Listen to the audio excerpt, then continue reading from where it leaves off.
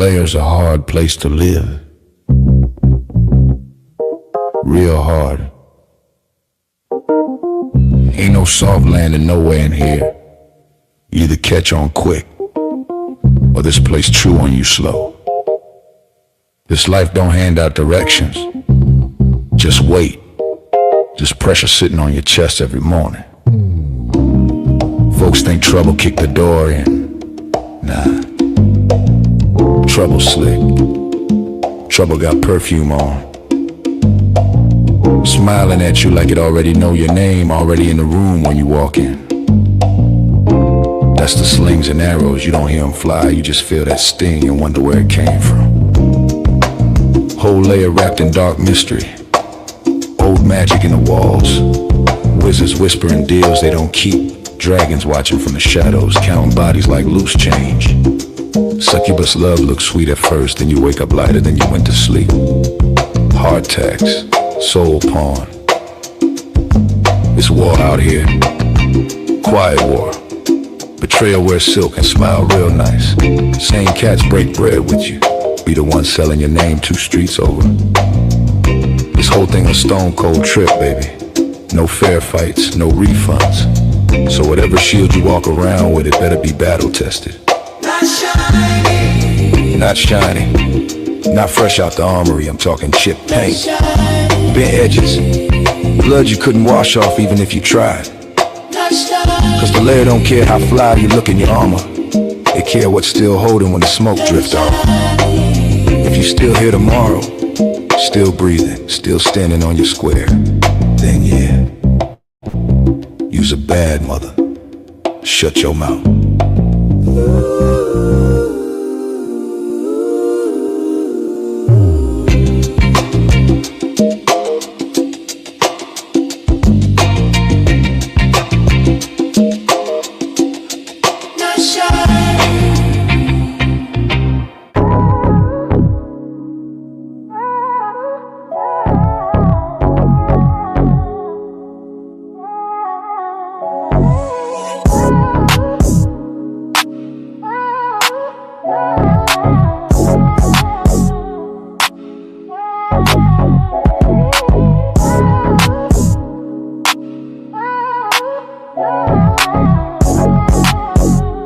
The Knight's Lair.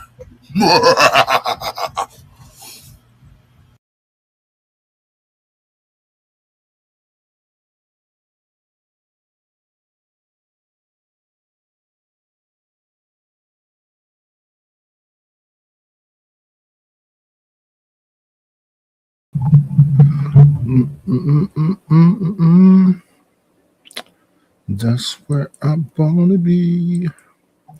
I just can't get enough. I love the way you. Whenever we make, that's how it's gonna be. I just can't get enough. I love the way you. Let's see.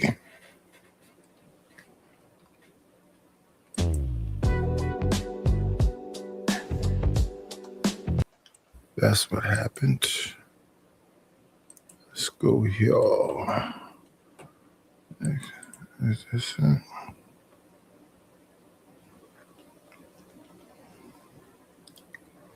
Two.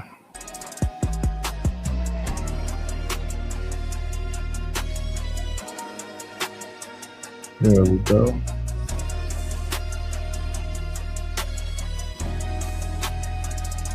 Get the sound down.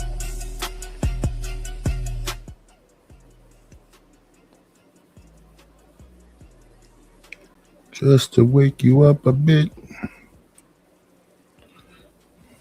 Happy Valentine's Day. Who is this over here?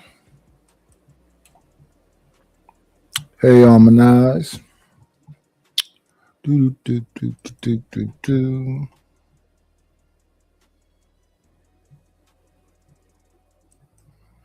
Okay. Moving forward. We're going to start with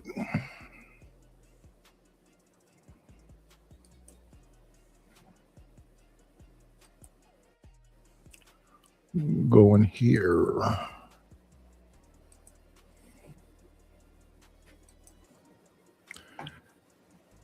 Let's see.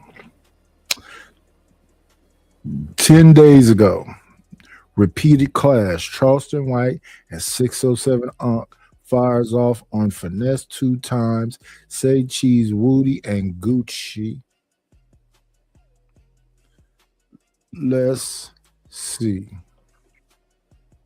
You know we got to plug the streets in because the streets ain't been plugged in a while. I swear to God, my mama. Check this out, y'all. We about to launch podcast. Tell us what y'all think we'll name it and how we should put this together. So Terrence Gangsta Williams, 607 Unk, and Charleston White.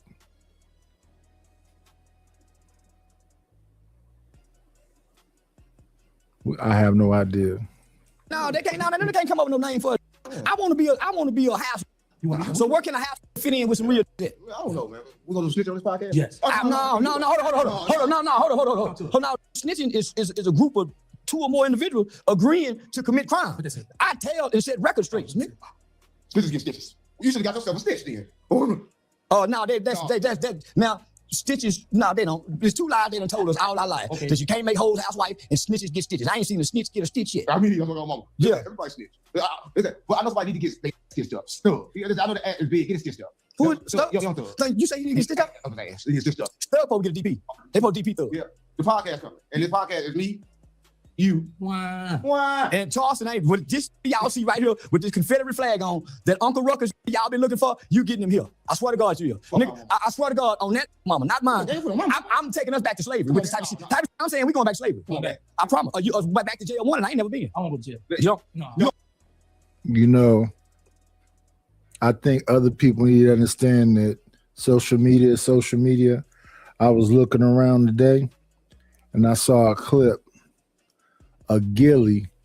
In the clip, it could have been a skit, but in the clip, Gilly pulls up secretly behind Cam Newton, then runs up on Cam Newton because they've been going back and forth and they hug each other. It's a few people that say wild stuff on here, but when they meet face to face, everything is cool. And I don't want nothing different, but I want people to understand that a lot of stuff that be on here is just a skit. So the people that really get emotional and go look for people, I don't know what that's about. And then you have these people right here that's just going to get bread. I said the other day, what is Charleston going to do? Because they had a little campaign on Charleston talking about he done messed up now because he didn't, got away from Sean Cotton. Sean Cotton is Say Cheese TV. So now I'm showing you he's on here with Terrence Gangsta Williams, 607 Unk.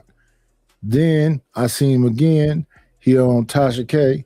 Then I see him again. He with Nick Cannon. So he may have burnt the temporary bridge with Sean Cotton because I remember he was on Anton. Then they had a little smoke, and now he cool with Anton again. So this is business stuff.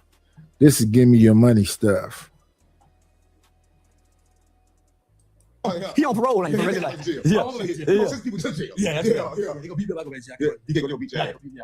I see how on this side. I already have wires in jail. Yeah. Inside the cell. Right. Somebody called you and sit there on the phone. You lying? No, somebody say he has wires inside the cell. I don't know how you did that. He good. But I don't think he did everything lying. He just everybody that was dead. A few alive, a few of them.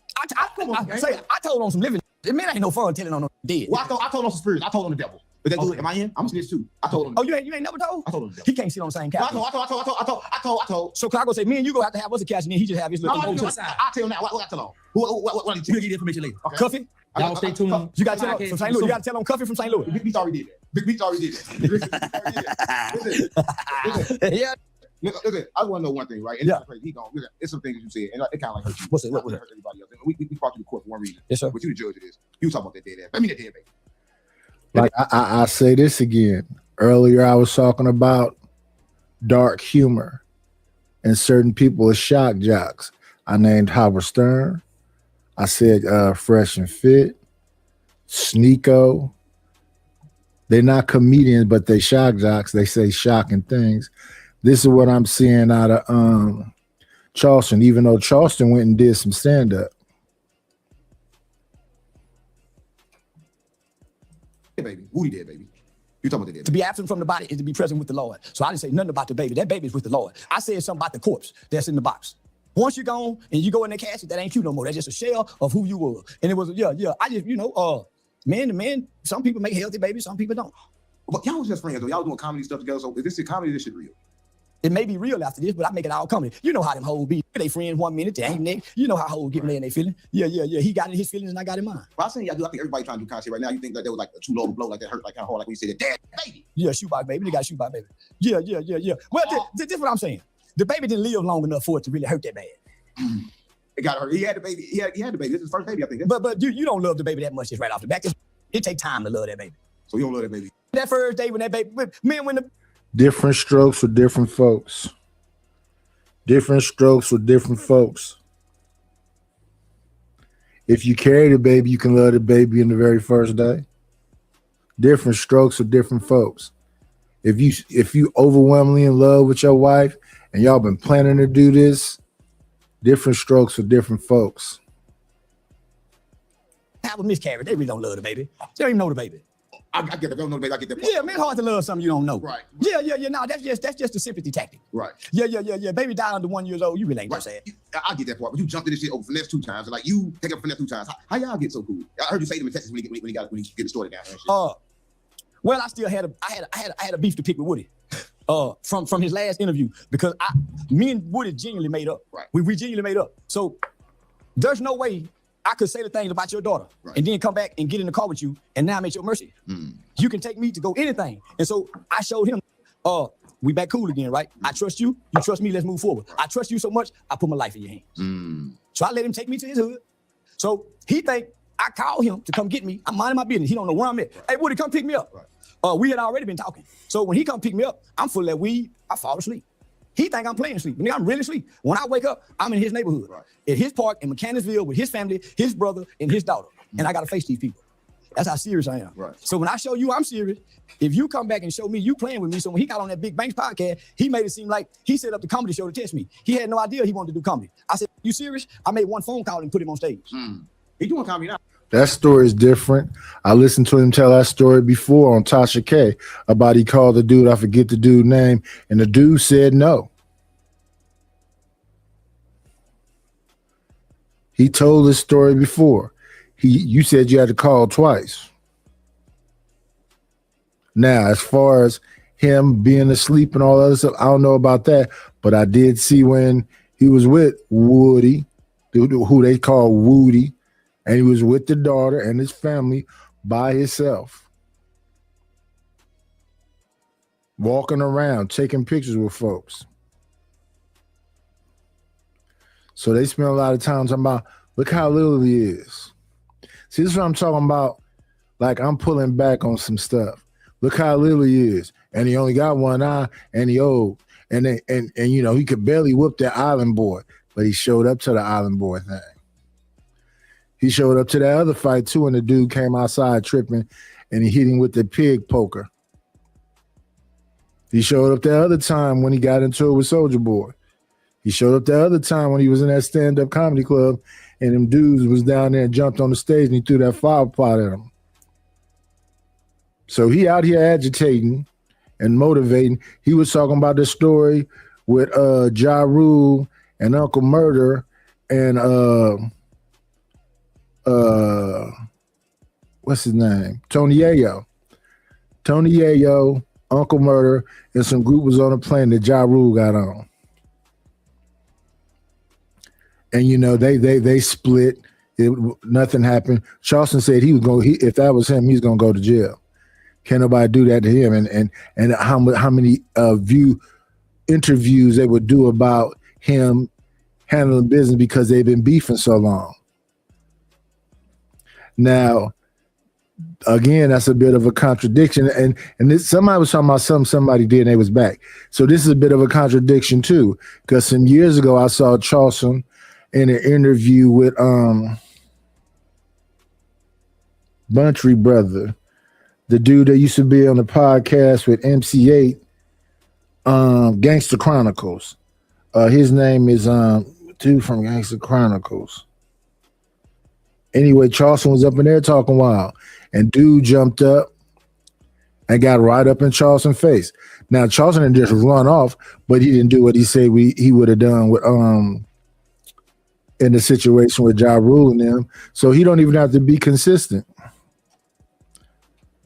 All you have to do is get paid for this interview, and y'all get the views up, get the likes up. If you haven't, subscribe to the channel. Subscribe to the channel. I need a comedy. I don't want to be joking. So I'm saying, so you won't get on here and say you really want people to believe that you got me at my comedy show, and you would go get me on stage and say, now what you say about my daughter? That is the medicine. You know you do medicine. Well, crazy. If you ever been to my comedy show, you know I'm full of weapons, maze, knives, tasers. Where that motherfucker taser go? Well, What, man, George, man, where is it? Man, where that motherfucker? I got it here right now. Man, you lying? Where that motherfucker go? Say where that bitch go? What you mean? What that come? I didn't come go protect you. Man, where that motherfucker go? What you going to get? That, we don't? No, you gonna hit me? Nah, I ain't gonna hit you with it. But I just want to say, nigga, I come through the airport with all kind of. So, well, weapons, nigga. All kind of goddamn weapons. What the fuck? I ain't know none of that shit. I ain't. No, I watch you get a head blown off. Huh? I watch you get a nigga hand blown off. Come on, gang. Listen. I didn't point the knife at enforcers. I took the knife away from this in the cup. I pointed it that way. Right, I appreciate that. So yeah. Look, Woody, if you're watching this, I think you should apologize for the low blow already hit you. It ain't comedy no. So now listen. So when he did the big banks, I'm thinking we partners. Right. So I can say, what you talking about, nigga? He tell me the big bank shit was content. I really didn't mean it. So I felt some kind of way, but I gave him the benefit of the doubt. Right. Yeah, I gave him the benefit of the doubt. Right. Then he did another interview as if like I didn't bless his game with the comedy. You new to the comedy world. I ain't got no business splitting my profit with you 50-50. But because you my partner, yeah. You split it with him. Yeah. I heard you told stop doing 20 verse 1 that burnt him out. He can't do 20 verse 1 save his life now. No. Well, anything that you do over and over and over and over again, if you don't. Now, when it comes to this, he said his mentor, when he first got on the road, was a comedian I like, who's a little dark, and his name is T.K. Kirkland. He said T.K. Kirkland took all the money. So now he's saying he took Woody on the road and split it up with him.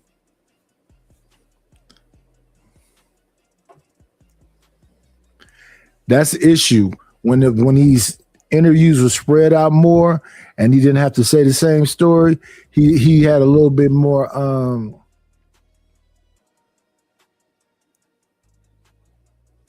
they say this is make the heart grow fonder. I think when people see you less, they want to see you more. That's why I think that 5150 worked, because he only on Tuesday.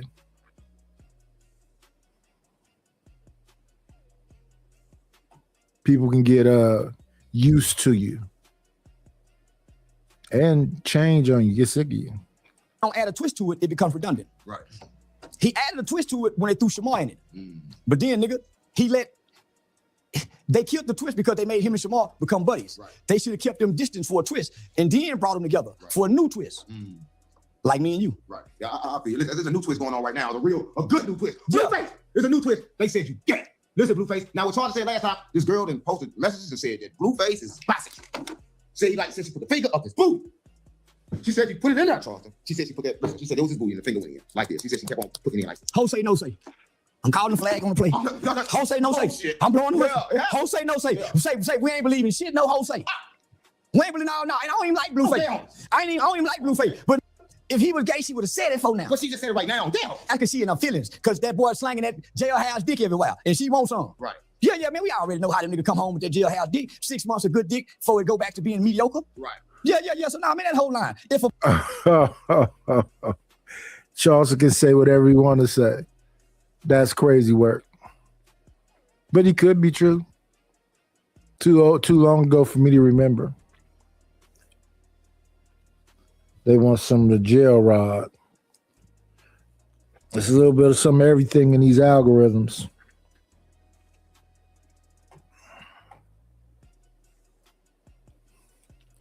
Boom, boom, boom. punk don't come out and say it, then you ain't gay. Yeah, but listen, a lesbian woman, because women don't shame gay men. Right. They embrace them. So anytime you see a woman trying to shame a man as if he gay and she ain't got the punk with him, she just in her feelings line. So we call hoe say, no say. We don't believe shit no hoe say when she mad. Hoes only tell the truth when they sad and happy, not when they mad. Right. They turn into just grown bitches and go to making up. Right. Now I believe the boy might want some booty, but I don't believe he done had no booty. I believe the boy wants some. I do believe the boy wants some booty. The way he say King look like his woman and describe King as being petite with them bow-legged legs, like Clyde said when they walk legged when they been in the corner, and he still laid down and pushed that dick out looking like King. That's how that boy wants some boy booty. Right. Yeah, that boy wants some back. It's like everybody in there going crazy. It's what I heard. I don't know if it's true or not, but allegedly Gucci Mane, they've been robbed by Pusha. Took all his and they just fucked him over. I believe it. Yeah. The Gucci, this Gucci with the six-pack is a weenie. Now, nigga, Gucci with that sir belly, with that overbite. Yeah. Before he did that, that Gucci with that overbite lip, before he got them venereal, was a dangerous. This new Gucci with that styrofoam belly. Yeah, no, this ain't no real belly. He can't resist no robbery with that silicone as a six-pack. Right. He need that brick belly hanging again. Right. They say Pusha is linked with Yo Gotti, like Yo Gotti is his biggest like Yo Gotti, like Pusha signed Yo Gotti. You think that's Well, don't know. See, Gucci on medication. They got the boy on psych drugs. Man, you know that. They got Gucci on that motherfucking antidepressant, just walking slow on Thor's end. Yeah, he just there. He just as handsome as he can be. You know, hair still growing. Boy, yeah, man, the woman got him. Charleston can say whatever he want to say. Now you talking about Gucci's looks. He went from baby to Gucci. And he's the star of the show. Where's Terrence Gangster Williams at? Why is these two cats that were talking about they was gonna do each other so bad, so up in each other's face? Make it make sense. if Wack can get you, because Wack is a detective too. We talk about all people that snitch. They say Wack is snitch. The FBI is based off information, and Wack does have a lot of information. Yeah, they say the FBI, they say the police. Yeah, the FBI don't want money. They want ass or information. They want ass or information. Wack got ass, they ain't got information. It's basically better than this. Yeah, because I ain't never been getting ready to fuck and laying on my belly with my toes pointed down at the ground. Oh my God. Yeah, Wack. Come on. That's when we didn't like each other. Yeah, now we cool now, so I ain't gonna bring it back up. Yeah. Y'all fuck with Wack. I fuck with Wack because Wack knows what Wack doing. But Wack knows what he doing. He post some old content sometimes. I'm gonna say he done some real nigga shit. What he do? He a real nigga. Me and this was at a boxing event. Right. And that nigga said, come here, I want to introduce you to somebody. Took me right up to 2 billionaires. 2 billionaires. Let them talk. Hey, what's up, sir? Hey, man, this is Charleston White. I know you guys probably heard of him. Not, man, he's a free agent. Man, y'all look into him. And, man, we talked, exchange. Oh, yeah. And we walked away. He said, if he don't introduce you, do that right there, he don't with you. Right. So I learned that everybody I bring alongside of me, I take them to the horse's mouth and get out the way so they can build a rapport and a connection on their own. Because it ain't about what you know, it's who you know. Right. So that was a valuable lesson that nigga taught me. So I had to think, nigga, I've been around a lot of and they ain't never introduced me to nobody of importance like that. Right. Yeah, so ever since then, yeah, he been my brother that I don't like, but I love. I gotta say something to me, like he took me to Blueface, got me a Blueface reality show. He didn't even know what the fuck I was, like other than he called me bad name, and I say wrinkle booty. Everything I said I still mean. His booty wasn't wrinkled. It was ashy. He pulled that ass down, he whipped his ass. He said it wasn't him. When that booty came down, that motherfucker wrinkled in front of no jump. He said it was his ass. Nah, I done seen the boy. No, I done seen the boy butt naked. Yeah, I done seen him. I had a woman send me a video. He was on the phone on Clubhouse arguing. His ass was ashy, his thighs was ashy. Oh my! That nigga toes was pointed down at the ground. So that let me know. Yeah. He wasn't activated. Yeah. And it was a still photo. Stop playing with me. Yeah, it was a still photo away. Come on. Boy, I toe into his ass too. You hear me? Who I toe into his ass? Yeah, that's that Wack when he was on. No, and then I think Wack called CPS on the woman that sent that video. Everybody ended up trying to get her kids to. Boy, Wack can do some low down dirty shit if you get mad at They say in that Wack is the start all confusion. Everybody that snitched come from Wack. No, they lying. Now everybody that snitched don't come from Wack. He got on paperwork first. Wack be lying half the time. But Wack got a connection that it could be a confidential source that linked to the police department. I got confidential, inconfidential, and I got all kinds of sources. Yeah. I got all kinds of sources. We want to know what. Listen, we want to know this. You locked in with Say Cheese, but we expect you locked in like with Vlad. Vlad asked all the good police questions. Vlad. So they running through all of them real quick. So who we didn't talk about? We didn't talk about Blueface. We didn't talk about Gucci, Shiesty, Woody.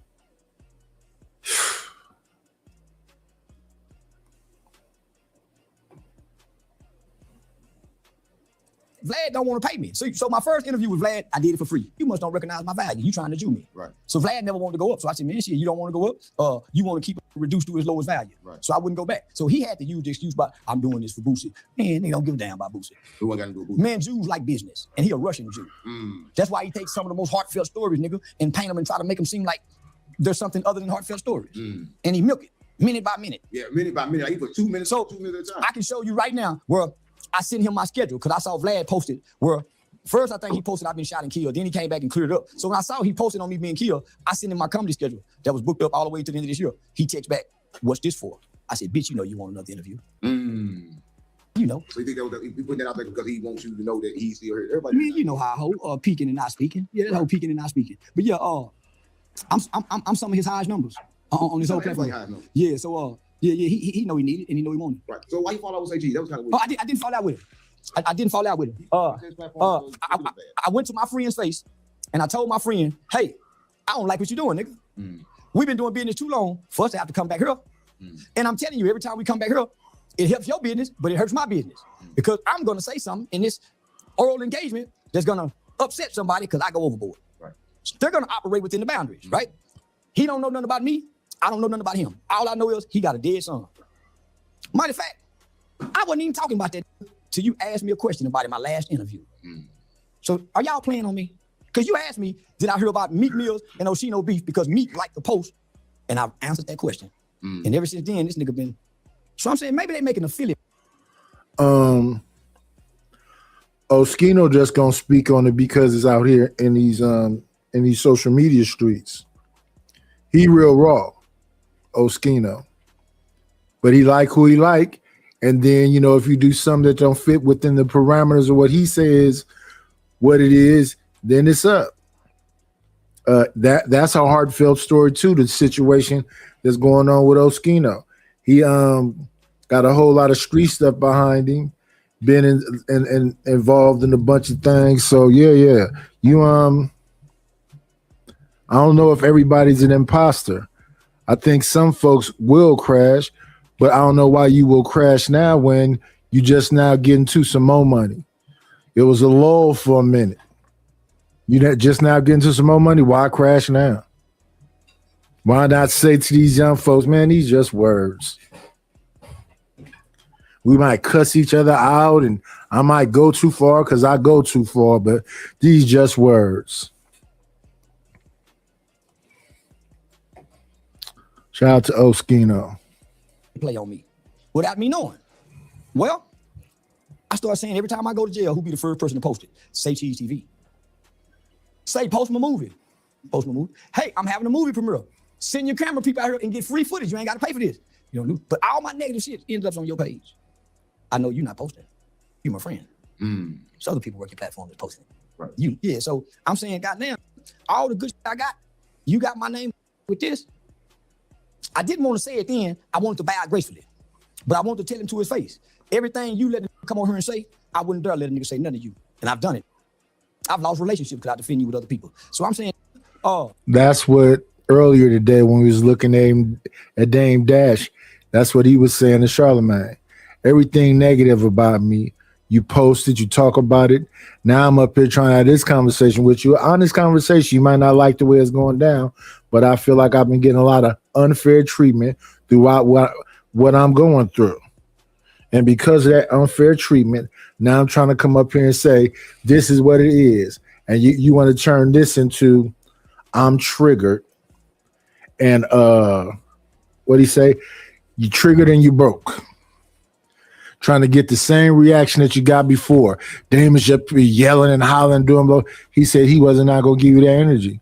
He trying to have a conversation with you. He apologized. He paused and everything else. And the whole room kept laughing at him. I be on panels and people don't be hearing the slick stuff that people be saying to me. That goes right over their head until I get to people that saying the slick stuff to say what they really mean.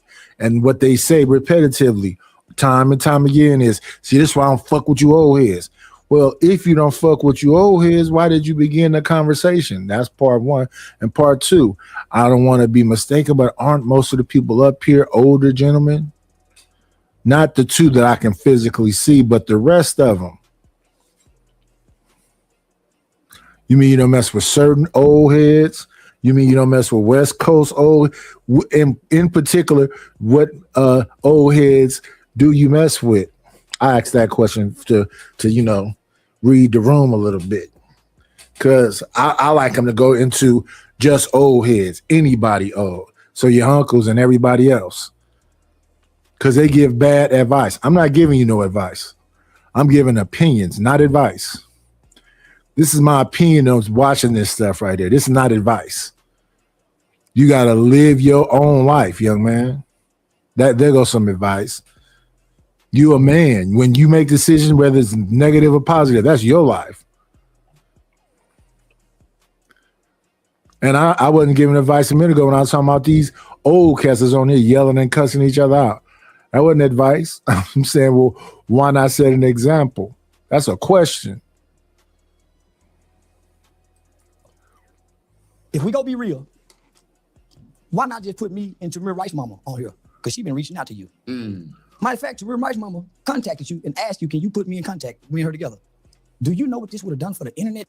Took it up. Charleston White, Tamir Rice, say, but you rather put me in beef.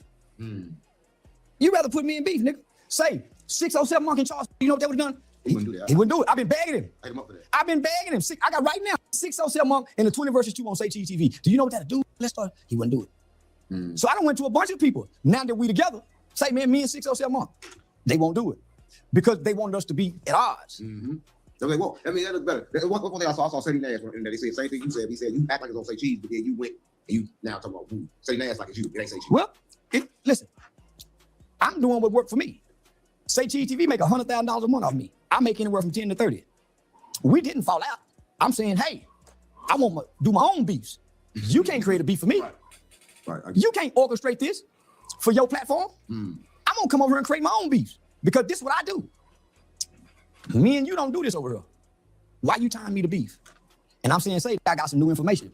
This is why every time me and you do an interview, it takes 5 to 6 days for it to go public, and you have to go edit everything. It's the thumbnail and the title.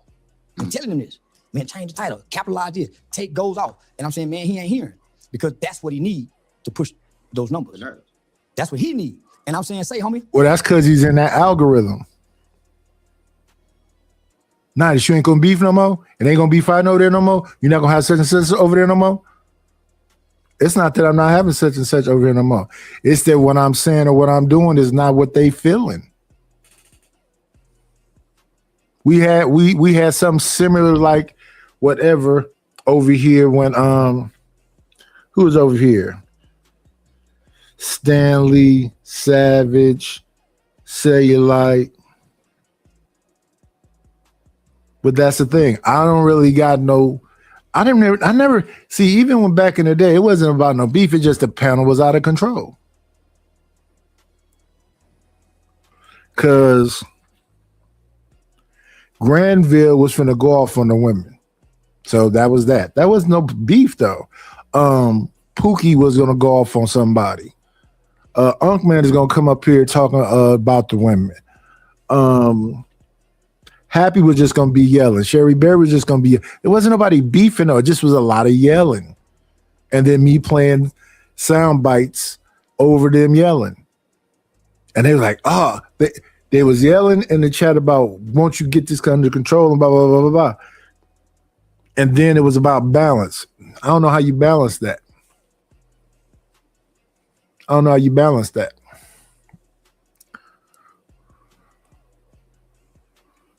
And if Say Cheese and Charleston is cool, why can't you flip the script?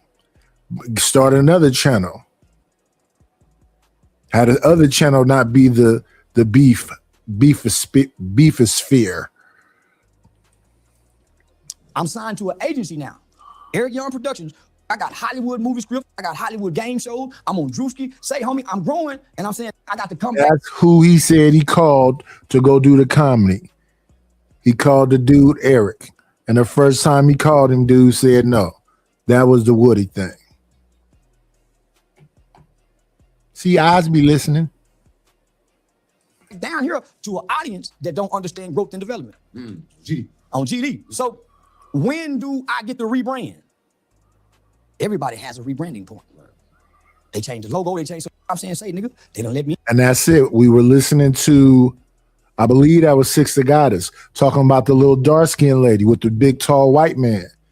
That they was showing this perfect family thing together. And then when they fell out, she came out and spilled the beans and said that she been taking care of that big white man this whole time.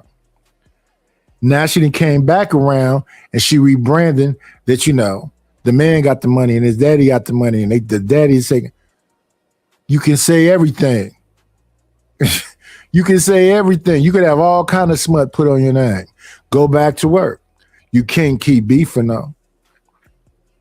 You can't be beefing with Cam Newton, Anton, lead attorney, OJ Duke Jackson,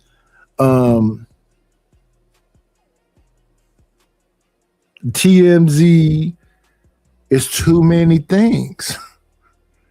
It's too many things. Get back to the jokes. Get back to the show. Charleston is trying to rebrand, y'all. He trying to rebrand, y'all.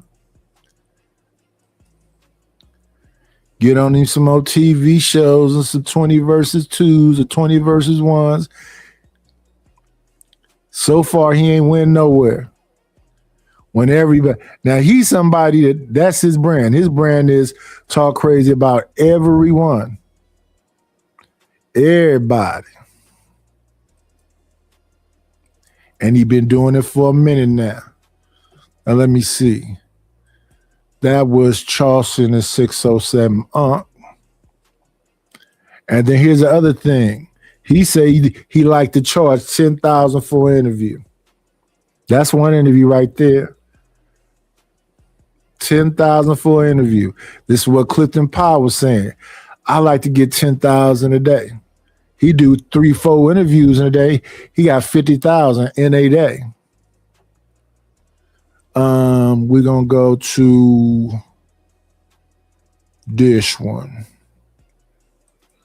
2 steps. You got to do the 2 steps, like 50 Cent say. I like the way you work it. Hey, oh, hey, oh, hey, oh, hey, oh.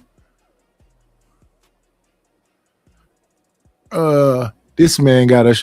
So from this clip, he was up there with Terrence Gangster Williams, the other clip, and 607 on. Then Terrence Gangster Williams walk off the stage. Then I look over here, it's a Terrence Gangster Williams interview. Don't spread yourself thin, Charleston. Don't spread yourself thin. Join the pop culture electrical bandwagon. I bought a Cybertruck. It may look like I'm driving an air fryer, but this pop hot. There go that sound. You don't want no music in your videos.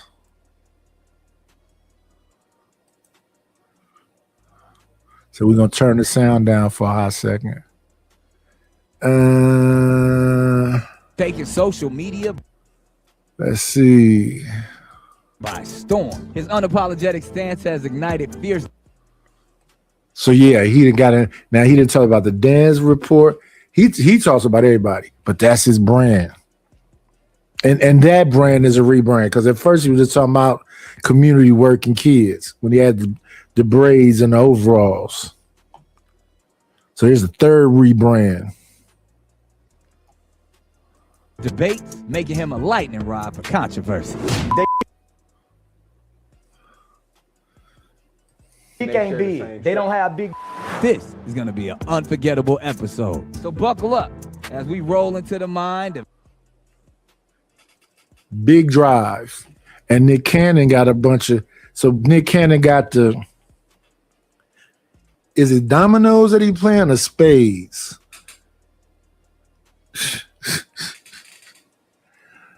Hey, man.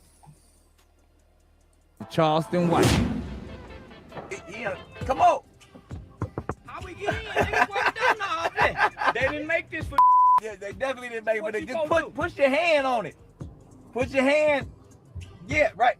There you go. Oh, man. Yeah. Boy, where them Cadillacs at? No Cadillac and Lincoln would never make no Well, when shit like we come to your town, you in my town now. We come to your town, you pick me up and we ride in one of your old schools. You goddamn right, nigga. Box Chevy, Caprice. Oh, that's what you got? Yeah, box Chevy, Caprice. See, I need. So that background music, we don't know what's going on with it.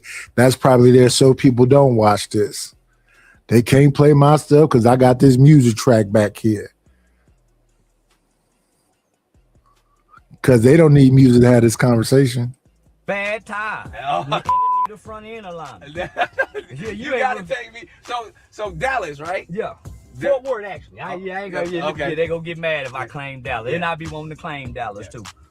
Yeah, so we're gonna leave this alone. Whenever I hear something where it's music playing through the whole thing, I get up off of that.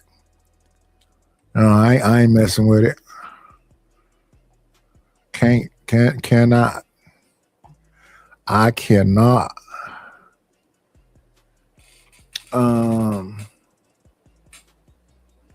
I wanted to talk about that. What's that he was saying? It was a show earlier, or was that yesterday? About men being complacent. Where is that show? Yeah, let me find that.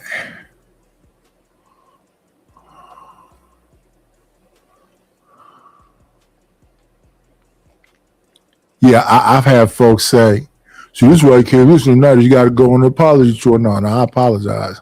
Okay. See, that's the thing. It's like folks want to back you into a corner as if you can only do one thing. No, people make mistakes. And even though this is my channel, it don't have to be about me all the damn time. Where is this damn thing talking about? What's it talking about being complacent? Let me see.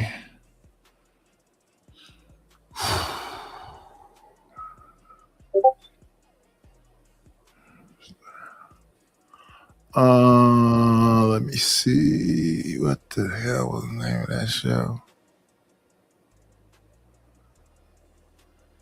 That ain't it. Where it is.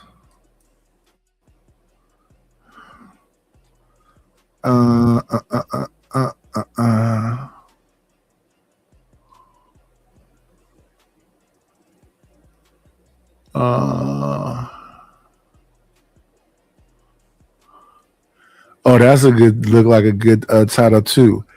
Bare minimum kings who taught you to settle. But that's not, let me look right quick. Let me see something right quick.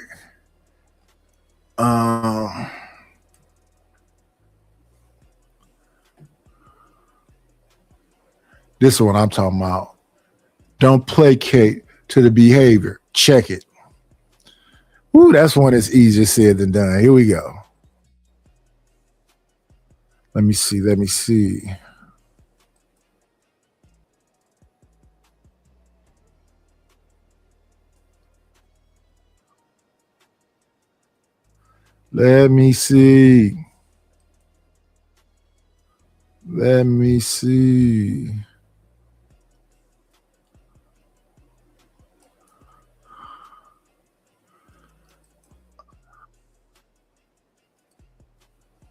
Okay, let's pull this up.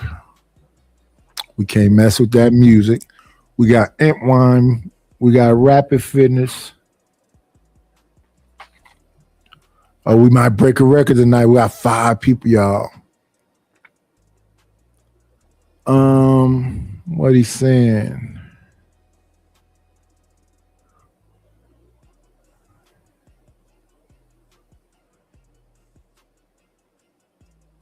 Yeah, Rapid. I did the first show is talking about why they took it. We moving this out the way.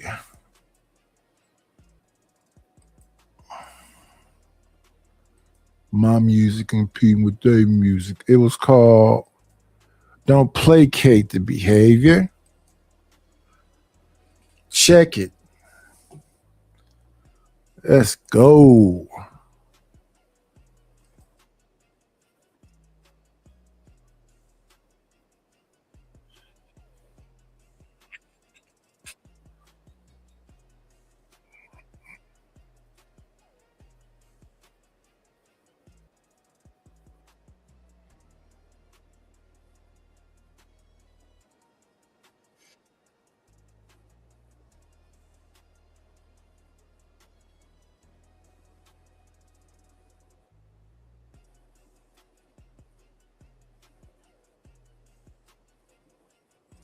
Yeah. So we just got through talking about that with Dame Dash and with Charleston on Tasha. Charleston say all these people got all this advice for him, and he says to them, come show me. But they can't show him. They just got a lot of good advice. And he said a lot of black people got a lot of good advice, but they don't know how to make it happen. So you have to ignore them. Then what Dame Dash was talking about, them cats y'all calling frauds and fakes and scammers and whatever else. No, they just using other people's money. Except when it goes negatively, like, and this is JT Pocket Watching, I think that's his name, was talking about, what's my dude name? Was it Jay Morrison? With that Black Wall Street fund. He took all that money from all them people to try to create another Black Wall Street. Now, the Black Wall Street idea fits back into the whole ecosystem situation. What is all these different things that people are great at where we can pull them all together and they get funded for it and then get them people to put themselves in a position to use other people's money to keep that thing going? I was looking at Cell earlier. He was debating a guy, and Angry Man came up there at some point, and a guy was talking about it's some chapters of BLM that's not the big organization that do a lot of great things, but they don't get a lot of money. Well, money is the number one thing that's going to fuel you. Well, they get X amount of dollars and they teach kids these computer skills and teach them, some carpentry skills and all this other stuff, but they don't get that much money. And that's the thing I find. You got to brand yourself. You got to find a way to use other people's money and they be happy to help you. Like when I hear about the issues that King Randall go to when he have a school, I'm confused by it. We have Q Butter that's moving around here. You've been knowing about this man's schools for a minute. I'll be confused by it. The people that's actually doing good work, yeah. So shout out to this. If I give that man some money, I didn't make his school. I just supported what he already got going.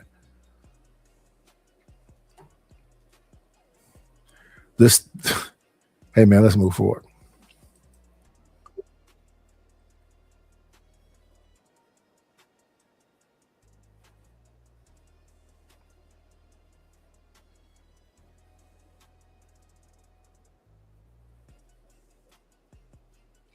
Oh my goodness. I keep doing it. I keep doing But this. you have to And be the whole there and do the conversation work. y'all not hearing. Right? What's the actual investment? What's the profit margin? Where do these lines cross? None of this is being calculated. It's saying, hey, I went to Secretary of State and I registered the business. An LLC protects your personal assets from suit if the company gets sued. But we don't even understand the things we be saying, and then we touting them like we did some He-Man shit. When the truth is, it's like the bare bones beginning of something. A bad investment is a bad investment. But it was a dope conversation we were having on that podcast. I want to show it to y'all. Like, do we even know what we're saying when we're saying it? And we had fun with it, so it's just interesting, But one thing it gave me cause for pause about this concept that I'm trying to understand is you acting like you did more than what you did, and now somebody owe you, or they failed because you so-called did your part or pushed them to a place where they should have gotten it done. But once you stay in the in and outs and the nuances of actually starting a business and turning a profit and making it profitable, like, you will probably be more humble in what you're saying while you're saying it. 50% of businesses fail within 5 years.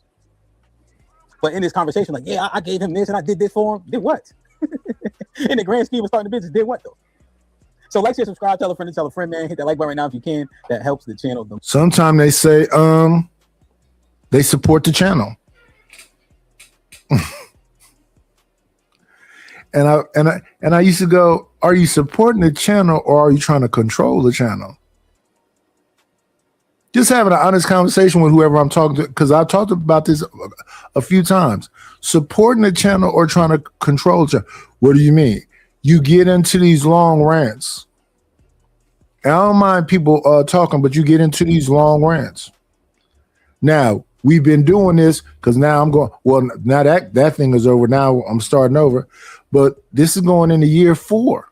So just think about how many times, especially once I calmed everything down, because I calmed everything down within like a year.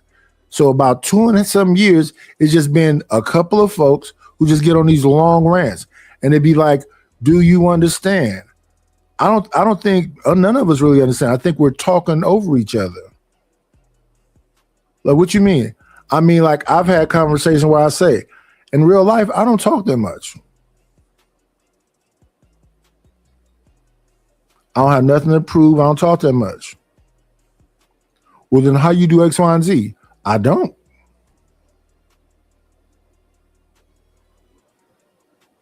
I don't understand what you're saying.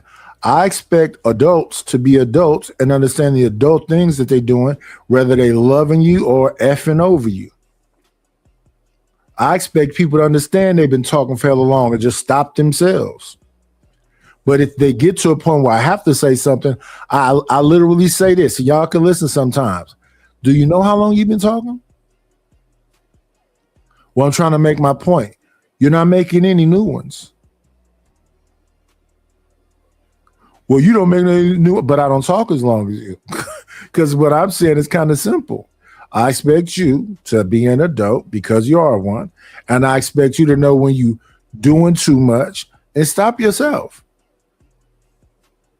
Like I said, I used to have conversations with significant others and say, is this conversation about me fixing something or are you just venting? Why? Because if you're just venting, I'm not going to be listening that seriously. If it's something you need to be fixed, I'm going to give you more of my undivided attention. But if you just want me to be there looking at you going, okay, yeah. Well, then you ignoring me. No, I'm not. Because you need to have my undivided attention when you ain't talking about nothing. I didn't say I wasn't talking about nothing. I said I just want to vent. Venting is talking about nothing. That's for you. You don't want me to fix nothing. That's just you, wanting to talk. And I'll be hearing bits and pieces of it, but you can't come back later and say, remember that story I told you about? No.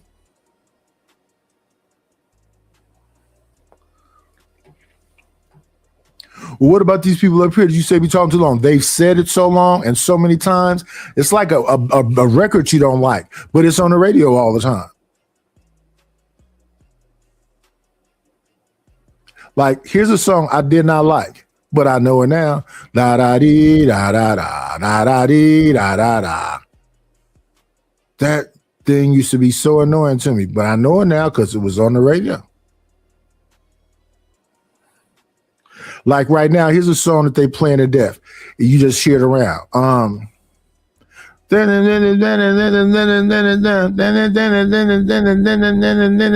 Boo. He sound like NBA Youngboy. So you hear it so many places, you know it. I wouldn't listen to that. I think the song is called Boo. As in surprise. Let me see. So I only got one screen today, so I won't be able to see y'all. Maybe I'll put it up on my phone so I can see y'all in the comments and et cetera. So, all right. So this one here, I assume y'all can see my screen. I think I got it queued at the right spot. Hold on. You ain't going nowhere. You ain't making a move. You just all lit. You talking about that you was. It's like a car that's real loud in traffic. For instance, I had a gentleman I was talking to, right? We have been together for a while, right? And when I say a while, it was some years, okay? He told me he was gonna do all these business moves and he was gonna do this and do that. He didn't have a wheelhouse to do it. So in the end, I found out that it's like a car that's real loud in traffic. It's real loud. It sounds like it's moving, but it ain't got no movement at all. You feel what I'm saying? You ain't making no moves. You ain't got no motion, is what I'm saying. You put your foot on the gas pedal, but you in neutral. Yeah, you ain't going nowhere. You ain't going nowhere. You ain't making no move. You just all lit. You talking about it, but you're not being about it. And first of all, before you even get started, Melly, let me say this. Some women got the resources, right, to put a man in position. It's up to you to utilize that woman at 100% capacity. I was one of them women. I had the resources for you to start the business. As a matter of fact, I started the business for you and you still didn't do nothing with it. You feel what I'm saying? So that's what I'm talking about. You're not. I started the business for you and you didn't even know it. I understand this one. I've been in that kind of position before. That's when a person's not really listening to you. But yeah, it's not on them. Years ago, when I came home, I was talking about rapping, and that sounded to somebody else like producing. So like an engineer, production stuff. So we're getting production stuff. I'm like, what's going on with this? You say this is producing. Well, you should learn how to produce. It's not the same thing. Tupac raps. He went to studios with producers there. I don't think he produced. I think he just rapped. But that's got a shelf life on it too. No, it's just, we're talking about a person that's like 23, 22 saying this.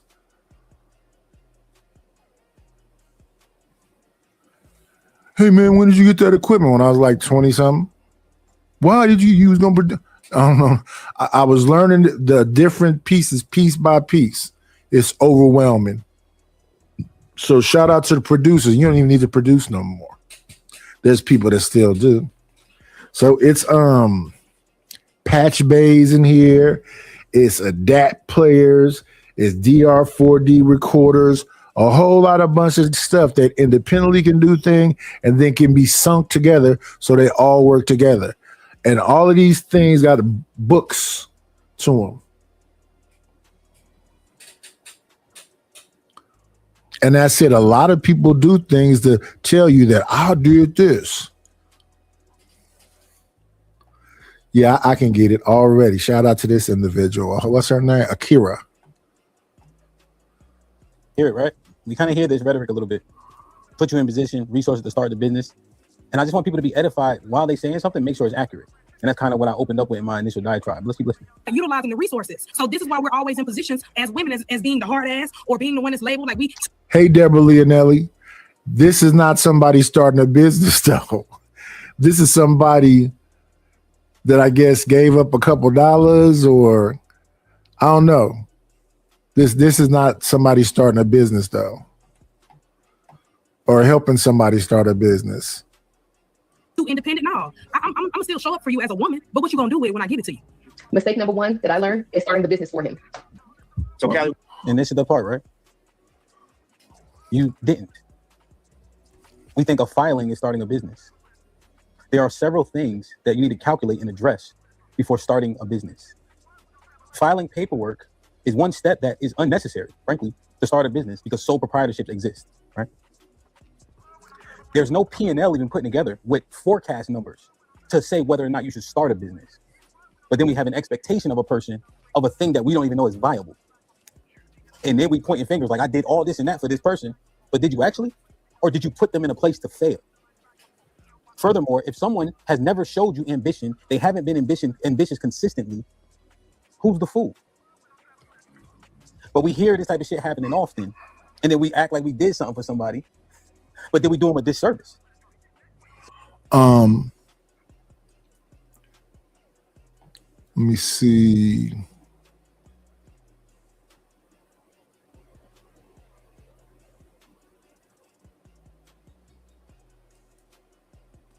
No, she said that she started the business for him. Yeah, that's what's being said right now. You can't start a business for me. So your first thing you said is right. Never start a business for a man. Okay, so does that go both ways? But this person didn't start a business. And then I'll be hearing people say something about potential. It don't be about nothing that somebody showed them. It be about aesthetics. So this the type of dude she like. He looked the right kind of way. He doing whatever. I don't know how many women this week say they was getting demonetized. So because he could demonetize her, she started a business for him. No, you didn't. You probably filed some paperwork. You probably gave up a couple dollars. You didn't start no business for him. And what made you think he had the business acumen or showed you something for you to do that? I'm just saying. And that's it. So this, and people be offended by this, but I'm not trying to be mean. People hear things the way they want to hear things. It's not what they really doing.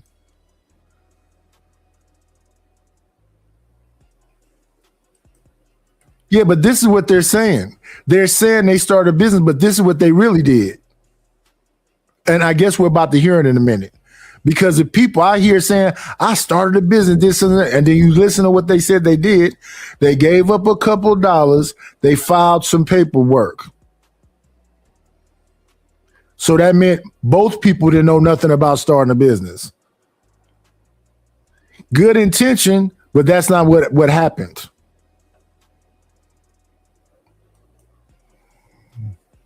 Keep listening. That was a mistake. That was a mistake. Starting the business for him? Yes, that I already know. That's not actually that's not really that's not a mistake. Because if y'all in this together, it doesn't matter. See, that's the problem. But how long? No, we can't do it all together. Melly, you started it for him. I got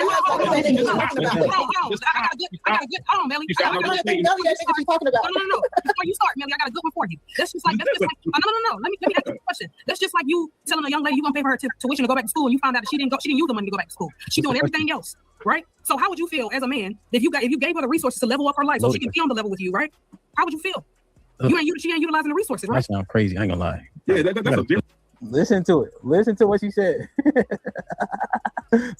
Chris Rock got a stand-up where he talked about he gave so many women money for tuition that he should own the school. It's pretty much a write-off for the people that got it. Whether they go to school or not, whether they finish school or not, you giving somebody money for some books or for tuition, they got to then do that. Let's say they're actively there trying to do it. Where did they learn it from? I was talking about this earlier also. When people talk about the bourgeoisie and whatever else. Yeah, they got generations of family members that's finished, completed, got bachelors and up. So of course they can train other people to do that. Then they also have multi-generational houses. So a couple of people in there have completed college stuff. So you got an ecosystem in that group of people that where you can bounce off a bunch of different people. And I'll have people around me that talk this same kind of stuff, but can't none of them help me. And I can't help them. So it doesn't matter how much money I gave them because they only know one thing to do with money. Spend it. You have to see that over time, but you shouldn't get emotionally invested in it. I can sit up here me giving the children money when they left doesn't mean nothing because they don't know nothing other to do with it than spend it. They didn't invest in anything or do, even though all that's been said. People pick and choose. And the number don't matter if you don't know how to use it. That's what Dame Dash was just saying a moment ago about using other people's money. And yes, it's a bunch of people that invest in things that just didn't work. When they made the investment in it, though, they calculated not getting their money back. We were listening to Six, a guy to say that the other day. People who plan have backup plans and another backup plan. So them helping you doesn't stop them. And why? Because it's very rare that somebody come out the blue and do whatever else. And then this is another thing. Who is this that used to say this? C students have businesses that A students run. Well, how that happened don't even make no damn sense. C students do things that A student wouldn't do because to the A student it don't make sense. Those C students will take more risk. Then once they get the basic running of it, they get the people who really know how to do that thing to take it from there. But don't believe me.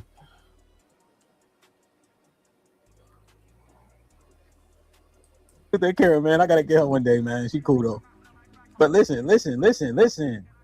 She doing everything else. right? So how would you feel as a man if you That's what you're talking about. No. Before you start, Melly, I got a good one for you. That's just like no. Let me ask you a question. That's just like you telling a young lady you gonna pay for her tuition to go back to school, and you found out that she didn't use the money to go back to school. She's doing everything else, right? So how would you feel as a man if you gave her the resources to level up her life so she can be on the level with you, right? How would you feel? The question, I said it under my breath slightly. The question is a loaded question because the answer is in the question. You're saying that a person misappropriated funds that you gave them, and then the question after asking the person that is, how would you feel? We can assume how the person would feel: bad, angry, upset, bamboozled, hoodwinked, led astray. Like that, you know. So when I said loaded question under my breath, I maybe should have said it a little bit louder. But think about that though: a man who is not ambitious, a man who can't go out and file the paperwork on LegalZoom or get the machinery or whatever the case is, you making a bad investment and you mad at the investment? There was a time where I had 2 players hurt. One player had got kicked out the game. They thought he did something after the play, but it wasn't him. But he got kicked out. They don't usually take your word. No, it was him, right? So I had to put certain players in a game that would not be in those positions. So once they couldn't do the job that I wouldn't have them do in the first place, you know what I said? You tried your best. Good job, Miles. Way to play hard. But he could not stop them from getting that 3 yards. The 2 players that hurt would have. And if they wouldn't have, I would have got on their ass. But you preface the conversation that these people are incapable and then be mad at them for not being able to do the thing you knew they couldn't. Allegedly, because we just listen to them, but I think they're telling the truth based on their experience here. All right? But when I put Miles in the game, he gonna play hard as a motherfucker, but he don't got the lateral movement or the range because he only 5'10". The other 2 players are 6'3". They can get that edge. They can secure the edge with how I need him to do it and make the tackle. He don't have the range to do it. He don't got the body type. So it's just interesting, like when they kind of break it down like this, you know. She ain't utilizing the resources, right? That sounds crazy. I ain't gonna lie. Yeah, that's a very loaded question. With that, you're not. So we were saying business, but we don't actually mean the word business, right? At all. You invested in something that you didn't vet. Right. So when you start a business for somebody, that doesn't include buying a piece of machinery. Have you done market research? Do you understand the clientele? What's the scalability? What's the actual investment? What's the revenue versus the profit? You guys just opening up LLCs acting like you did something. So stop saying we starting businesses when we don't understand the dynamics of what it takes to run a business, please. Yeah. They don't understand P&Ls and all. You know what? I did all of that work though. So I did do all that. You might have been good with business, but this is what I'm saying. Yo, the thing is, right? If you start a business, it's not for a person, it's with a person. If you make an investment and you're not some angel investor because it literally affects you one-to-one daily, that's not for a person, that's with a person, right? You can't throw the kid a football and say, hey, go learn to play quarterback. That's not how anything works, ever. Right? But we do that and it'd be like, see, this person's a failure. Nah, I set them up for failure. But it's touted against people when the truth is it wasn't calculated, smart, substantiated, efficiently. But this is the money conversation, you know, that we've been having. Hold on, let me see if I can fix this tab real quick. That's all. And no matter how ambitious the person is, what is it that a person does to make sure that a person knows? Because people will say to me, you did this, you did this. At the end of the day, I did construction. That's physical labor. That I know I'm going to get some money from because a lot of those situations I'm going to get money up front. That don't mean they're going to pay the rest. That's dealing with people. You make an agreement up front. I didn't have no contracts. Or you work with somebody that's doing something. It's just, you can almost call it like a day labor.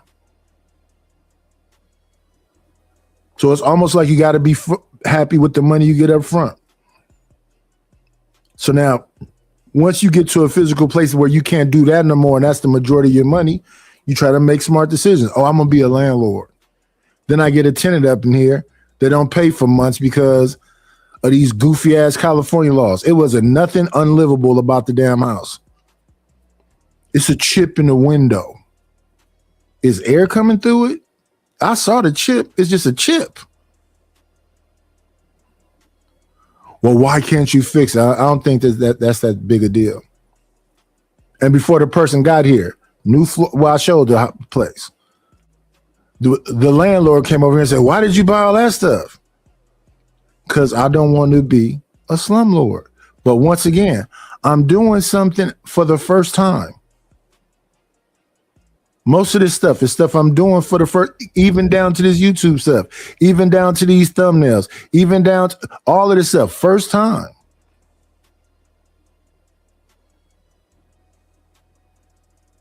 A lot of times I go places and they ask who did this and who did that and who did this. Because most of you old cats don't know nothing about that. Is that fair? Because if that's fair, then I'm learning a bunch of stuff right in front of y'all face if you've been paying attention. And now that channel gone. So now we got to start all over from scratch. 50% of businesses fail. If the business that you help somebody with fail, that's a 50-50 chance you took.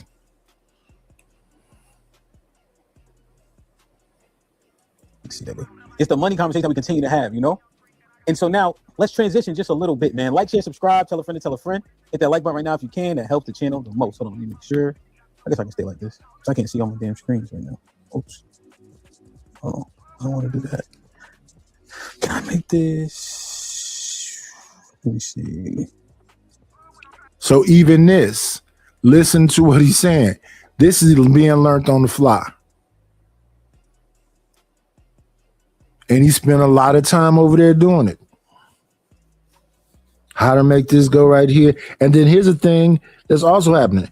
StreamYard changing every 2 seconds. Once you get comfortable with it, change. What else I just seen that was the same situation? And they keep changing it. It's the StreamYard. It's the Canva. It's and that's it. I'm using so many different things. And they like usually you hit the damn share thing and it pops up on the screen. Now you hit the share thing, you got to go to the bottom and then bring it up to the screen. And I try to make it king size before I bring it up here. It's just, you know, I don't know why they're doing that. Don't make no sense to me. Close. Let me see. Oops. All right. Oh, shit. All right, got it now. I figured it out. Okay. Like, share, subscribe, tell a friend, tell a friend. Hit that like button right now if you can. That helps the channel the most. My bad. I've closed the tab that I had open. I'm trying to use the split screen thing. It's not working, but I had them queued up where I wanted them to. Okay. So let's transition just a little bit, right? Because it's like we overvalue a thing, don't understand a thing, and expect a person that we did it for to understand how we understand it, but we have a misunderstanding. You know? The things we leverage for and or against each other are causing real issues in terms of our dynamics. We think we're doing something, so therefore we should be applauded for it. We think they're not doing something, therefore they should be admonished for it. And then what's the thing that we leverage over each other so much to the point to where it's coming to a head? The key thing that we got to talk about is behavior today. The behavior that we exude is the thing that needs to be addressed. Oftentimes we kind of placating to behavior and addressing it in a way in which the person who's misbehaving wants it to be addressed. That's not how nothing works, right? If the person is wrong, they need to be called out for being wrong. You know? That's wrong in the first place. So let me cue this up. Let me see if I can get to that point I had. Hit the like button, hit the like button, hit the like button, man. Salute everybody in the building. I think this is an uberly important conversation, so please share it to see if we can get down to the bottom of this, right? Let me bring this back up. Damn, it took me long to find that spot too. That's all right. Maybe it'll pop up in the place I needed to. Okay, good. Like, share, subscribe, tell a friend, man. Hit that like button now if you can. That helps the channel. Are you ready? Are you ready? What's going on? What's going on? Let's get past that. Shout out to the soul. Here most often, you know? So what I'm asking as we watch the videos is think about that, right? And the videos is gonna back that point up, right? We're gonna have a woman actually give merit to that point as well. And I just want us to think about that. So the more bills I pay, the more money I make, the more well-behaved the person I'm connected to is. Who's the problem in this equation? Is it make more money so you get less lit? Or why are you lippy in the first place? Why are we not addressing poor behavior? Why do you get to act poorly because I make $60,000? Why is your disposition as such toward me for any reason when you chose to be here? 100%, right? Money, power, respect. We understand that. What I'm simply asking is, why are we even placating to that madness? Why do you... Luxury first, and you haven't seen it be, you haven't even heard it be talked about. It's a lot of folks that just say, you just got to get it done, brother. What exactly? Just get it done. As men, you understand that, right? You just got to figure it out. What they used to say back in like the 90s, it used to be a commercial to come on and dude said, brother, you got to get your own. I think that happens more likely than not, unless you're in the right position and the right people around you and you get that opportunity. what they say, we got all the sayings, right? Preparation, blah, blah, blah, blah, blah. If you haven't done it, how do you apply it? You get to act like that. Who died and made you king? What do you actually offer to me? Why are you lippy in the first place? See, that's the part that I want to address more. I got to make money for you to shut up. Why don't you just shut up? Right? For men, the woman that you tether yourself to for the rest of your life, even though I understand the divorce rates, right? To have a woman that has nothing to offer, intelligently, right? In terms of what you got going on, don't make no sense. Right? And if we keep saying, yo, sex, silence, and sandwich, we create a little bit of a blurry space about this shit. Right? So I just want us to kind of think about that a little bit more. But that's not the point I wanted to make. I lost my train of thought. I was saying that to say the good thing, so basically in terms of it's not about shutting up in terms of you got nothing to say. It's like, hey, time, place, set, and setting. We want a woman who can be wise counsel in the program that we create. But this overbearing. But yeah. He about to say. I already know what's going to come with that. It's going to be this like, are you trying to help or just be annoying because you want to do stuff?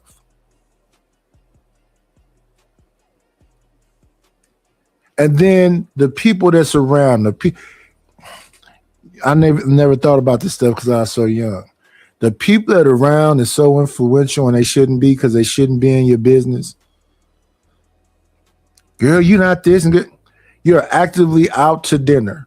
Y'all all out to dinner. Y'all hanging out kind of often because I don't mind being alone. So I'm not really on somebody because they're out. So y'all out kind of often, probably talking ish about me. Girl, y'all are out right now. Y'all don't understand that that's a privilege. That's why I say different mindsets. Live below your means. If you're young, not advice, just obvious, but not obvious to people. They want it now. You know you're not promised tomorrow. Why are you saying shit like that? Yeah, that's known. So don't prepare for it. Well, how do you prepare for it? Don't spend everything today.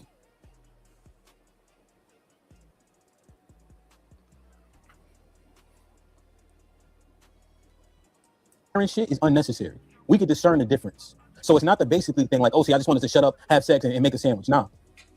Time, place, set, setting. Deference and decorum. How you speak to me. Right? All of that shit matters. So before somebody goes to the extreme and says, hey, oh, y'all don't want her to say nothing. No, that's not what we're saying. The best of us have a woman that helps, that is an asset to the things that we're trying to create. My wife did a sales call yesterday. She usually doesn't do the really large ones, right? But I was traveling. I had to go up to DC to do this eviction. So I was traveling. So she had to do it. So the house is 5,500 square feet, right? There's 3 different destinations, including one in Chicago. So we have to downsize it, pack it, move it, unpack it, clear it out, hang the pictures. They got 5 TVs, and there's an elevator on the other side. And then they need an outside storage unit, and then it has to go to the son's house, and then So that's physical. That you don't have to depend on. That's physical. And if you got your contracts and whatever together, you have some guarantees, if not all guarantees.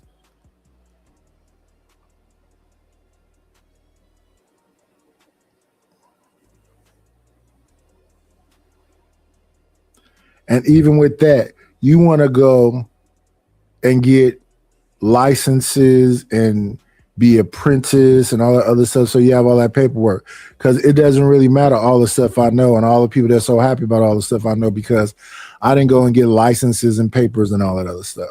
I just did work. Give me this up front and then we can argue about the next part because soon as I leave this job, I'm going to another one. That's the intent. Why? Because if this other money don't come, some other upfront money is coming. So I could be doing 2 jobs. But at the same time, picking up kids, dropping off kids, going to school. It's multiple things going on.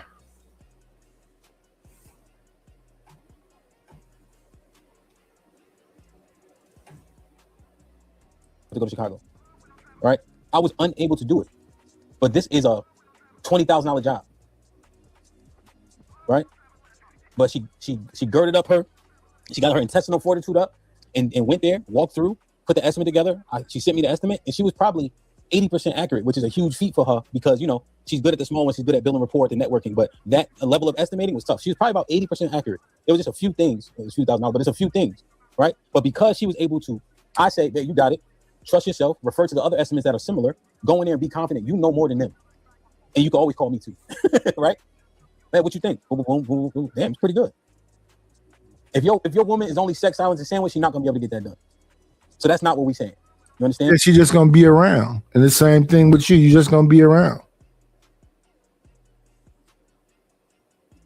So what is she great at? What are you great at? How y'all work together? And do they gel? A lot of time when I listen to this stuff on here, I'm listening to somebody that's the sex, silence, and sandwich talk about all this stuff they need to be done. So are you going to have the energy to get all this sex that you're talking about? And are you going to be around to know if that person is silent or not? Because if you got all this work to do,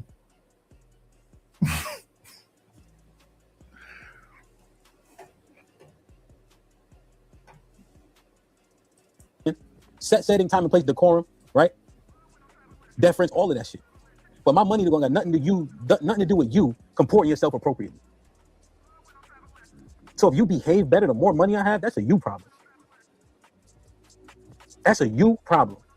And we need to address the behavior. Fuck placating to it. Address the behavior. Poor behavior is poor behavior and ain't no justification for it. Just because you can get it off don't mean you should. And I just want us to really talk about this for real, for real. All right. So let's take a look at this, man. Salute to everybody in the chat, man. I apologize that I had a CTE glitch with what I was saying. May call it out so I get old, but it is what it is, man. Every single football hit and injury was worth it. Every single punch I take to the face is worth it. You heard? Hit the like button, hit the like button, hit the like button. Salute, man. Like, share, subscribe. Tell a friend to tell a friend. Hit the like button right now if you can. That helps the channel the most. I can see my screen, right? I believe so. Let me see. All right, I think I got this right. Do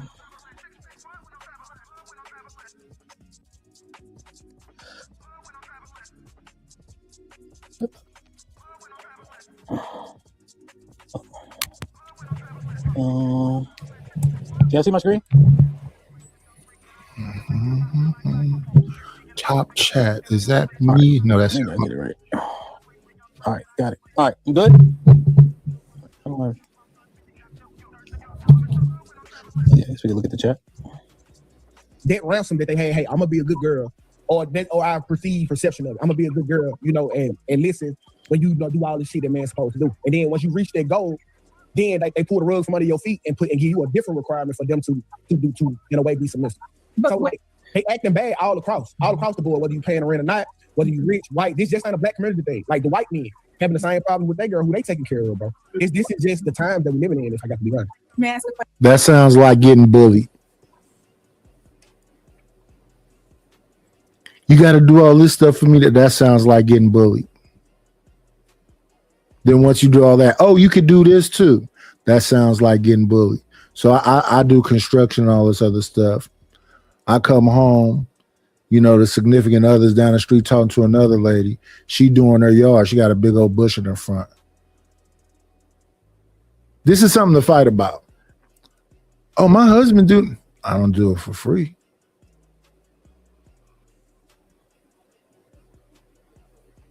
You know, says want to talk to you. I'm ignoring that.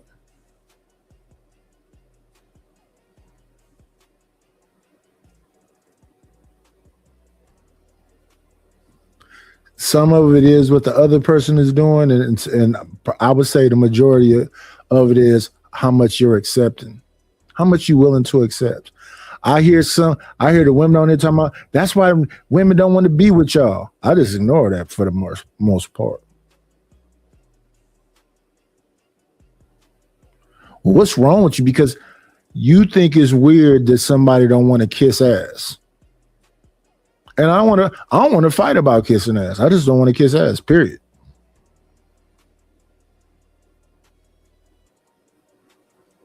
But you're going to give in. That's the thing. Having a discussion about giving in. Give in to what?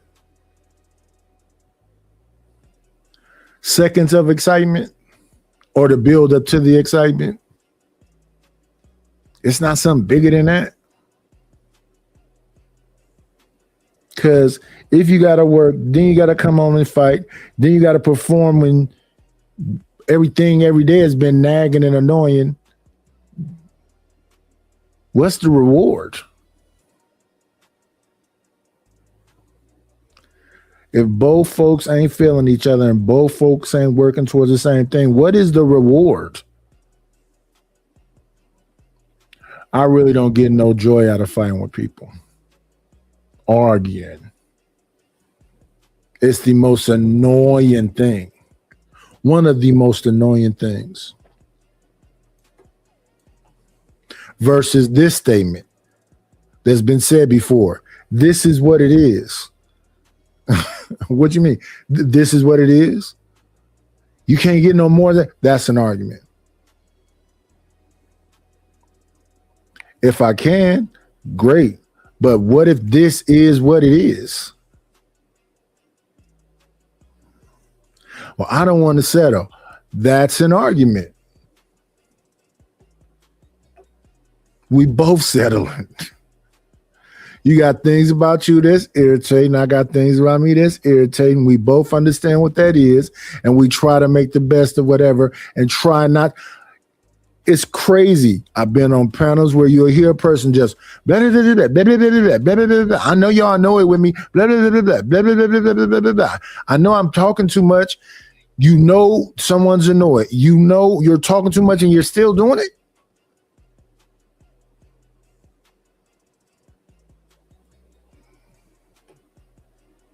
Question 2K. Absolutely. So you're married, right? Absolutely.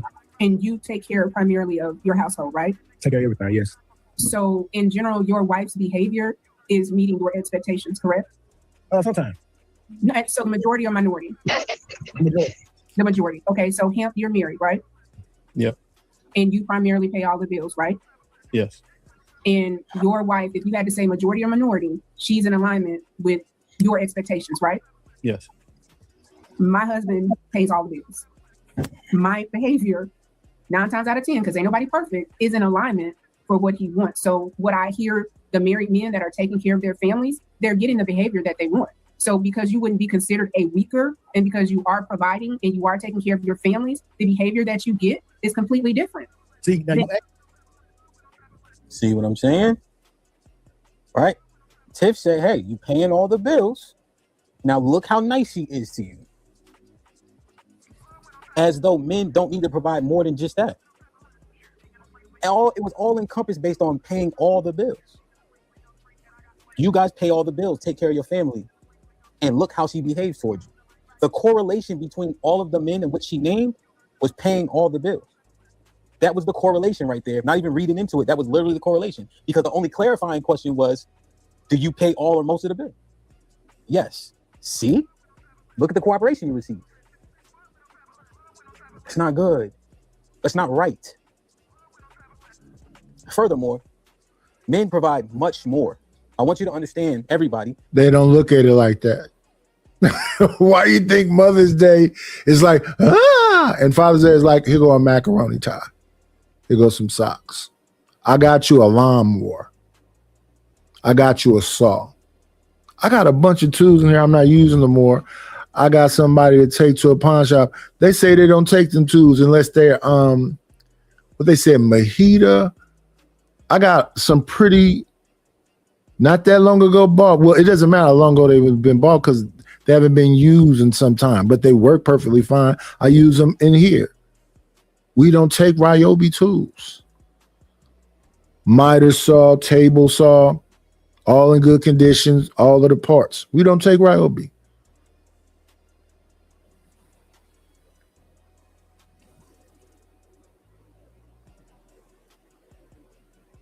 We only take certain things. And it's not as easy to get off as people trying to make it seem like. I talked to somebody that sells stuff on eBay. They say if you can sell it within 90 days, that's pretty good. So put it on eBay and wait within 3 months to see.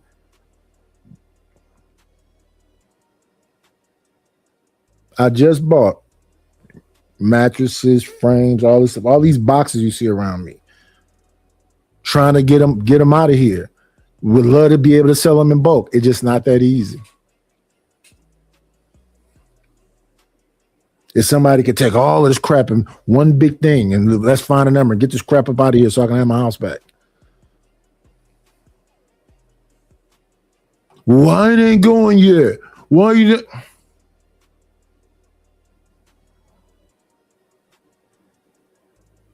That security, safety, protection is way more than just me paying the bills. Provision. Right? I provide several things in my household. There's one thing that I had to work on, and I still have to work on from time to time, is making sure that the house is comfortable for everybody. Right? That was the thing I really had to fix, because Taruf said it beautifully one time. He said it's a sanctuary to you and a prison to everybody else. That's not how it needs to be or should be. So now when the house is a comfortable place, right? And I don't emote in a way in which it makes people uncomfortable. That's key. That's what I provide, right? A haven. The structure in my house, the discipline in my house is very key, right? Does this woman feel appreciated is very key. Can she come talk to you is very key. It's a lot that goes in terms of provision, what you provide to that woman and those children. Do you help her stabilize that emotion? That's key, you know? But in this particular example, how nice our wives were to us, how much they cooperate was predicated on how much money you pay towards the bills. So the men that paid all the bills got better behavior. Stop doing that shit. You need to say, how do y'all say, girl, why are you talking or treating that man like that? Oh, well, I'm 50. Think about it. If she was like, oh, he only paid 50% of the bills, would you accept that as a viable response? Think about this for a second. Kelly, think about this for a second. You talking to your girlfriend and you see her disrespecting your husband. You're like, yo, why are you doing that? Oh, he only paid 50% of the bills. Are you going to be like, oh, okay, I get it? Nah. Yes. That's exactly what I hear on here most of the time. 50%, 50-50, that's like a roommate. I've heard this argument on here over all these years. 50-50. I've even heard them talk about the 70-30 is crazy. I'm a 70-30 guy. The 70-30, you need any of her money? Yeah, that's what's being said on here. Passionately. What kind of man if you can't do? There you go. Knightish, why you ain't with nobody? I'm listening to them.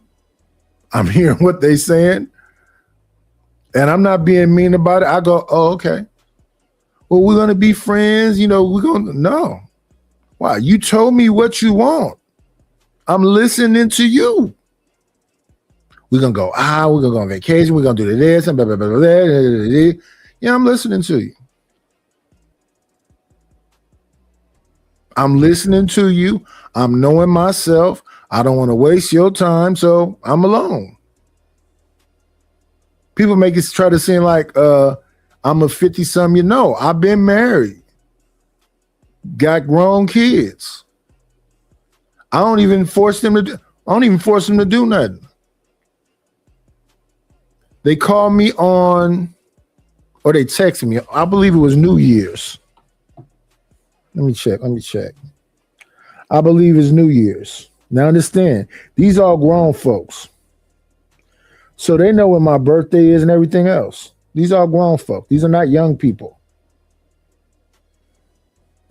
I know when their birthdays and everything is too. But since it's going to be reciprocal, we make it reciprocal. Let me see. When did they get a? Let me see.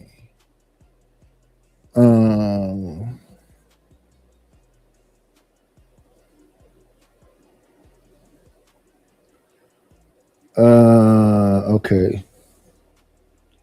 Let me see. So this was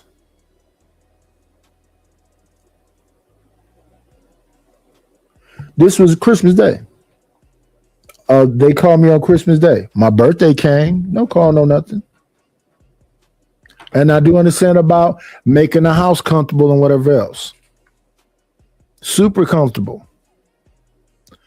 A little, maybe too flexible. What do you think about the kids with the computers? They shouldn't go to bed with them. No tablets, no phones. Why? They can go down rabbit holes and we don't know what they're doing. We should take them shits away. So I took them away for a minute. Then I kept finding how they getting this stuff back. Somebody was leaning. You don't have to take the phone away so much. And then we see the outcome of it. Seemed pretty simple to me. Things that may be simple to you may not be simple to your partner. So I hear what's being said. You know, sometime good enough can be turned bad based on all kind of stuff I didn't think about. So no, while you're alone, I'm listening to people.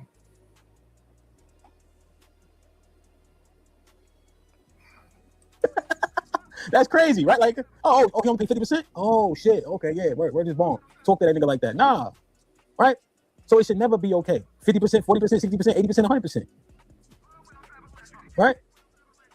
But you like, girl, oh, 50%. Oh shit, okay, got you. Nah, you're not gonna do that, right? We gotta zoom out about the shit, right? About the shit that's making these relationships shitty. About the shit that was making our relationship shitty. You heard? And what we've been talking about is men being pussified and placating to this shit. And so the brothers that are average, which is most of us, are saying, how do we figure this shit out? Because we want the woman as our companion. Making more money is the way to do this. To where someone can treat me how I want to be treated. Essentially paying for the submission, paying for the cooperation. That's what's been being said by some young men and the women. That's exactly what's being said. I hear people saying that's the game, and that's not the game. And that's not the game. And let me tell you why. Because I remember being broke, and I wasn't dealing with this much attitude. And they said, well, that was way back then. No, it's homeless dudes with a woman. It's broke dudes catching the bus, walking around with a woman. She probably cussing him out and arguing with him. No, I see broke dudes that ain't going for it. You see these clips on here, the dude's like, you know what? You gonna keep doing that? I'm up out. I just got through watching a clip. The woman pulled a knife and started cutting up his pants.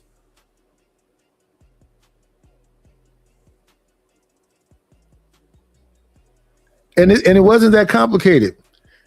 Your issue with me and the reason you're giving me attitude, not me the person, is because I don't make enough money, right? Right. And this is what I'm making. Seems simple to me.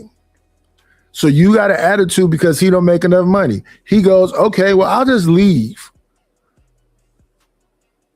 And then you fighting and hollering and tearing up stuff because he just want to leave?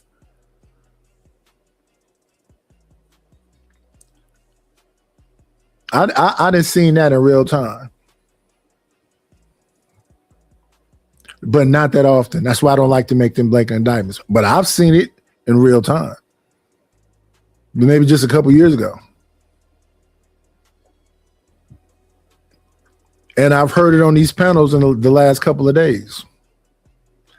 I was stupid. Why were you stupid? She was just demonetized. So right, it's aesthetics. The person that you like don't got to do that much. But now after y'all doing whatever, where is this going? You need to do more. No, that's the dude you married. He didn't go to college. He don't got a bunch of money in the family.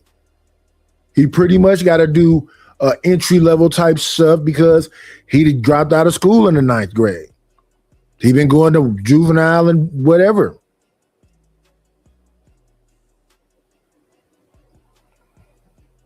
Then when you stay with him, he make a couple dollars, then he gonna leave you. I listen to these conversations. I think I'm listening pretty well. So aesthetically pleasing, demonetizing you giving him attitude. Now he want to leave. Now you mad that he want to leave. What? So right, the dude that got to do everything is who? The dude that you aesthetically was doing everything with for free? His mind ain't even thinking that way. Well, I got to do all this stuff?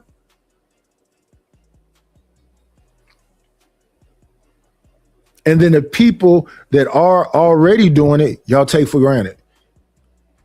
And use him as an example to talk to the average person. Why you not doing this like such and such? You should leave when that question is asked to you. But y'all not, because I don't know if it's because people like toxicity. I don't know what it is. I don't know. Like I just got through watching, which is probably a skit, the whole Blueface and Stunner Girl thing. He's saying, I'm just getting to know you. Everything I do is in front of your face. You know what it is. And she's saying it's a game. She's just doing it for the cameras. And he's saying, I wasn't doing it for the cameras. And she said that he's, maybe it's a skit. How much money you gonna give me? In the month number one? So what are you selling for him, for you to say 50,000? I'm just joking. No, you said he need to give you 50 G's. Then I listened to that dude, what's his name? Something Awakening. On was he on Lip Service? Telling Angela Yee and them, well, if such and such, 50 G's. Tell him give you 50 G's.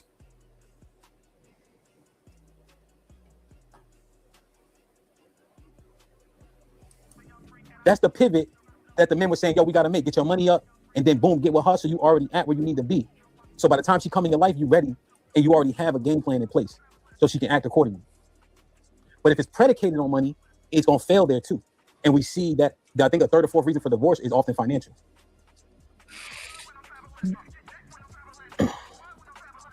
Right? Damn, see? And they already take away from the conversation in the chat, interestingly enough. So what it is happening, right, is as opposed to focusing on the concept, making excuses.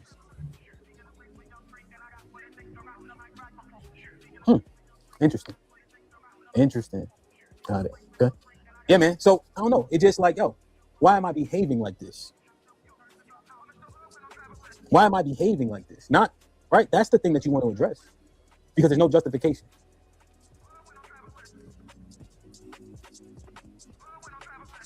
Like, share, subscribe, tell a friend, man. Hit that like button now if you can. That helps the channel the most. All right, let me show y'all this last one. Now, I haven't watched this all the way through, but this is probably, from what I gathered, Callie sent it to me this morning, salute to Aaron, might be like a terrible example. You know? Like maybe the most terrible. Is that the most? Is that what you said? Most terrible? I don't know. Example of what we witnessing. But I didn't watch it all the way through, so we're going to kind of watch this one together. So hit the like button, hit the like button, man. Let me see. All right. Can you see my screen? No. All right, you can see my screen now. Salute to Harrison in the building with the $5. He says, salute my brother. Appreciate you, man. Yeah, see my screen now. Tonight's conversations. Is that the one with Ace Metaphor? We shall see. All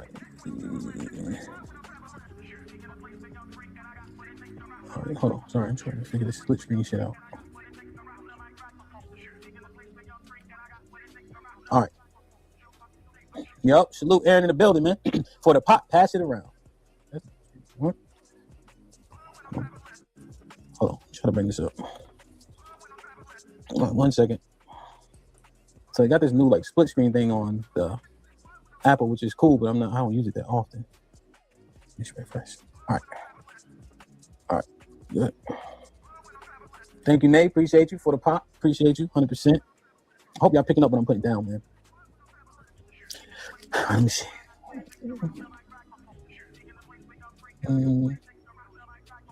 Okay. Man who is willing to take care of you, the kids, and the household, but has no ambition worth staying with. When you say take care of, what do you mean? He pays all the bills. He take care of the kids. He steps in. How he do that with no ambition? No, he got money. I want more. You know what? He's complacent. Okay. Yeah. Yeah, that's not rare. That statement is not rare. So he has money, but this is not rare. but he's not emotionally available. He doesn't really focus and pay attention to me well. I want more time from. So keep making the money that you're making, but have more time to have more dinners, to have more alone time, to go on more vacations. Keep making the money because the money is there. Okay, cool. Now I got to make you a better person. I've been hearing this conversation for some years here. With a smile on her face. She's not saying nothing wrong. It's just the men. The men ain't where they need to be. That's the conversation we hear. It's because you men ain't where y'all need to be. And if y'all do have some money, y'all, what's the dude he's looking at the other day? Stephon Diggs, or your Cam Newton, or your Nick Cannon, or your Future. Y'all destroy women. I just got through hearing that yesterday. Women being with men destroys women. It ain't the other way around. We heard that in the chat. We heard that on Lapeef. Least you can do is give me the money.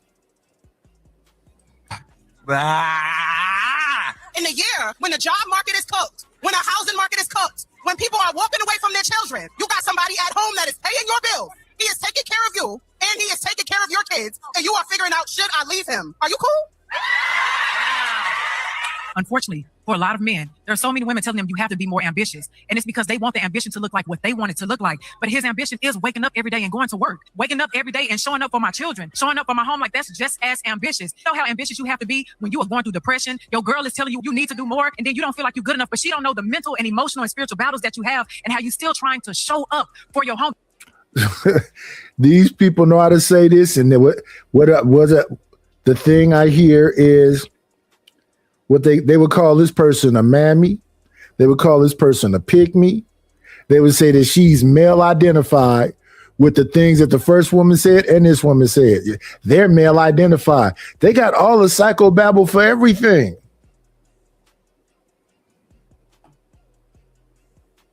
That's ambition, baby. Take a moment, read, I think it's 1 Timothy 5:8. Because what it talks about is a man who neglects his home is the same as a man who denies his faith. This man is taking care of his home. There is faith and grace in that. He is being provisional. He's still leading. So we have to acknowledge that, because if not, you're going to lose that. Like, that's a gem, baby. I make my own money. I Okay. make more than him. Ooh. Right? And you said he pays all the bills? Yeah. And you make more money? Yep. Heard this one before also. How crazy is that? Heard the thing about if you need any of her money. Heard all of this. It's absurdity. So first, he need to be more ambitious and do more stuff because I make more money than him. Second, he pay all the bills. They don't give a F about men. And then what I keep hearing is that these men just talk shit about women. Most dudes walking around here saying they don't give a F about men. Well, that's them dudes is talking shit about women.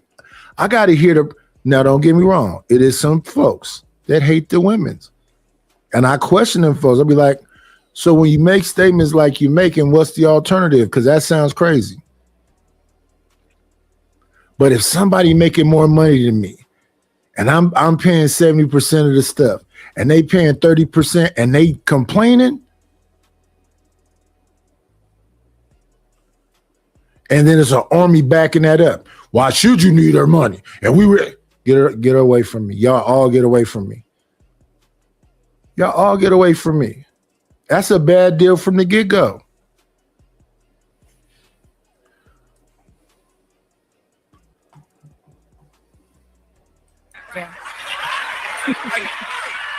You mentioned that you make more money than him, and I want you to know that was not done by mistake. That was a systemic thing that was put into place so that the black woman can be elevated to start looking at their men like they're not doing enough.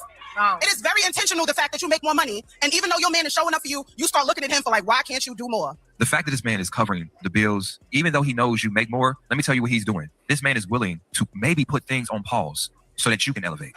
Think about it. What you make becomes almost just yours.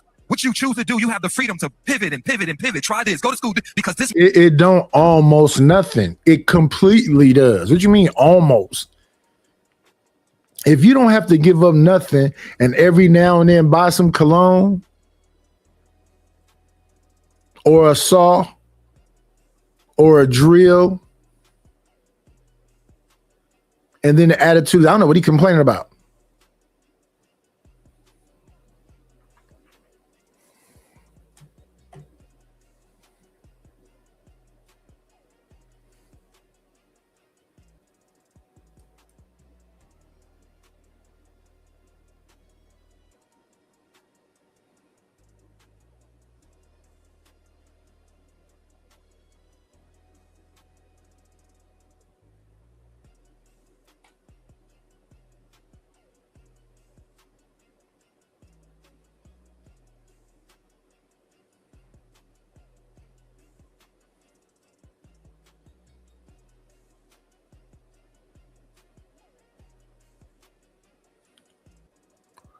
So it ain't no women on the panel.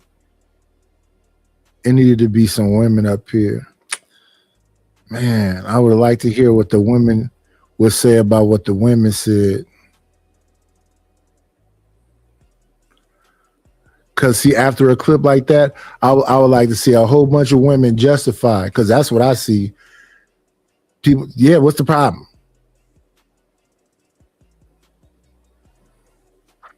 Man.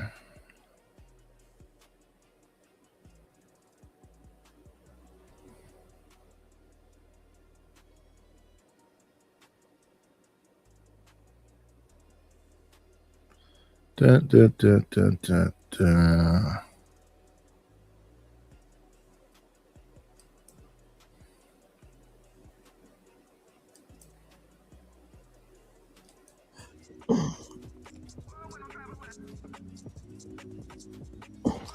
Yeah, when y'all be on the internet talking about the YNs, bitch, I be quiet.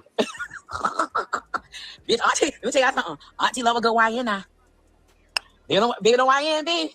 They don't try to eat you down for a Chick-fil-A meal. Eat it, daddy. I love it. That's one. Nasty ass. Yo, That's one. Wow. She said with Chick-fil-A.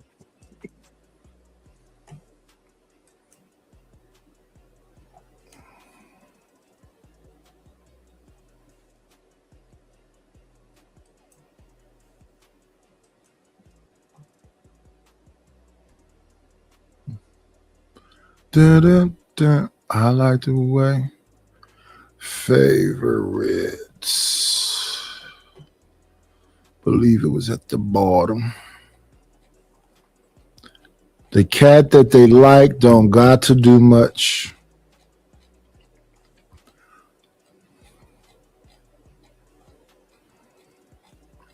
I played y'all a bunch of clips of the older baddies.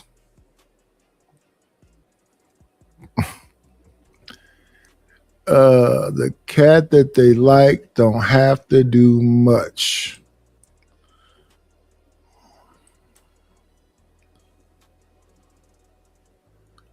Let me see.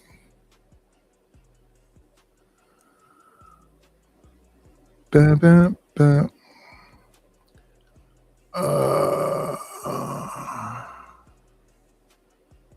Do do do do do do do.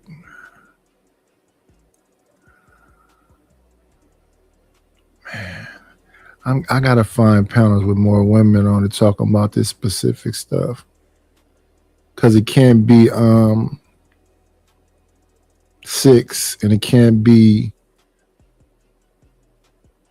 what's the other one name, or it can't be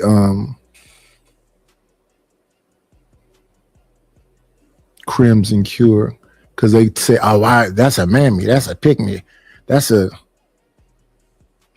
they male identified, which again is a lot of psychobabble to me. Do. Yeah, I gotta research and find.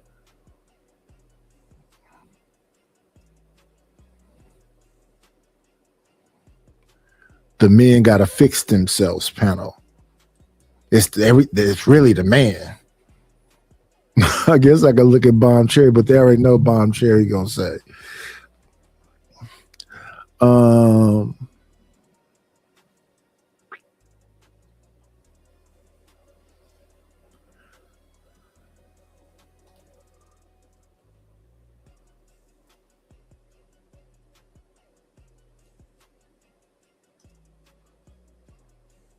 I guess it's where all the good men panels.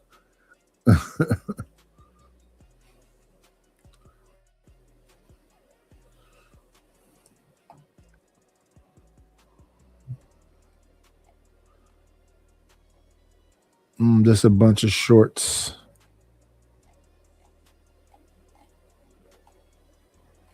With a bunch of Kevin Samuels in them. And I see Chizza Zed has got the same clip that Hamp just played.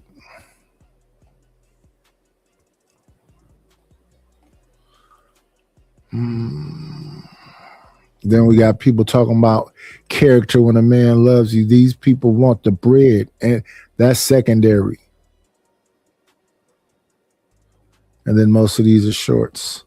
I gotta find the channels with the women talking about what the men need to do. Because you got all these channels with these big buff dudes, young big buff dudes, talking about financial literacy and all the money and all of the stuff. You know, be yoked up with a little bit of bread and attitude. Like the movie, what's it called? It's called TLC album is called Crazy Sexy Cool. So I think this was called Crazy Sexy Love. Let me see, Crazy Sexy Love. That Steve Carell and not Ryan Reynolds. Crazy Sexy Love, crazy.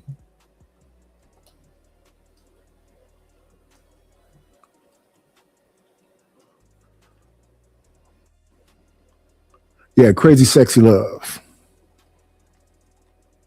Wife cheated on her husband, Steve Carell. Comes back and tell her about it. She cheated on Steve Carell with can't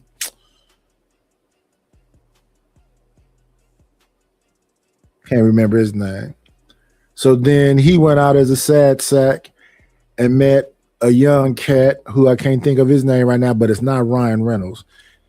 It's the dude that plays a couple of action movies. I can't think of his name right now. So he teaches him how to be a playboy.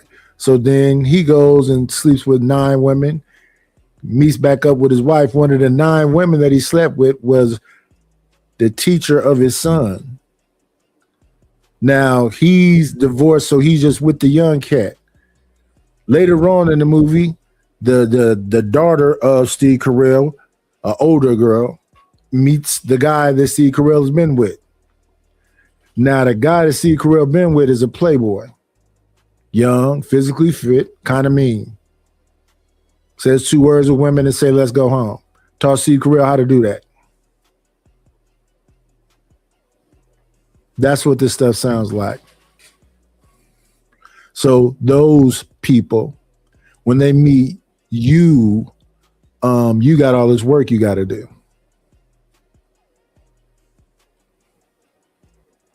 Crazy, stupid love. Not crazy, sexy love. Excuse me. Crazy, stupid love. So that's why when I look at the Tubi movies, because, you know, Auntie Low Key said, you got to look at Tubi. You got to look at Tubi. I look at Tubi and I go, wow. Like all the stereotypes. And then they say, where they get this idea of what our community is like? Kind of from the movies, maybe, some of them. It's been engineered for it to be like this, maybe.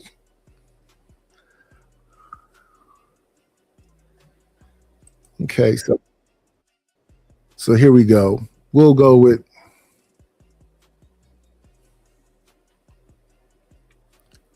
Lapeef. Shout out to JR.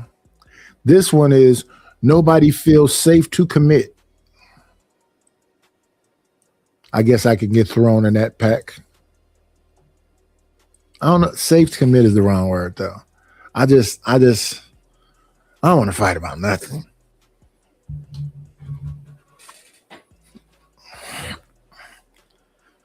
I don't want to fight about nothing.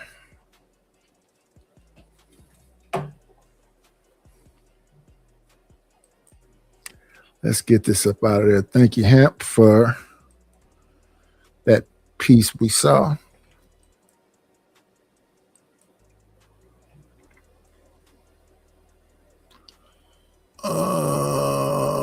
Boom. Let me see. Rapid. Is Anton still in the algorithm? I don't know what that means. Hello, my read. I don't know what that means. Rapid. I know he about to do an interview with Tasha K.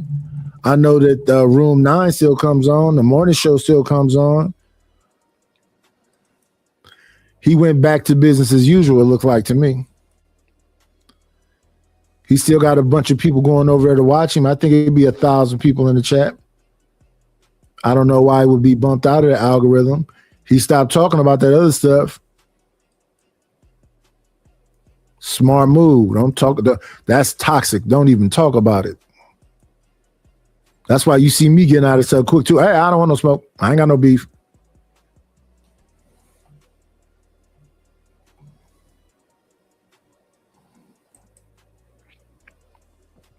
So folks can be setting you up for failure.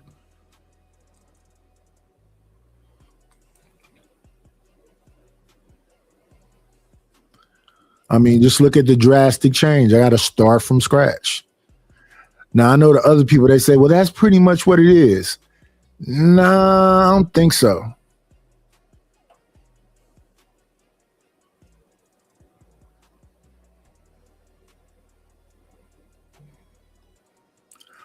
Let me talk to this since the Kings and wrote it. The King said, I thought they were going to pack him up. They all ganged up on him. Who is they all? Who is they all?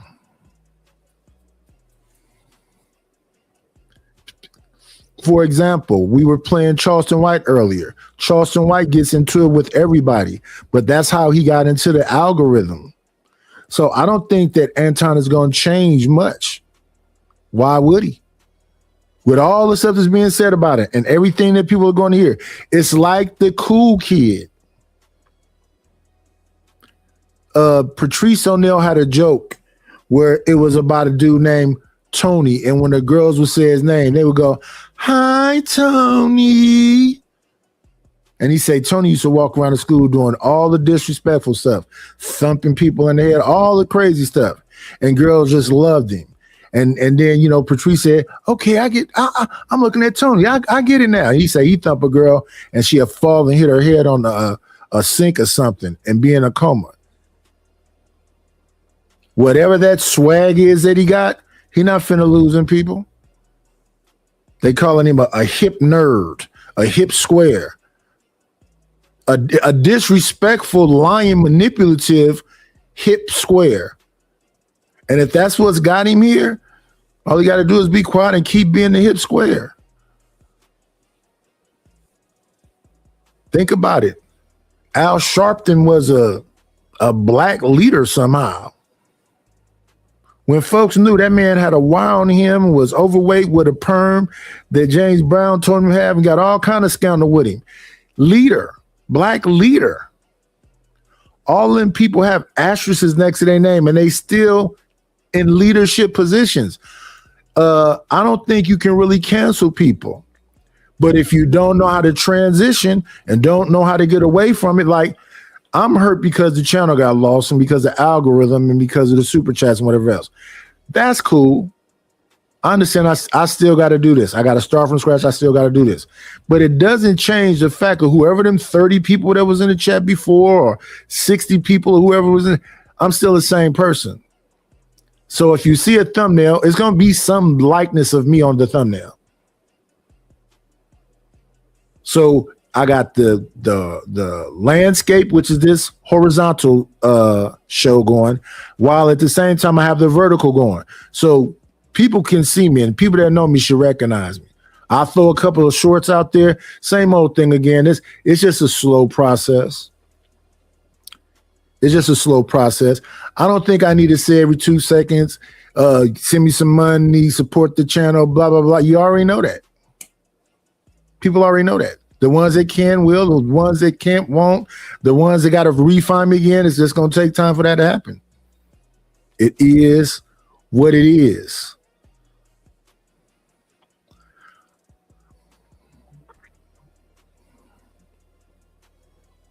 I need to see when it's more than 2 women on the panel. I like it when it's, okay, there go 3.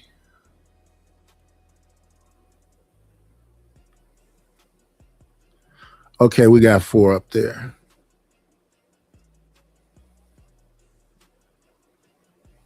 So we can truly see the disdain. So let's see, we got 1, 2, 3, 4 up there.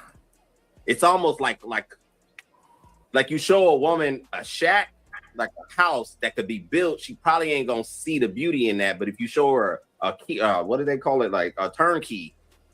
Oh yeah, and that's what we're saying. When y'all pick men like that. It's like you typically know, okay, he got you. Well, if you feel the way you feel, right? And typically girls don't date singularly. They show pictures or IGs, and they get the approval of the committee. The committee be like, you know, girl, he cute. What the heck ever. That's all she needs. She's gas. She's going. We're saying, go get the guy that when you show the picture, they're like, what you doing, girl? You okay? Did you fall? Did your head hurt? Y'all don't do that. You want the guy who got the curb appeal. And then you're mad that he goes and gets, pursued. It don't make sense. It's not the 6'7", it's not the 6'8". Go ahead, Ty. I hear you, but from your perspective, the women always have the curb appeal. So why are you mad if she steps out? Because men and women aren't the same. Okay. There we go. That's an honest response, Willie. I agree. Well, I'm just saying, sexually speaking. For example, if you found out that your son having kids by multiple women, it's bad. It's bad. Your daughter having kids by multiple niggas is worse. Because that's 3 separate women that set her down for a year of her life. So the time investment is more.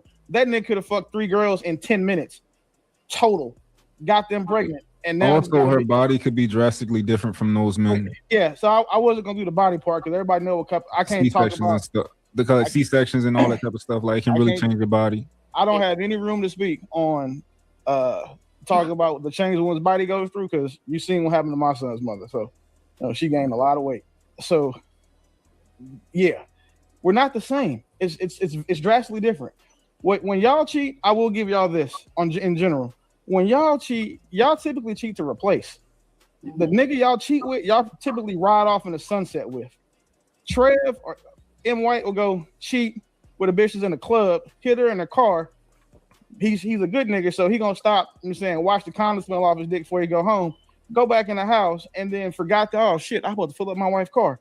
Grab her car and go get the gas and come back in it like nothing happened. Like the performance fall off of the duties that we have is significantly steeper for you guys than it is us. Because for us, some men fucking just like taking a piss. You know what? I'm tired of beating my dick this week. It's a bitch that told me she'll give me some pussy. My old lady gone and she busy. She got something going, or you bleeding, or whatever. It's a murder scene down there. I'm gonna go hit this new chick just because she knew. Don't mean nothing. Just, put a condom on, give her 30 minutes of my time and come back to the house. Y'all aren't doing that. It takes a lot, unless you're a whore. Now, if the whores will disagree, but fuck, I assume that you're a good woman. It would take a lot for a nigga to be able to get next to you to even get the opportunity to be someone you cheat with. Like a hoe just gonna fuck a nigga because she got a vagina, he got a dick. But for an average good woman, it's harder for y'all to cheat than it is for a I don't know about that. I don't know. Whoever just said something about the committee keep dudes around, especially if the committee is single folks. Even if they marry folks. Girl, if you act up, you know. Who is the committee? Who is she? Why is he like, I don't see none of them necessarily disagreeing with him. So like all these things matter to me when I react to these things. I'm looking at body language. I'm listening to stories. I'm listening to statements being made. And the world is your oyster because of vagina. So what folks arguing about? What we gonna do to get these women to act right? Nothing. That's what it sounds like, nothing. And if they saying that just messing with a man is depleting your value, they're destroying you. That's what they were saying yesterday. I'm looking at the Cardi B thing.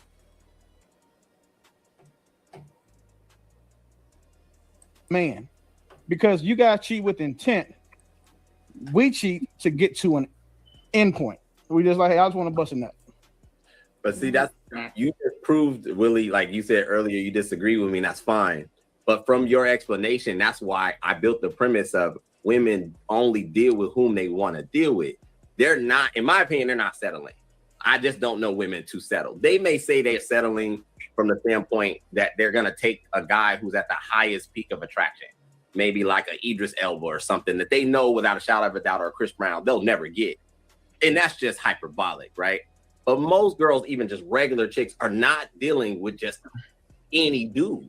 Like even in your explanation of them cheating, if they gonna even cheat, they gonna cheat up. And that's why I say they don't settle, in my opinion. If that dude was able to convince her to be in a relationship, she likes him, like something about him, and is willing to be seen with him. I don't know about that either. Giselle Bundchen was a model, left a famous football player to go sleep with a teacher. How's that dating up? They value different things, but how is that cheating up? Even though that's one thing, and those are celebrities. Claim him, have him claim her. That that's not how we usually rock. Like most dudes that's with a girl, he likes her, loves her, but there's something about her that he can't stand, and he more than likely is settling to some degree, whatever it may be, because of this disparity. It's just the exchange. So I got two things about that. Trey, I agree with you, True, on that part. But I was talking about as far as who they get in relationships with, not who they cheat with. And like even with this right here, where it's going from Willie to True to Mont, I'd rather hear the women talk. Oh, it's because you're a simp. No, they're being talked about. Do they agree or disagree?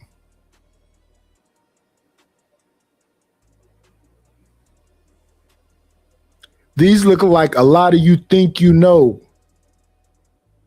body languages.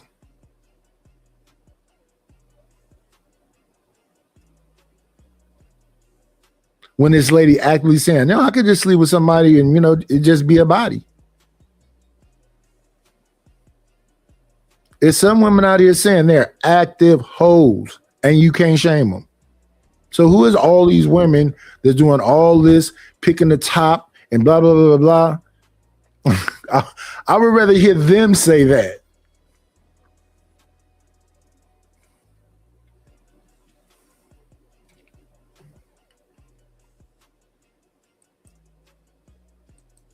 At all, ever, to keep it asleep for the most part. So to Willie's point about how men are just wired differently, it literally was like just going to the grocery store, or my homie had a 2-man and he called me and I just felt like I owed him one, so fuck it, I'm gonna come outside. That's how a lot of niggas get. So I think that goes back to on the 2-man, yeah, the 2-man. But hold on, I got point when I said. You know how many times I've heard that story before? Hold on, y'all. Hold on. Talking, Willie. Like somebody got called for a 2-man. That is great. That is a character flaw. Like that goes back to my point when I'm saying it is a character flaw.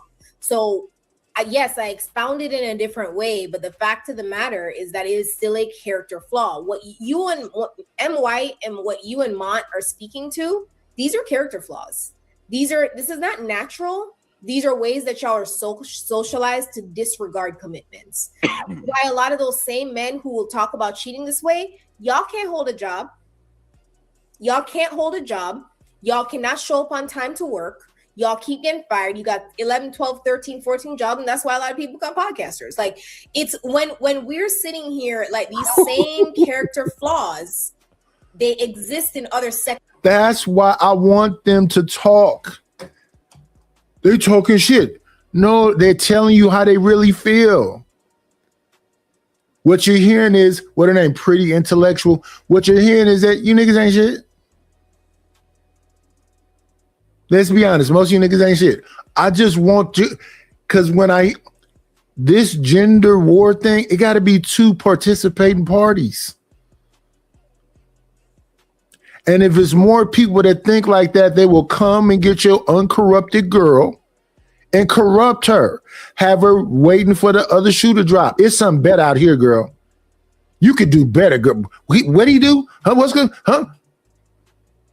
That's why I prefer to hear them talk, and not the ones that what they call mammies and male identified and all that, because they're gonna say all the things that sound like the right thing, but you can't distinguish them from what they are saying is the hoes.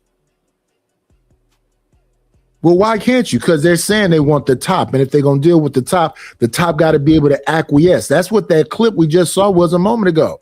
He don't make as much money as me, but he gonna pay for everything, and then I need him to do a little bit more. Now here's this side. Y'all don't go to work on time. Y'all don't keep no job. You inconsistent, did it, blah, blah, blah, blah.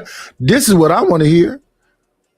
Because if you don't have a balance, and that's why I'm okay on shows that, wait, don't cut her off. Are you saying, don't cut her? These panels where it just be a bunch of dudes on the panel just saying the same old shit over and over again. No, let them say it. It'd be killing me. It's a panel with a bunch of dudes talking about what women will do when it's women right there. What would you do? Shout out to Lady Joy. What was her name from Death Row? With Lady of Rage, and the what would you do? What would you do? Whatever her name is, Latoya Williams. Shout out to Latoya Williams. What would you do?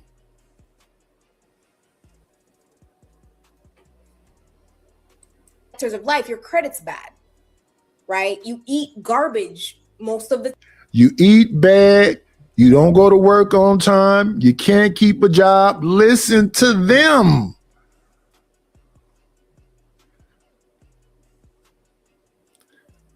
Now, when Kevin Samuel said you eat bad, you're the most overweight, what you look like, without the makeup coming out the shower, this sound like the same thing just being said to the men. What's your FICO score? What have you been arrested for? Are you straight? And don't get me wrong, these are good questions to ask each other. Are you a gay woman? Are you a gay man? These are great questions to ask each other. So you know exactly who it is you're dealing with. You don't believe in me that much, do you? No, I really think y'all niggas ain't shit, but all that's crucial.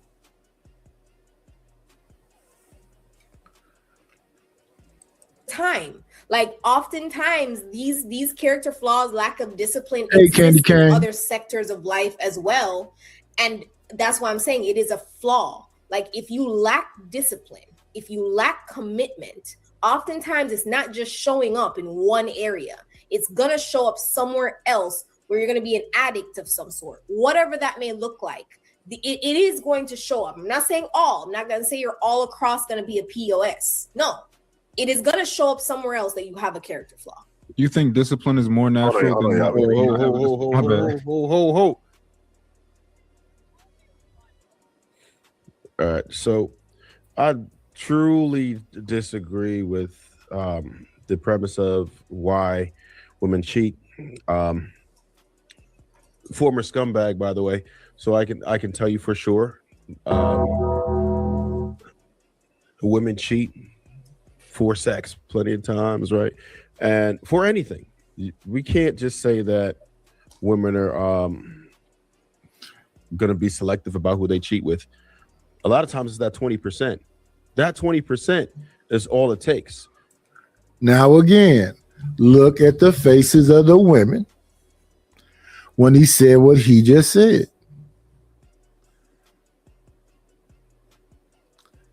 Pretty and Ty4 and Bohem is like, what? Miss Pearl just always looked like she's just listening. But same thing. It's like a debate about a debate about what women will do when women are right there and they're telling you.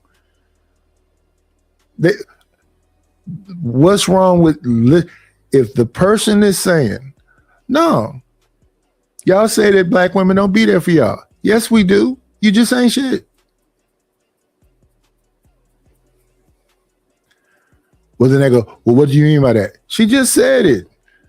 You don't be at work on time. You don't keep a job. You got some kind of, you either drink, smoke weed. You're not eating right. You're not physically. She just said it. So you got to be Superman. And Lois Lane wasn't satisfied. You too busy fighting crime. Listen to them though. It's kind of a fun while it lasted kind of thing. Yeah, she beautiful and all that other stuff. She smelled good, la la la la la.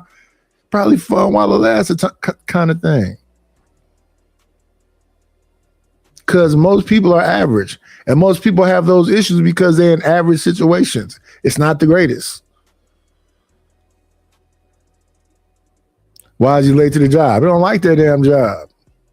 Why is he constantly changing jobs? They don't like none of them. He didn't do the front end stuff. He didn't go to school and stay in school. Why? Broken homes. He didn't see other people do it. It's all kind of things. But is that just him? And then people don't put the social engineering aspect in it. They just skip right over that.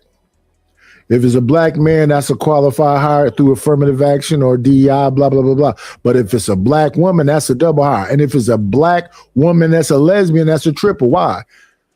Fit quotas.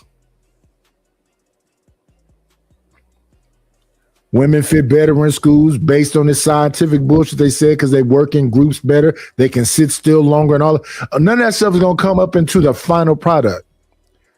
You're socially being broken down to be the so-called F-up that they calling you. And black folks should know this stuff about black folks. So when I see dudes talking about they Supermans and I see them dark circles up under their eyes because they burning themselves out, I've been saying, I haven't said it in a year or two, but I used to laughingly say like 2 years ago, I'm not finna try to be no damn John Henry.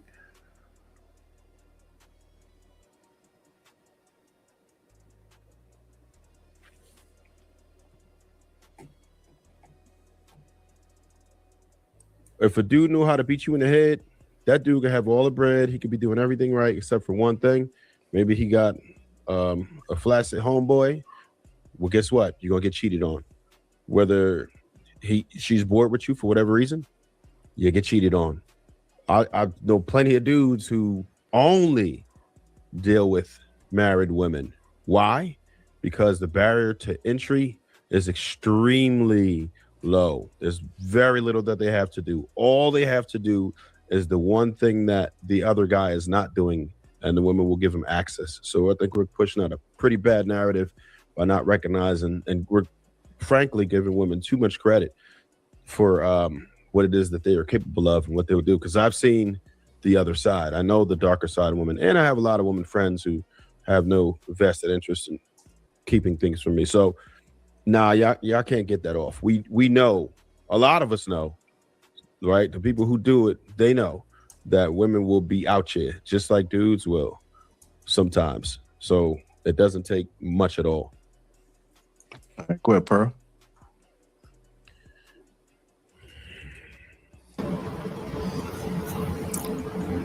I think they be tired.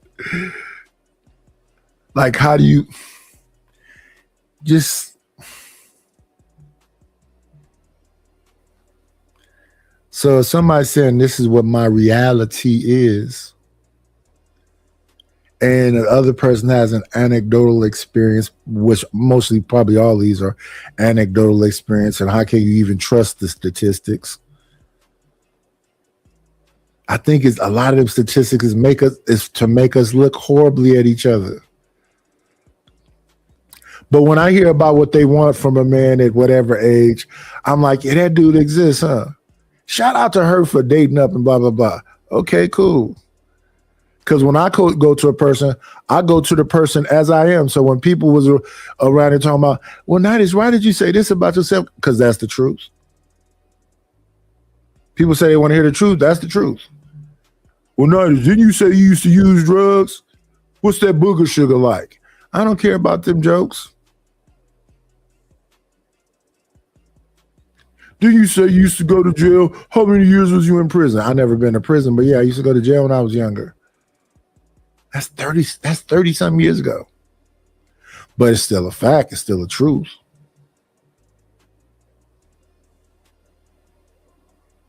But the funny thing is that you'll have people look down on that as like they ain't got no skeletons in their closet. Is it cool to be banging dudes' wives? It's somehow normalized. Yeah, I done banged a whole bunch of dude wives. And how is that bro code?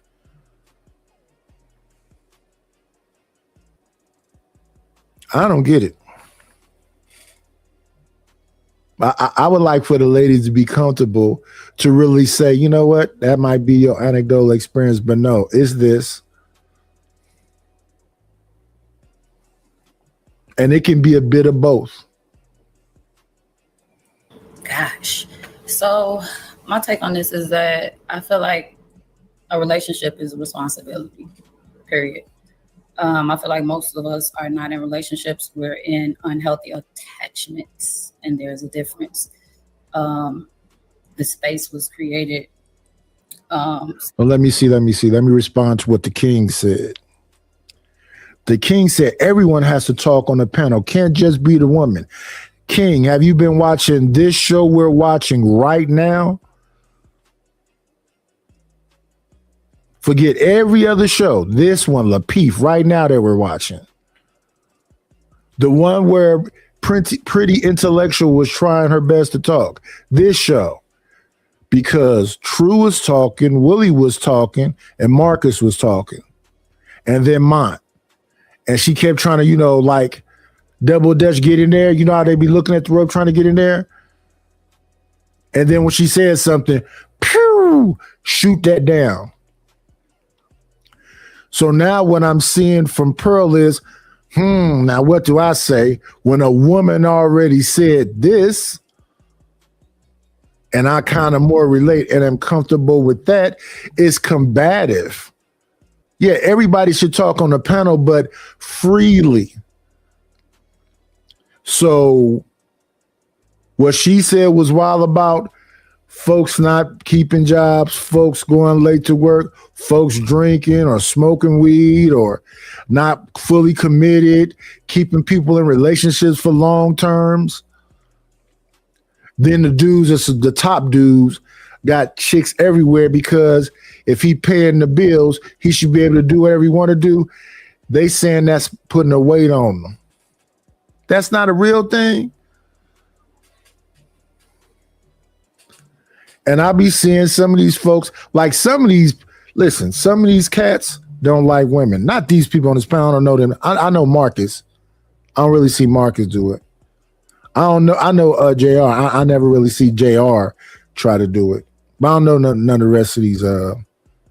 I've seen Mont, I think, on Trade Channel, but that's new to me. I don't really know him. I know Marcus, though. Well, I don't know Marcus, but I've seen Marcus over these years. Where's the fair and balanced kind of conversation going? The conversation where we want women on the panel, then we just gonna shoot everything they say down. That still don't seem like a balanced panel. And it's different the way you deliver it. My experience is this, but I don't know that I can say that this is in general.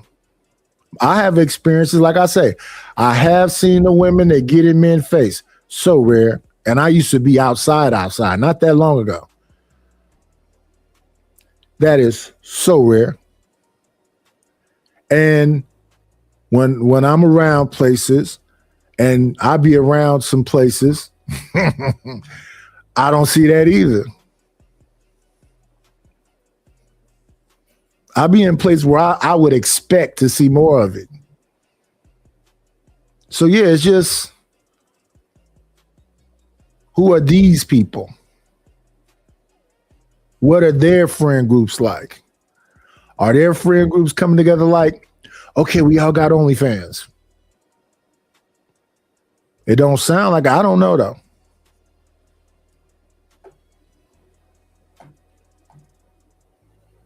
Centered around a lack of the foundation and the tenets that you all are seeking as being in a relationship. So there has to be a lack of communication, self-awareness, empathy, emotional intelligence, quite frankly, serenity. Like, we can keep going in circles around this. This is the obvious.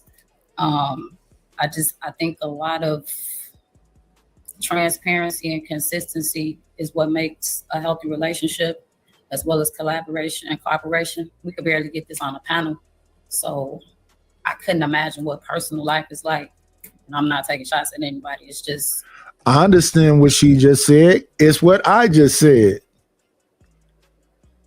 I understand what she just said. It's what I just said. And she seemed a little bit like, she don't even want to say it. Where do we create that atmosphere so people can be comfortable with saying what they say? And you can say what you say, but it's your anecdotal experience in your friend group. And that's different to me. And then the conversation about inside and outside. There's a small group of people I know that are out of their fucking mind. But the average people I know is not trying to fight nobody, shoot nobody, or go to jail. They got too much shit on their plate.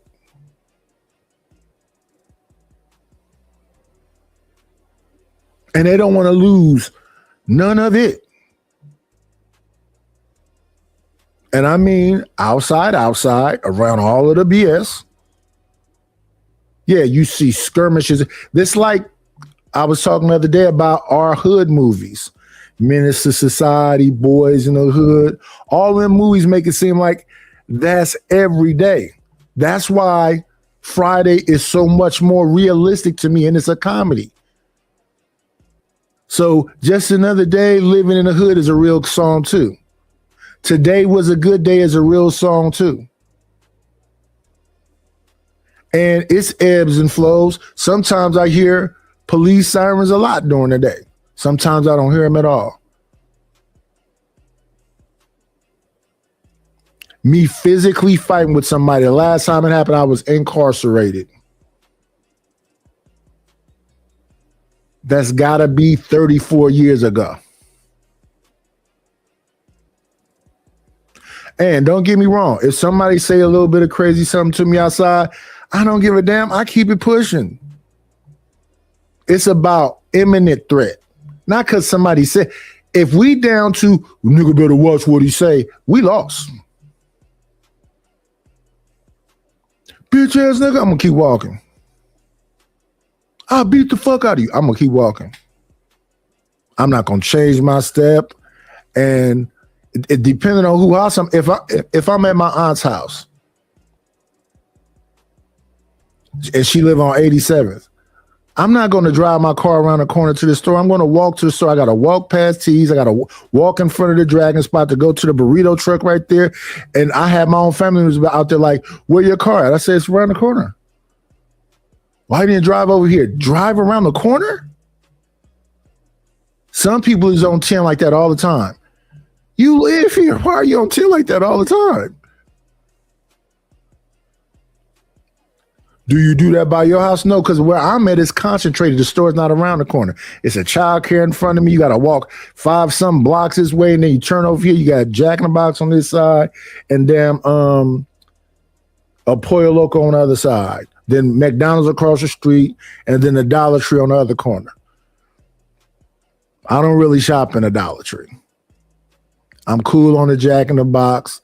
I don't mess with a Pollo Loco or McDonald's. So I gotta drive because I'm most likely gonna go to Food Max or Target.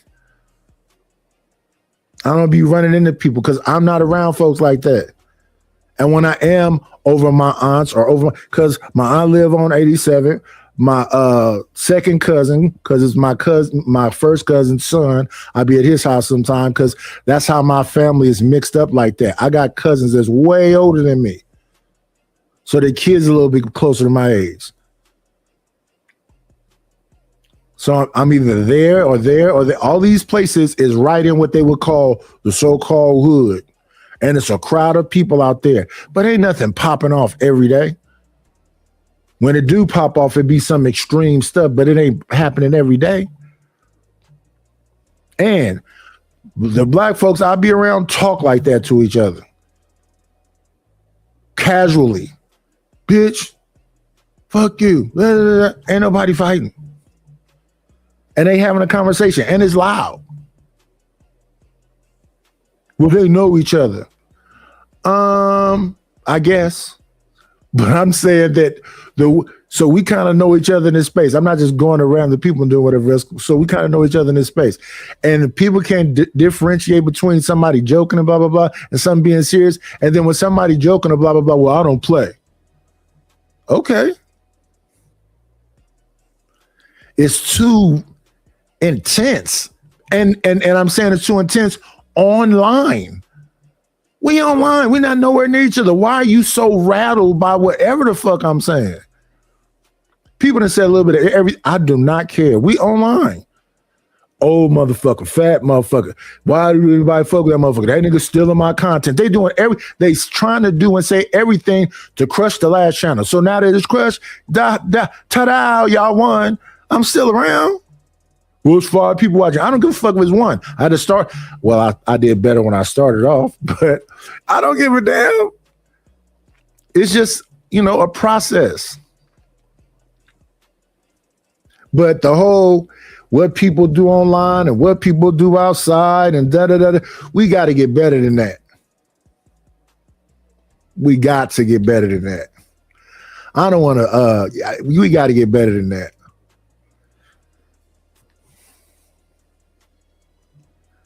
A matter of maturity, and again, self-awareness. A lot of this reckless behavior that's wrapped in this biological predisposition to sow your royal oats, it doesn't matter if you're a man or a woman. You have to learn how to control yourself and be disciplined. And you have to not just say this, oh, we're gonna vet. Let me see. Let's do this. I do MMA, so I'm kind of like fighting. If you do MMA, you should be more disciplined. When I hear dudes up here telling me I was in the military, you should be more disciplined. I'm a boxer. You should be more disciplined. I'm an MMA fighter. You should be more disciplined. Why? Because you're a physical threat. Because you could probably delete somebody with your hands. That's why you should be more disciplined, unless you don't give a fuck about throwing your life away. These things that people say, they think they have another meaning. That means you can really damage somebody. And are you casually comfortable with throwing your life away? I'm not. The process, and it should be, but it's not, because we have a culture of what we even accept as culture. Culture. Casual sex. It's really no thing or such thing as casual sex when you really elevate yourself and do vibes. If you're a really high vibrational person, you don't want certain people around you, let alone sharing your body and your existence with them. So a lot of you all talk the talk, but you don't walk the walk. If you really wanted a healthy relationship, you would be responsible. You would carry yourself in that manner. You would respect that. And I guarantee you would get that because that's the energy that you emit. And you wouldn't want anybody else around you that wouldn't be willing to submit. So, I mean, I get it. But to be honest, the other side of this conversation, outside of men just steady wanting to promote that they just feel like it's in their nature to cheat. And I'm not going to argue with it because I'm not a man. If that's true, right, then I think we need to have a real open and honest and brave conversation about poly, right?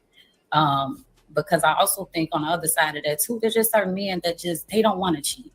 Even if they do have options, even if the women are out there, even if. Yeah, I'm not a cheater. Because cheating to me mean lying and sneaking and all this other stuff. And I don't want to be with a lot of different women. And I figured that out kind of early. Remember, I got married when I was 24. So like running around with women or whatever else, that ended when I was about to turn 23. For like November of 92. Came home in August of 93. I was with that same lady for years. But it's so much, we was kids still, really. I'm 23, she 21. We was kids, really. And there was a lot of people involved in the business. And even though, like I said, my father was around, my mother was around, I didn't even have the tools mentally to even understand what was going on in the moment or how to react to it in the moment. Because now online, it's like, the minute she ain't acting in pocket and she can't go along with the program, you need to dump her. That wasn't even in my mind back then. Because again, if you're outside and you're doing all this wild stuff, everybody know all this stuff. So once I got commitment minded, I was just trying to be in one place. And all the constant changes wasn't my mind constantly changing.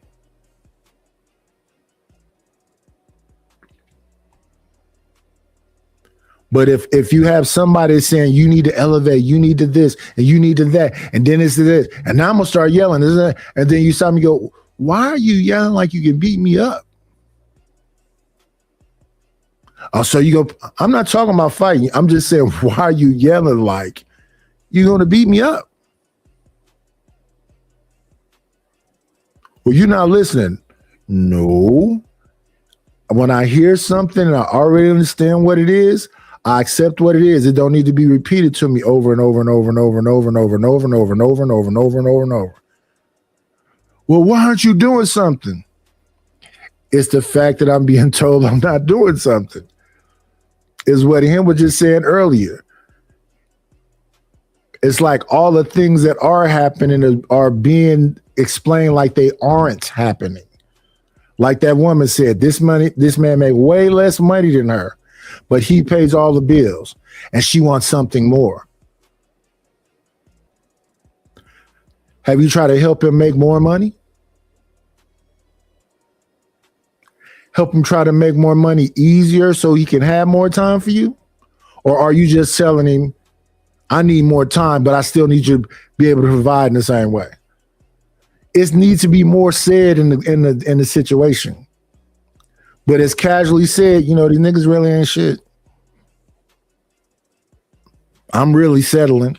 And then you get a friend group around and go, yeah, girl, you know, it is not good times. It's not Florida and James.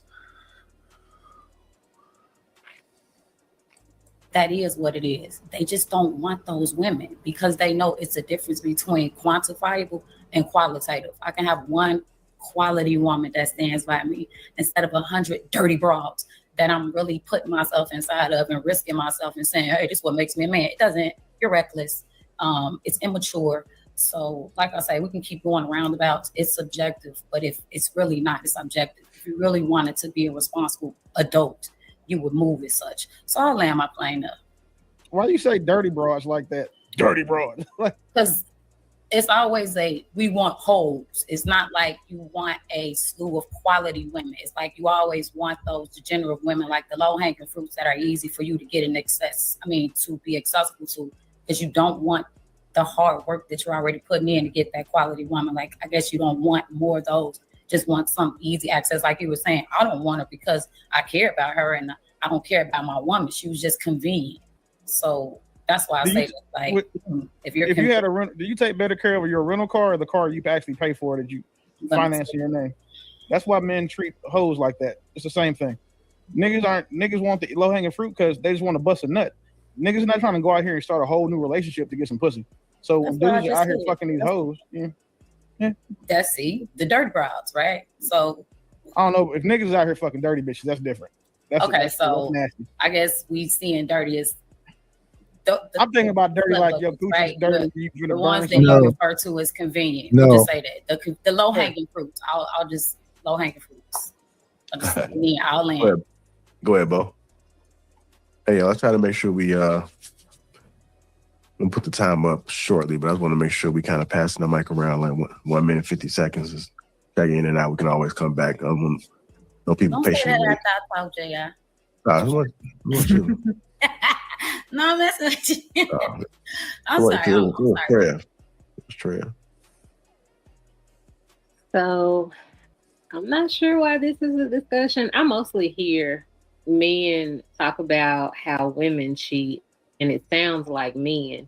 And women talk about how men cheat, and it sounds like women. I think both are projecting on the same side, if I'm being honest. Because both of them do it. At what rate is of no consequence. If you do it, you do it. As a former cheater, it's really just what? It's really just a matter of feeling unsatisfied, and then that's something that you're trying to fulfill within yourself. Like you're trying to find outside validation because it's something that you're missing in yourself. And a lot of people just don't have discipline. Like I was chasing something that I didn't have in the person that I had. And it wasn't there. It wasn't about them. It was about me more than anything. And I think that if people can just admit that in discipline, I just didn't care. I was like, I like you, but not that much. And I like him, but not that much. So I'm gonna have both of y'all. So it's just one of them things. That was me in my 20s. I don't know what to tell you. I'm just admitting the admittables.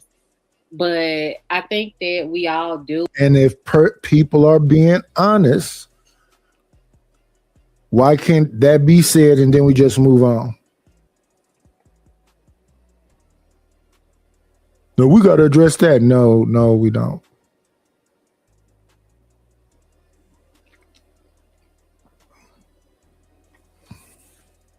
Because both parties are participating.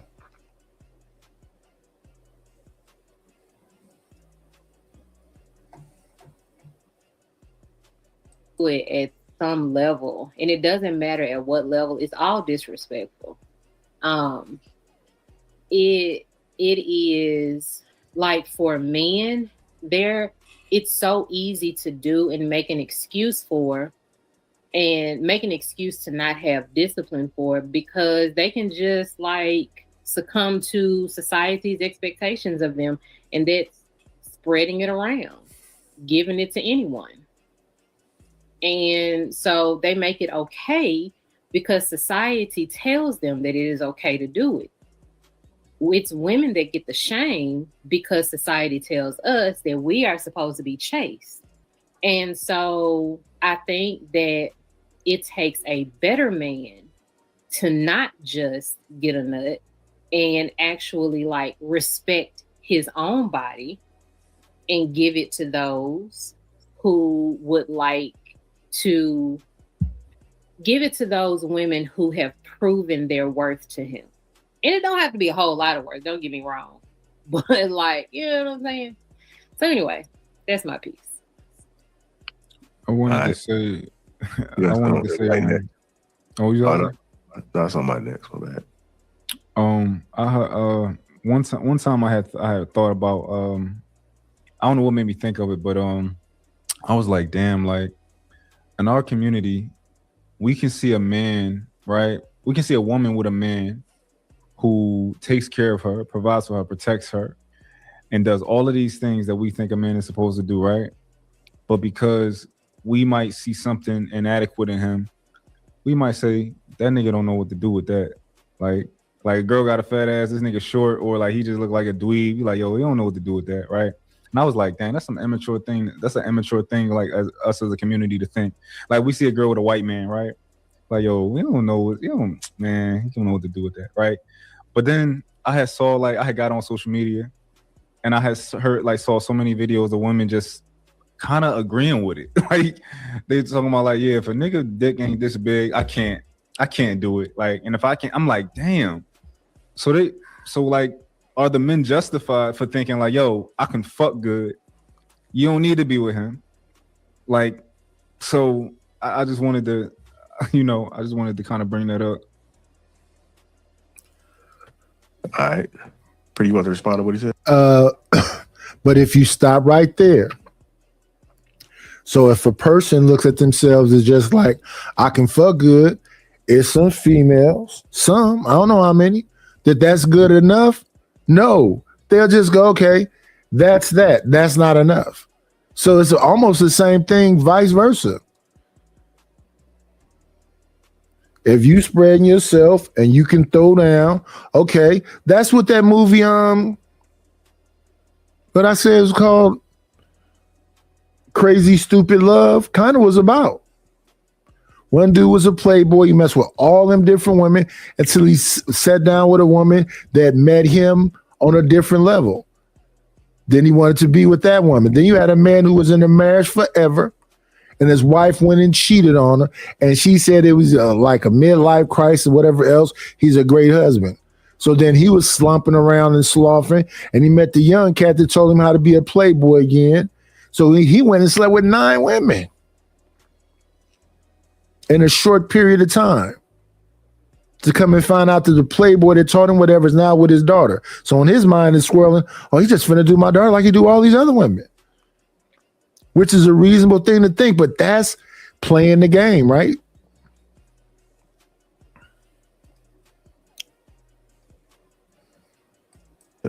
What? I think that's interesting. I think it's interesting that you didn't stop at the first part of what you said. Because the first part of what you said is valid, right? Why do men look at other men and discredit those men based on what they think that woman should require from a man? That should be where you stopped.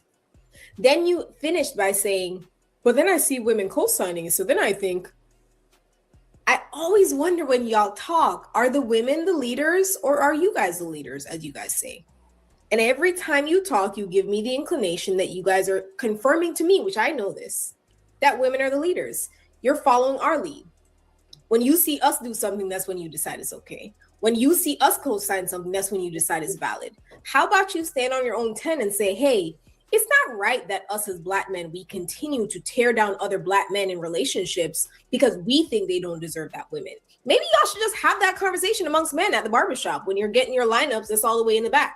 Maybe y'all should like have that dialogue. Maybe you should say, maybe we should stop tearing down other Black men. Maybe we should stop speaking negatively on other Black men if we feel they're undeserving of that relationship. Maybe we shouldn't do that. But no, you look to women to, oh, the women are co-signing it, so it must be true. That means you're following us, babe. That means you're following us. You're quite literally following our lead. You're waiting on us to validate and confirm your feelings for you to move forward as a man. That's embarrassing a little bit. So, what you heard was we, at first, determine a problem, right? Oh, I think, why do we think this immature way? And then you heard me, as I processed it, find you responsible for it because you are, right? The same way that when women say, y'all like women who wear makeup, y'all like women with BBLs, y'all like all of these things, right? because men are responsible for that. Because why are you liking their pictures? Why is it on your algorithm?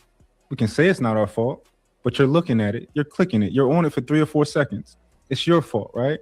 So when I say that, I came to the conclusion that women are co-signing this, just be an adult and take responsibility for it. If women are saying, I need your dick to be 6 feet, 6 foot, 6 inches, right? I mean, can the women on the panel do a 4-inch dick? Is that okay? Can we work with that?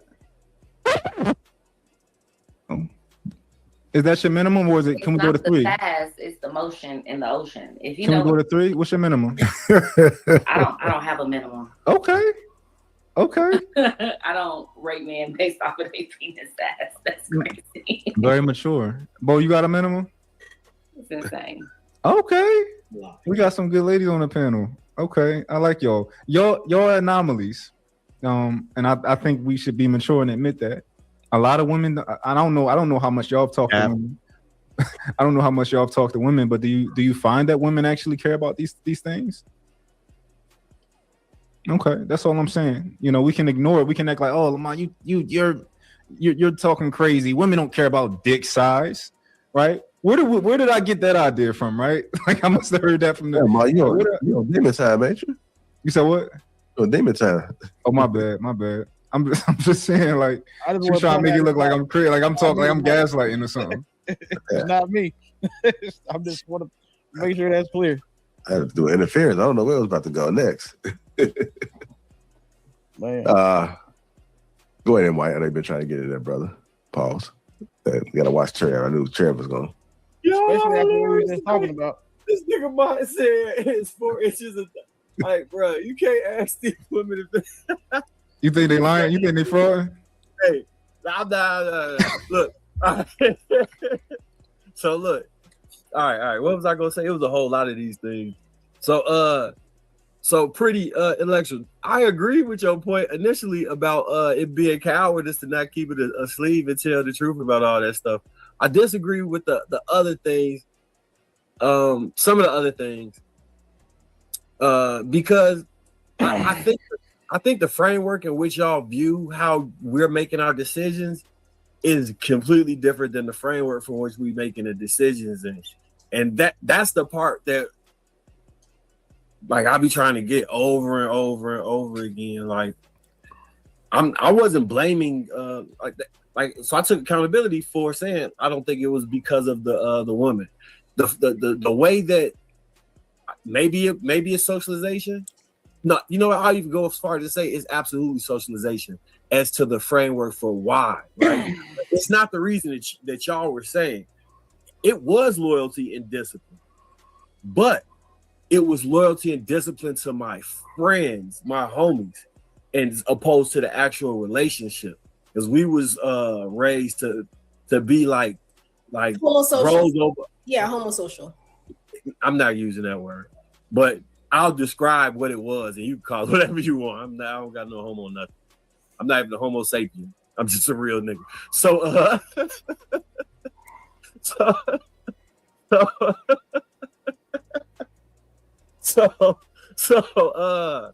no, we was under the act that like if my homies like, because you know how brotherhood was at the time, especially for young men and the type of neighborhood that I was raised in, we clicked up.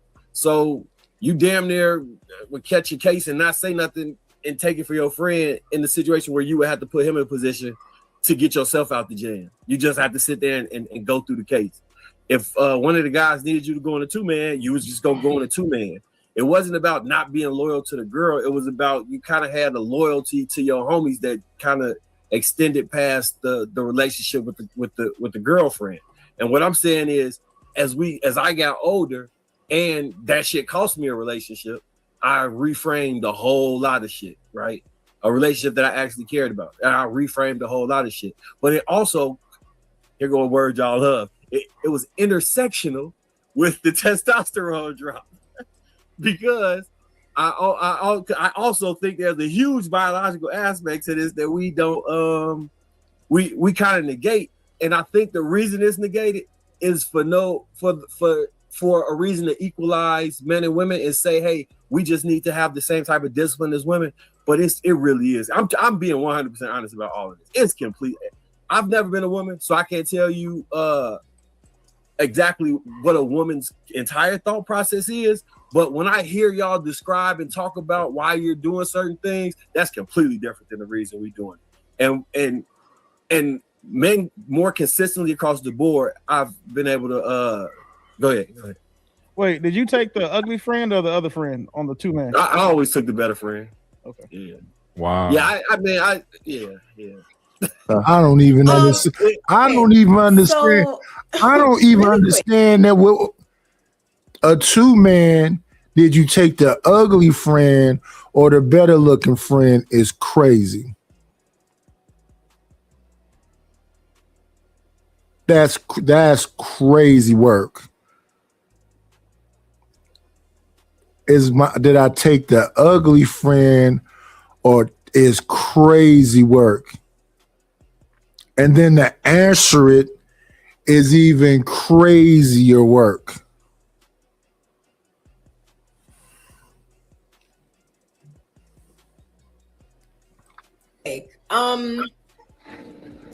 Yeah. I never thought about that, but let me see. I've actively done something like that. See, 1, 2, 3.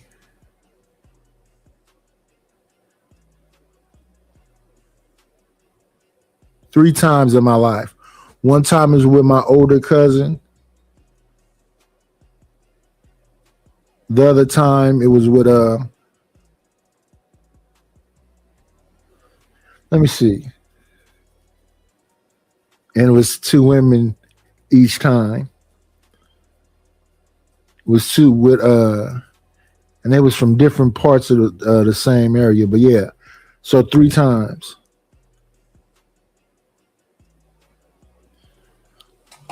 And all of this time, we was just hanging out.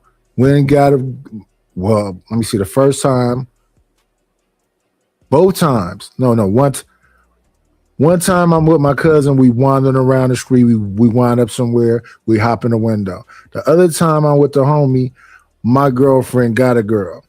The next time, who is that?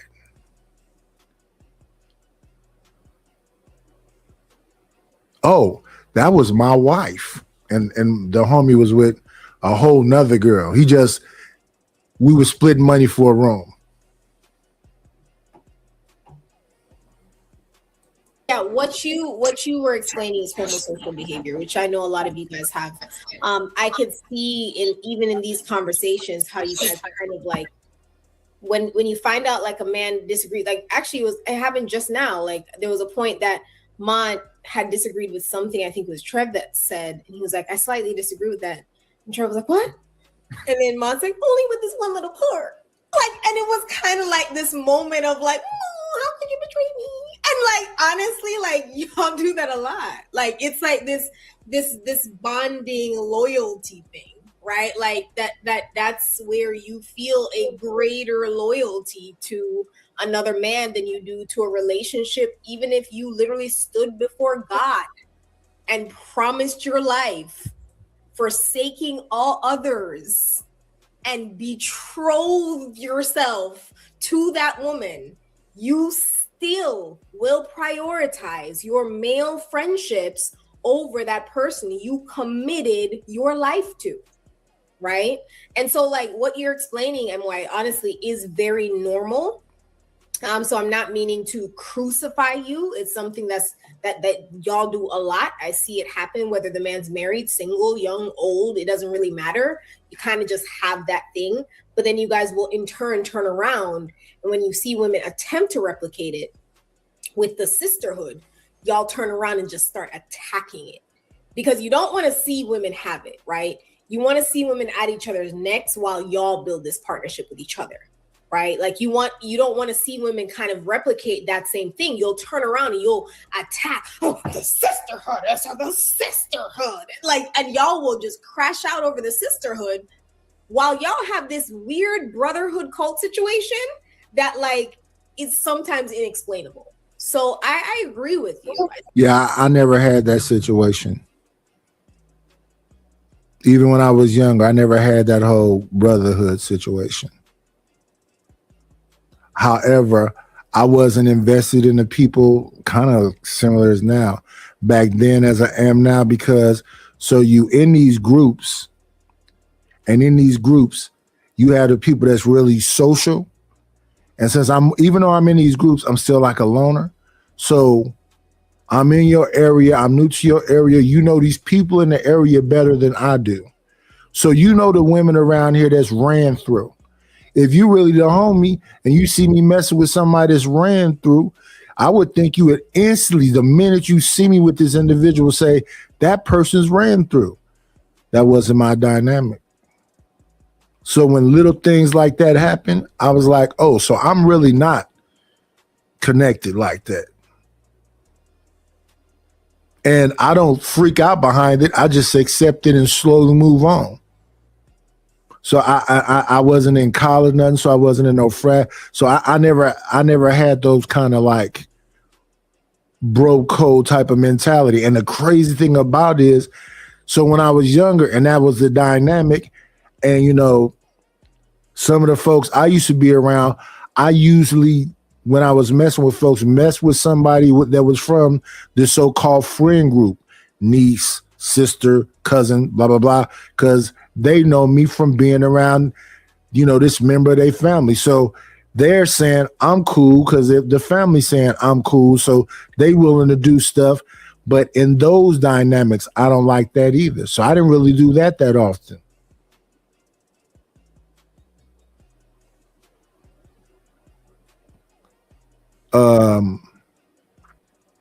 So the whole thing about you don't mess with this girl because that's your partner and all this other stuff, I didn't know these people was my partner because the sneaky stuff they would have done if I wasn't doing X, Y, and Z. So how do I know this person? Well, I know this person because your niece took me around this person. Now, I know you because I'm hanging out with you, but I don't think that make us bros or whatever else because of how you talking to me and how you talking about these people. So here's something I didn't do very well. I don't do flunky well. So if you're talking to me like I'm a flunky, again, I'm not going to flip out. I'm just going to distance myself from you because I'm not the little homie. And then if you try to press me on some little homie stuff, I'm going to be like, did you do X, Y, and Z? Yeah. And then in my mind, I'm like, and I don't know how you designate me as something I didn't agree to. So that's why I'm a loner like that. And folks will be mad at you for summer ever. And then I just think in my head, if that was the reverse, would I be mad like that? And I just don't never be understanding. But when these different situations happen, it just made me, you know, distance myself. Let's just not be cool. Let's just not be homies. Let's just not do any of this because it be fake. I'm going to say, oh, man, that wasn't cool. I'm not going to say, oh, man, that wasn't cool. Why am I finna freak out? Because what it insinuates is that somebody's trying to personally disrespect you because you up here and I'm down here and I need to know. And so I be dissing myself. And when people say stuff, I try to say less. The more, because I'm just looking at your shoulders, I'm looking at your hands, I'm looking like, what is this? What is all these words?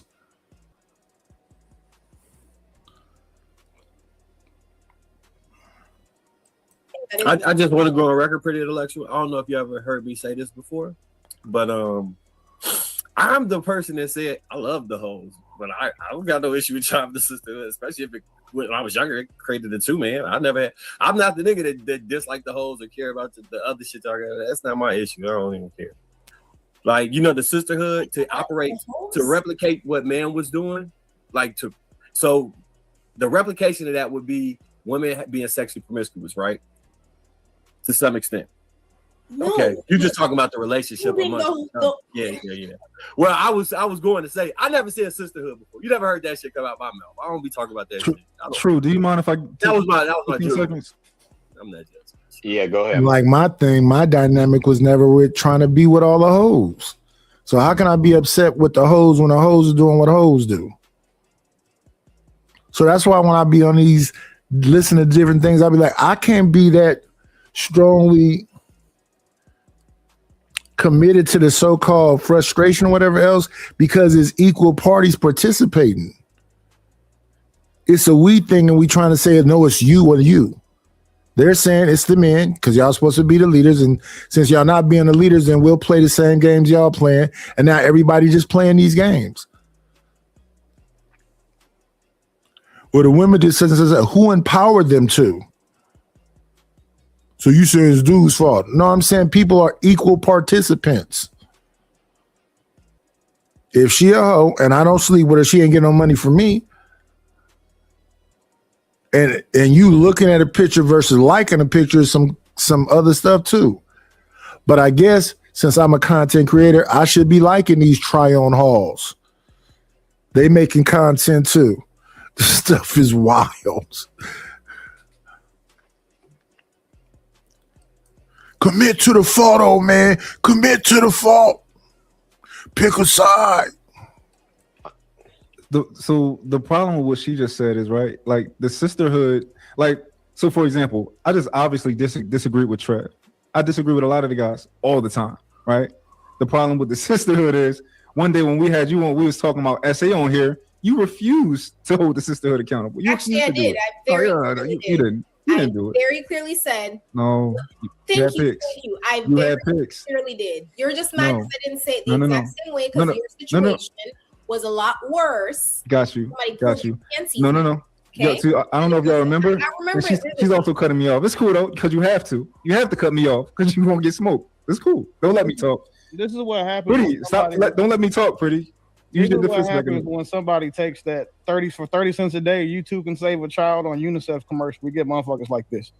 Like this. And you ate all my food. What are we gonna do? I was in America. I didn't have to. I needed there a was commercial. no food for me to fight for. It would have cost them $3 a day to feed me. But this is what happens when a little TikTok or a little token grows up, like the kids that you're saying all body, no head. That's kind of crazy. When they grow up, this is what we get.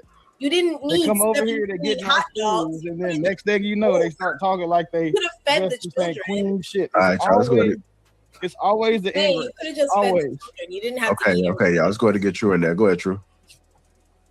So I listened to everybody's points, and what I've gathered, and this again is my opinion, and I wanted to ask Ty something, but maybe I'll save that.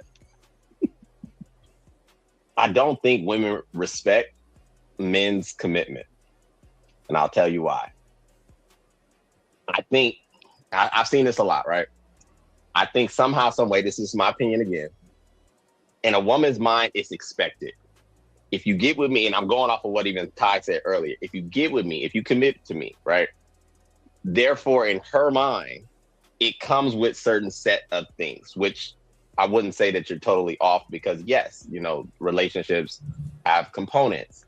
However, what's interesting is that the moment we say that there are certain men that may explore options, that may violate trust, if you want to even use that term, then it's the snapback response of like, well, yeah, I don't feel safe. I feel hurt. And if you wanted to do that, then why didn't you just stay single?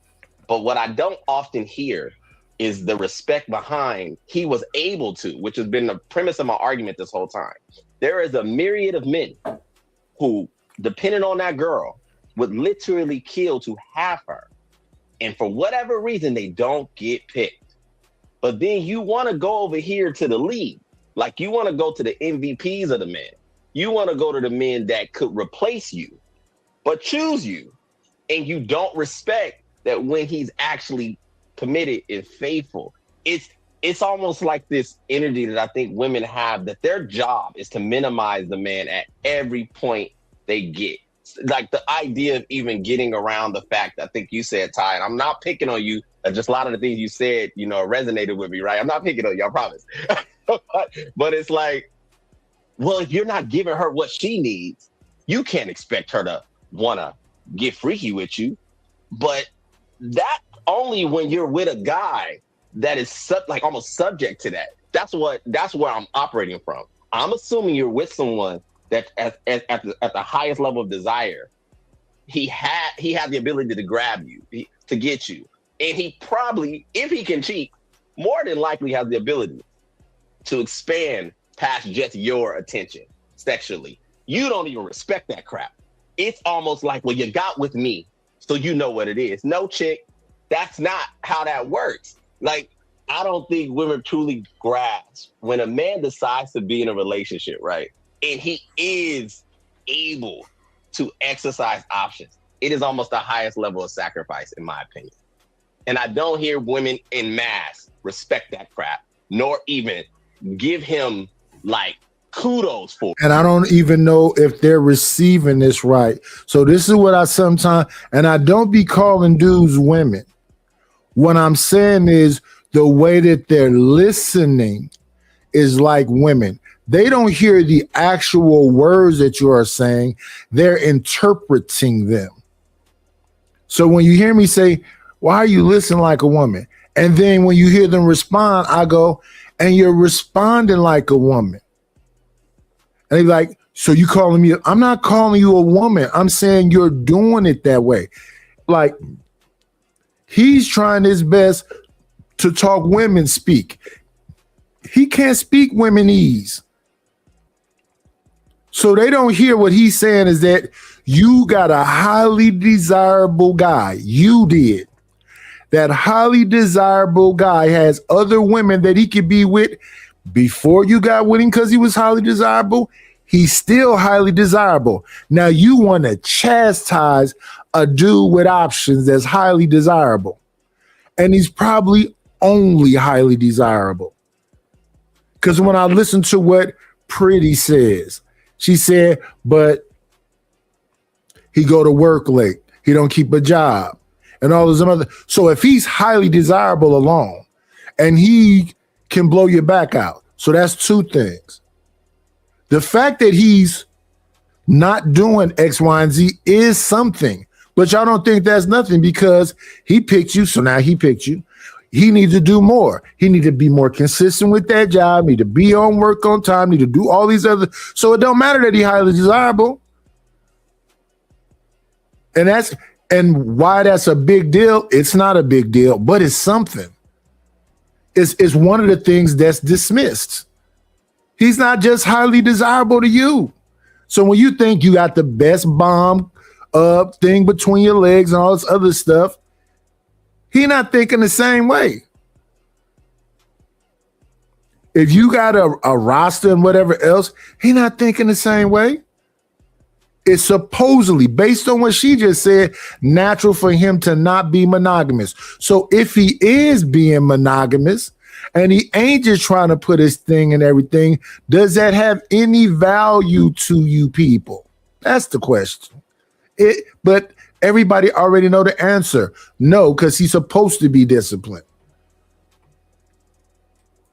It's expected. How dare you cheat on me? How dare you, like, chick, you're one person. Like, I don't think you grasp it, and that's what I don't get. And go ahead, Ty. I want to know what you're thinking, because your face is just saying so much right now. Because I don't get what you're saying. We should respect the moments that he was committed to us rather than focusing on the fact that he cheated. Is that what you're saying? Hold on. That's what I mean. That's not what he said. So you got this highly desirable man and you treat him like them dudes you don't want. That's what he said. Okay, now highly desirable. How smart are you? What's your credit score? How long have you this and that? I'm so confused.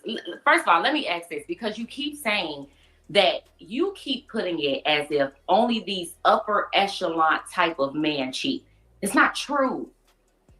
Most men that I have known in my life, big, small, tall, fat, in between, cheat. Okay, they're not upper echelon. They're not the best of the best. They don't got the best job. They don't make the best money. They still cheating. Okay, so it's not the expectation that we're getting these great, great men that everybody wants. I don't even think it's about. I don't think it's about a we thing. It's about a you thing. The individual. How are you treating this highly desirable person?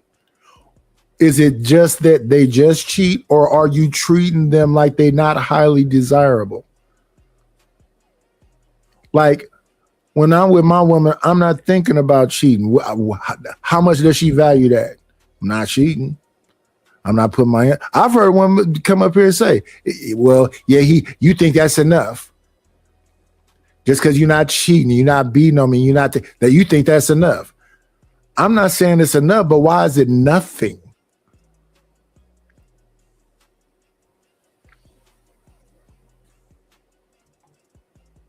And everything is extremes. You might think you getting somebody and you was the only one. For instance, I'm going to use my personal experience. My first boyfriend, like real boyfriend in high school, was not that attractive. Most girls dogged him. And we were friends for a while before we started dating. And I'm like, yeah, why not date him? It wasn't that I was so attracted to him. I grew attraction to him over time because of our relationship. And it felt like, even though you're not the most attractive, we meet on these levels. I feel like I can trust you. I feel like I can be there for you. What happened? He still cheated.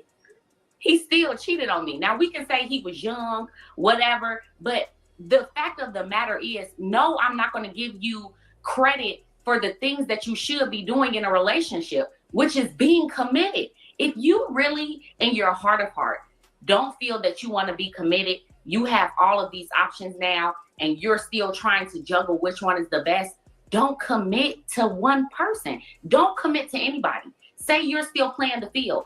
Tell that woman, honestly, I like you, and I would like to keep you around, but I'm still going to be talking to other women. Keep it a buck. That's my thing. Keep it a buck. And if you do that, now you give me the choice. If I choose to stay now. And how many people got to say that? So I say this. Why are people cheating in the first place? Why are you lying in the first place? Women are saying if you just keep it a buck, they might stay. They might not. But why are you lying in the first place? Because this is why they say the good guy is not whatever. Because is he being a good guy just so he can get with you? Is he being your friend just so he can get with you? Then that's not that much of a good guy.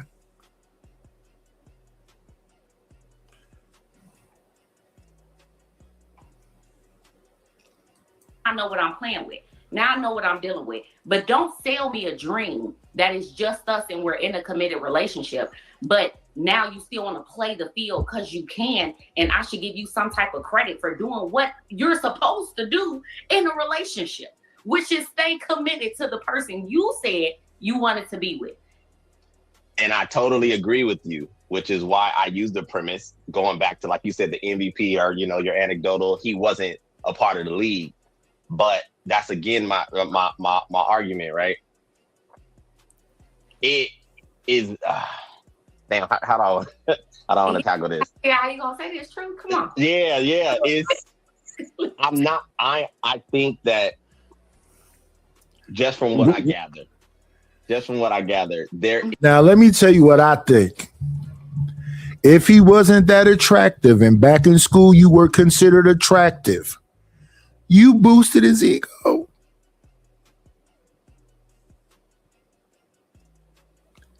Sometimes that's the situation. I could get her. So if I could get her, Now, what y'all might be thinking, but he wasn't that attractive, but he got you. If I could get her, now that's not giving no justification, but that could be the case. And vice versa. I could get him. I remember one of my girlfriends brought some of her girlfriends around, and they said, "Is that your boyfriend?" And I don't know why I was wearing suits, but for some goofy, I was trying to look like Big Daddy Kane. So when we would go to the clubs and stuff, I would wear suits. Nobody was wearing suits. Well, no, that's not the truth. Some of us would wear suits. So I came home a couple times, and her girlfriends was there, and it was like, "Is that your boyfriend?" And her attitude was, if she could get me, maybe she could do better. And that's how I end up getting stabbed. Because I heard one of these, like I could be easily replaced. And my response to it was, yeah, man, this. Now, I don't know if it was day or night. I know I was in the bed. And I said, yeah, man, this is over. And I don't know if I was turning over, whatever else, but the knife came down right on my arm.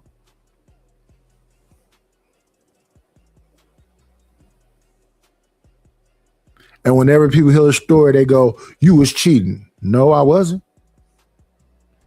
Well, no, I was not.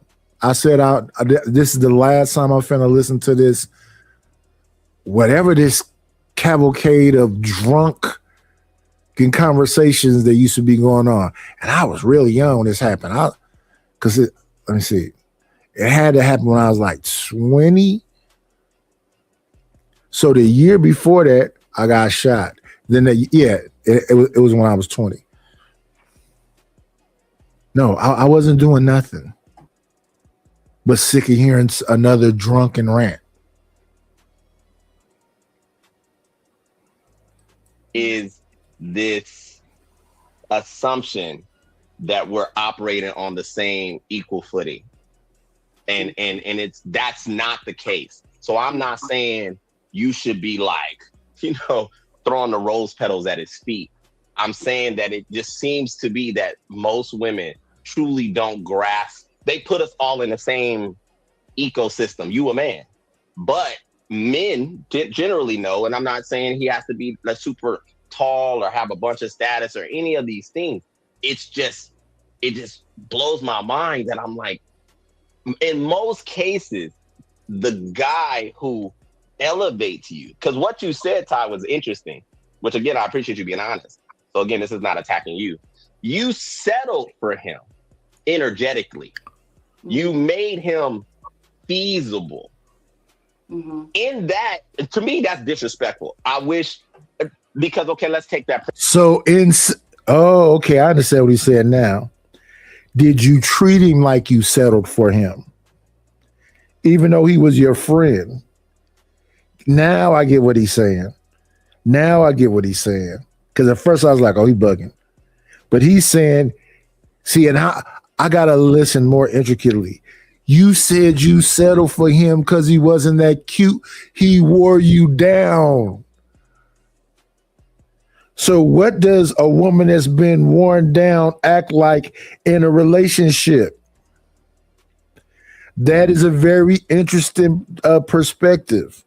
What does a woman who a man had to, and see, I never did that when I was younger. If you wasn't feeling me, I just moved on. And that's another. The women that I thought I was cool with, we were supposedly whatever, cool. Know you from the neighborhood, blah, blah, blah. At some point or another, they was getting at me. And I was like, we friends. And they felt so disrespected when I said we're friends. What do you mean? I don't look at you like that. I look at you like you my friend. So do that mean I'm ugly or something? No, I'm not saying that. And I could never understand it when I was younger. Am I saying something like, and because we friends, I'm thinking we could have this conversation. Am I saying something like rude? Why are you taking it like I'm saying something rude? People want you to be what they want you to be when they want you to be it. Did you make him feel like you were settling for him? Again, this is not attacking you. Did you convey that to him? Did you tell him, you're really not my pick, my choice, but I'm willing to walk this path with you? Did you convey that to him? He knew he wasn't. So you saying no? You didn't tell him? That's why we were friends. Because he tried multiple times and she made him. He didn't try multiple times. Then how did he wear you down? What does he wore you down mean? And see, this is where I think where they start feeling attacked. We're just listening to the story. He wasn't that good looking. He wasn't blah, blah, blah. He wore me down. And he knew he wore me down. That is a little wild. I feel like he knew his way to get into being close to me was being my friend first. He was, like I said. So your friendship was manipulation. So he knew he couldn't have you. So he faked the friendship with you and you felt you were manipulated. So if you felt you were manipulated by somebody that wasn't good enough, how is that not settling? And if you settled, how did you make him feel when he already felt like you were settling? He wasn't that attractive. He was a bigger guy. He was cool. Hella cool. Great personality. You know what I mean? But not a looker. But Todd, with respect to his nobody else question, saw him until I saw him.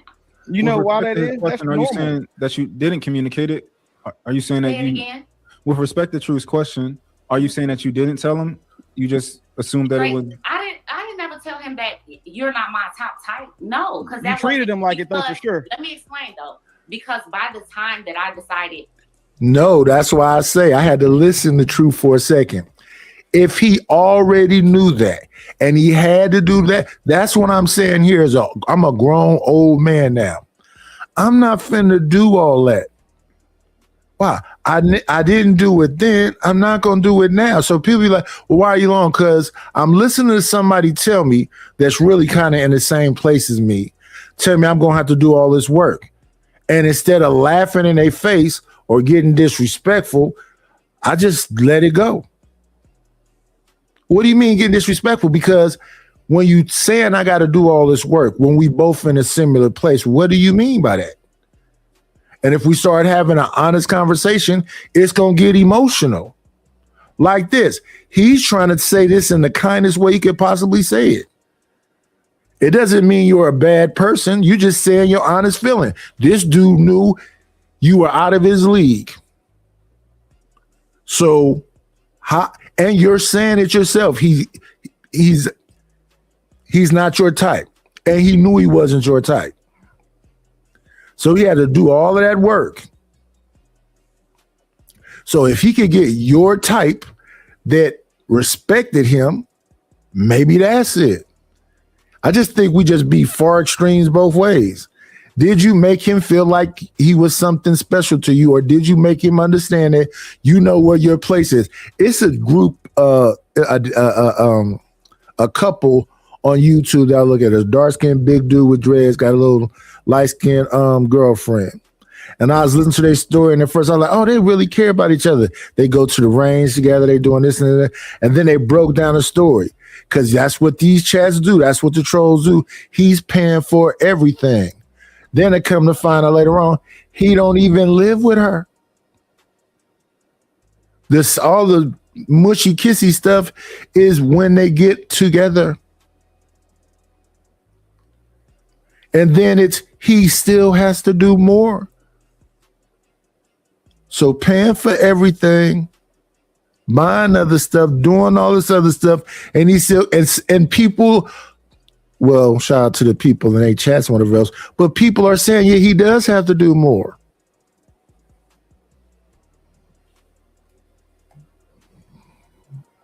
When he finally did shoot his shot, right, my mindset was, Why not? What could I lose from it? Why I not? could only It's gain from it. I didn't see it in crazy. my mind, honestly, as me settling. I saw it as this would be the best choice for me. Instead of going for somebody else who I just see as attractive, why not go for somebody who I feel actually values me, who we have a good relationship, who I feel like and trust? You know what I mean? Like, I can look past that. You starting to look attractive to me now because I like all these other things about you.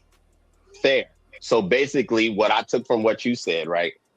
Because you and I did say this. I'm not advocating that men be dishonest. I'm advocating that typically the men that are honest are the ones that would not have to wear you down to get your attention.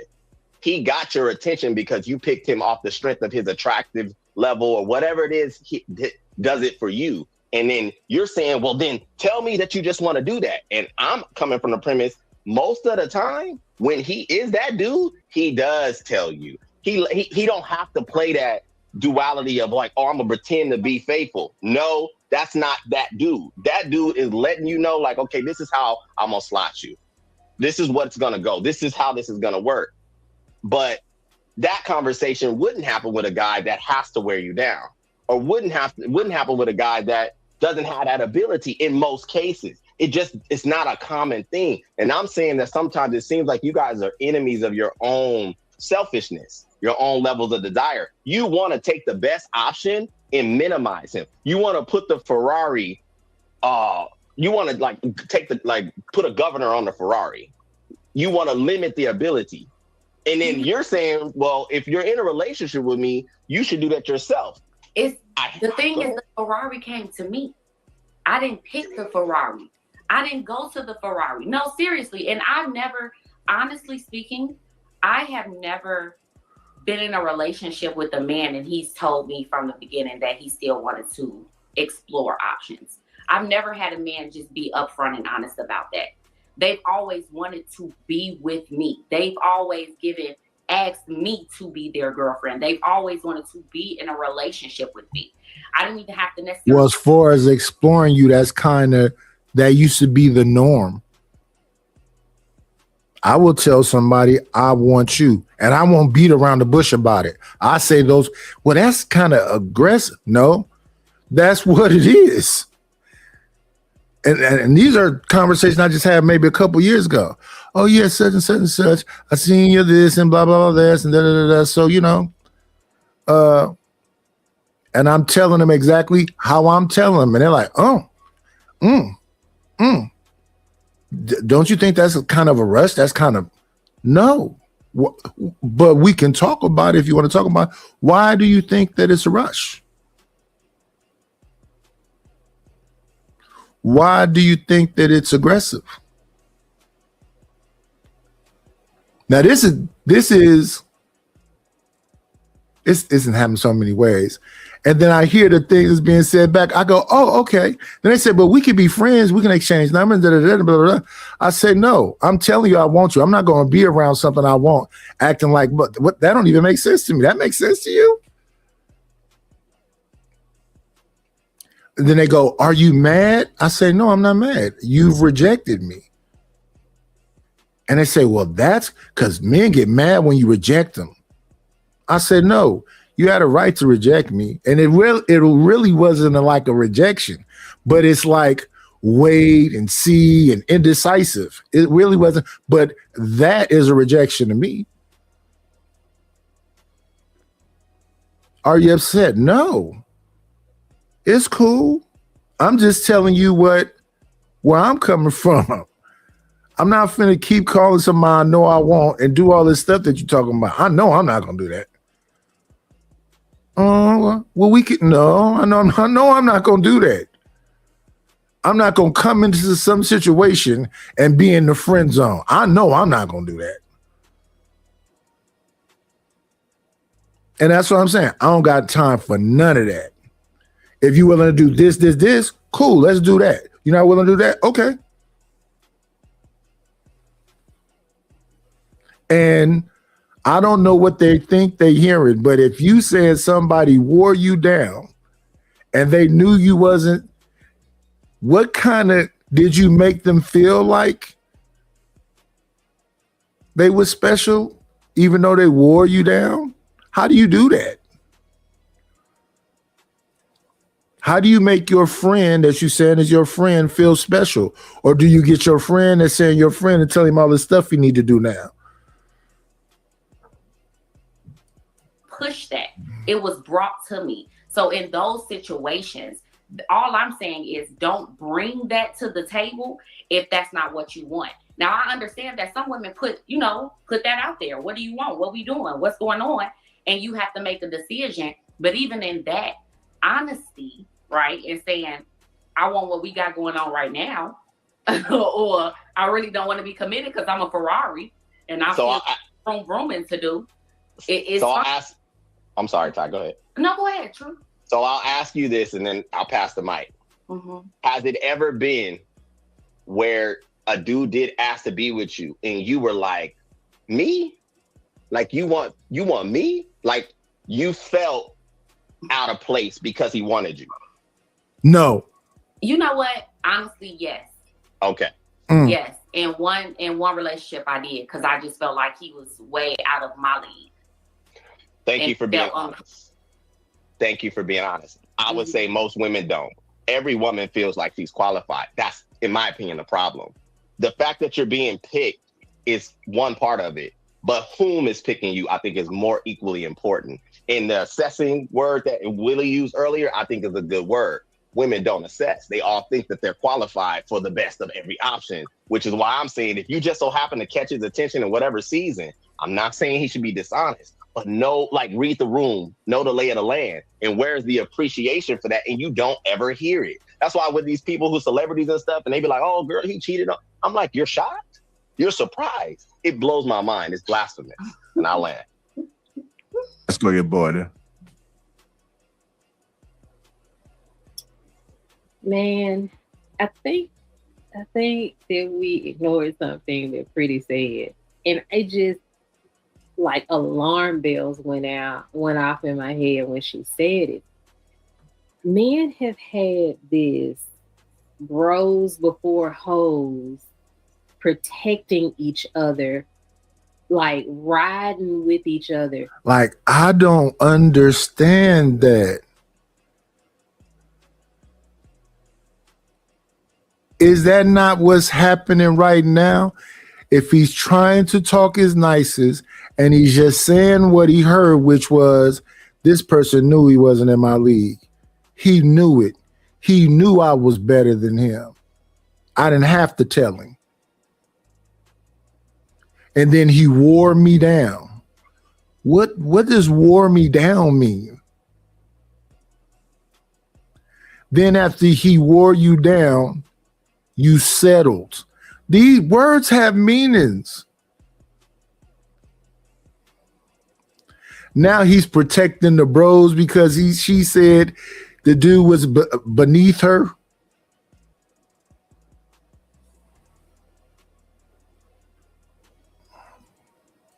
No matter what now. You know what I'm saying? Like, it's almost no code. Like, you can cheat on your girl, cheat on your wife. You can do all, like, they co-sign a lot of problematic things.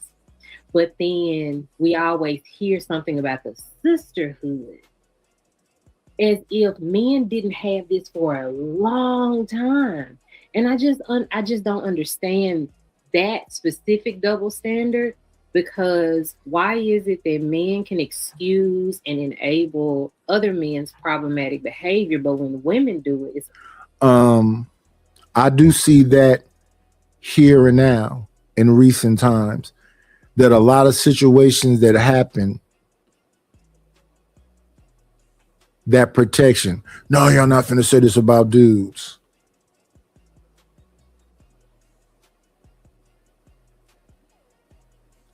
I have seen that in recent times. But that's interesting what she's saying also. So if she's saying the bro code always been around and you can cheat on your wife and all this other stuff and ain't nobody gonna say nothing about it, that's interesting. So in that scenario, that goes against what Pretty says.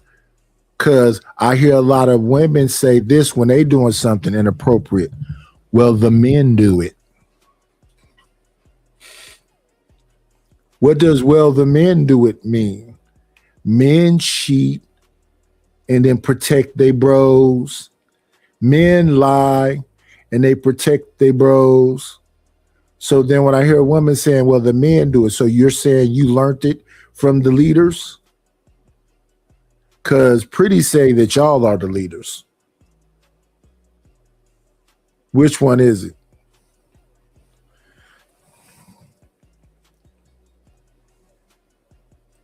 Problem for you.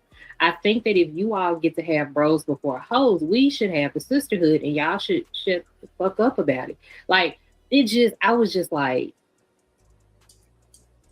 was I the only one that heard it like that? What's up, Stan? Y'all be covering for each other, and I don't know. That just did something for me when she said What's it. up, I was Stan? like, y'all Stan need came to not around with ever some more bring up paragraphs. the sisterhood and feminism if you're gonna have bros before hoes and your little whatever y'all got. But if that's what we're Not your little whatever y'all got. doing, the only people that should have that talking point are the hoes, because those are the only ones that are being put behind anything. Notice we don't see good women in the sisterhood, or wifely women, the women that we respect, that we admire. None of them are in the sisterhood. It's always the undesirable hoes or the, again, feminists that men generally don't want. So when you're saying bros before hoes, the cold part is, ask any man on this panel, would they condone their homeboy cheating on their wife? And I'll give you $100 if one of them says yes. Because that shit doesn't happen. We don't condone shit like that.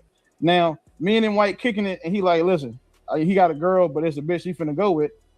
He already know where I stand. It's understood, like, nigga, you might not want to fuck up what you got at home, but he a grown-ass man. I'm not gonna condone it just because I don't duct tape that nigga's ankles and tell him he can't go. Like, I don't snatch his keys like he's drunk and say, nah, bro, you can't go fuck that bitch. That's not what happens. None of us are up here ever probably, I would say, even in the chat, most men aren't going to condone a man cheating on his wife. And most of us aren't going to even condone a man cheating on their girlfriend. Even though there's times we can understand it, we can see why they want to do it, but we don't condone it. So to say that, bros before hoes and the sisterhood should be the same, cool. If that's the stance, then the only people that need to have that are the hoes. Like, and by hoes, I'm just a blanket term for just undesirable women, because those are the only women we see in the sisterhood anyway. I guess I can agree with that, but as long as we saying that only because honestly, I really don't know how y'all view sisterhood. Like, Pretty had a panel where we talked about the sisterhood and like what it meant to us, and I think that it is completely where is that different at? than what y'all think. Pretty and so I can intellectual. agree to that if you're saying that the only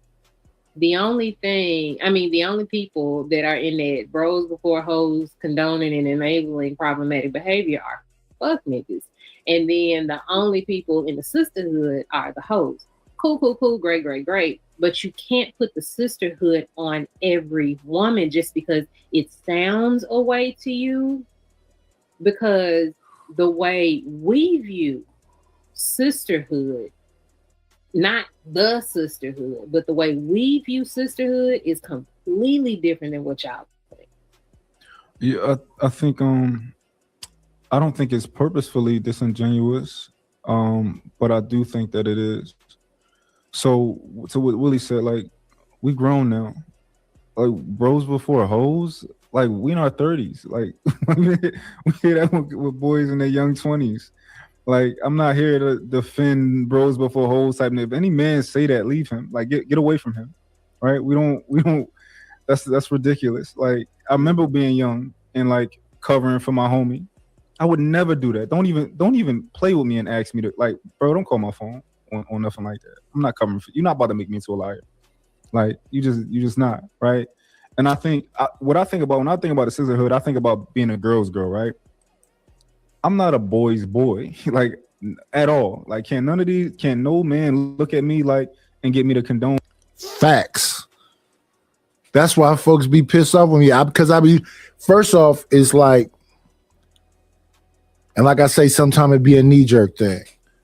First off, I'll be hearing stuff and I'll be like, it's too many people agreeing with it at the same time. I find something wrong with that. like, yes men type of thing. That's why I'm not so quick to go, yeah. But then when I look at a bigger picture of something, that's why I said earlier about the Corey thing. I know what dark comedy is. I know what dark humor is. It's dark. So if anybody should have understood the dark humor, it should have been me. And I mean, years of it. That's why I talked about Lenny Bruce and George Carlin and all of them. And I even talked about the shock jocks. That's not necessarily a comedian. Howard Stern is not a comedian. He's a shock jock. Don Imus is not a comedian. He's a shock jock. Opie and Anthony. Anthony Cumia is a comedian, but Opie wasn't.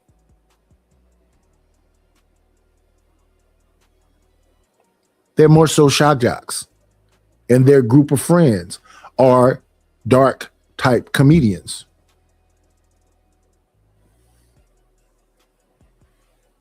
And then when it comes to the friend group thing too, like I look at this guy who like breaks down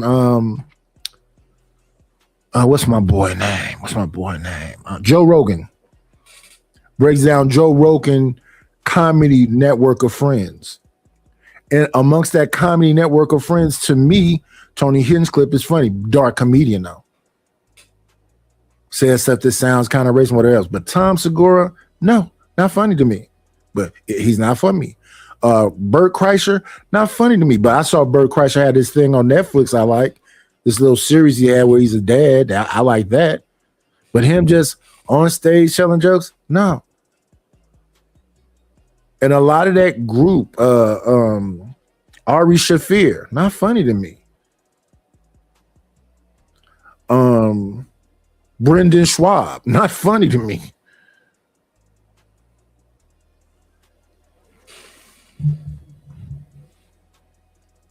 So the bro code, yeah, that's some kid stuff.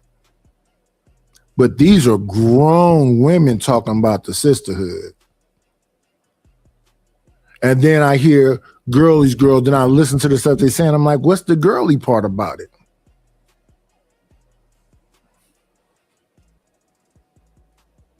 But then again, I'm a man. I wouldn't know what it is anyway. His bullshit because he's a man. That's just never going to happen. I disagree all day with whatever, if I disagree with it. But I don't know. And it could be I think most of what we believe is perception anyway, right? My perception of the girls is that they look like normal girls. They look like, all the regular women. Like when I'm watching Pop the Balloon and then, a woman say something stupid and all the girls is like doing a little like. Yeah, that right there. I don't like your shoes. You don't look like you intentionally. That's the right there. That's why me looking at it, it starts sounding like Charlie Brown teacher. That's why y'all might see me look at a popular balloon and only look at one person. Because it's like a skit. Is that really how you feel about men?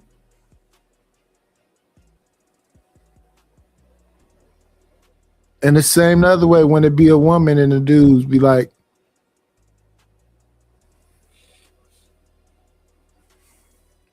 average people, I would think would have a little bit more compassion.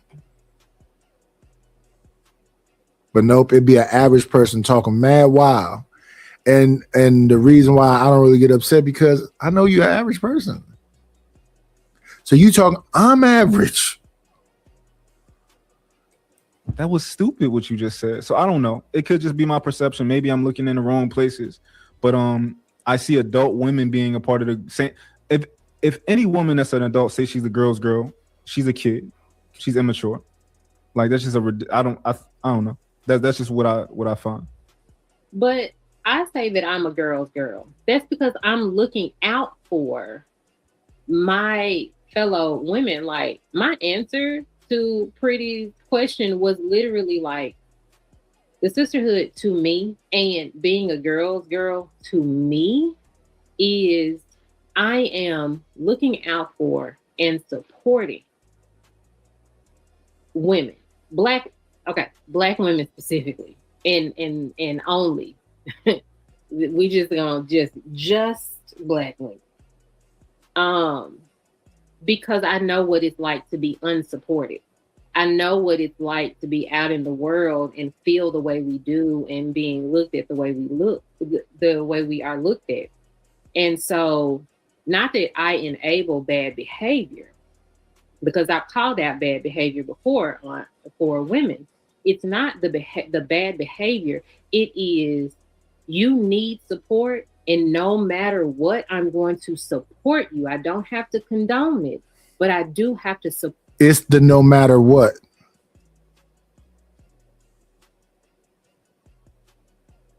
Because the no matter what is like what was being said about the bro code. I don't even know what that is as a grown ass man. It's like some kid stuff. No, I'm not just going to condone whatever some man do just because, oh, that's such and such. And, oh, you must hate. It's not a hate thing. And like I say, I know dark humor, but I couldn't be, but I'm not around it, so there's no point in saying that.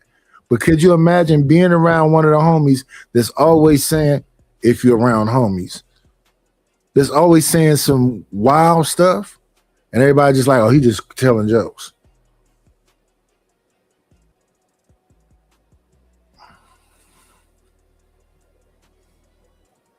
But that's what's up to interpretation.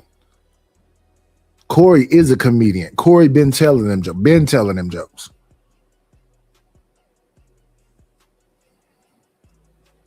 For you at a certain level, there's a baseline there, and that's what being a girl's girl and being in a sisterhood is for me. So it's not for little girls. Now, when you hear the stupid stuff, being attached to being a girl's girl, that's another thing. But truly and genuinely for like grown ass women, It's like not hearing what was just said. You're on the pop the balloon with what, however many women, somebody say some bogus stuff and they all do whatever that thing is, clocking. And if what she said was actually that, why not just pop all the balloons as soon as you walk out? Why does the thing need to be said? Even on Arlette's thing. Okay, they didn't choose each other. Can you tell me why he didn't choose him? Because that's the T part. What is it you don't like about her? I don't want to say nothing negatively about her is what a lot of people should say. And I think that what I'm going to say might be taken in a negative manner, so I'm not going to say it. I think that's what those adults should say instead of saying something that they know is already going to be offensive.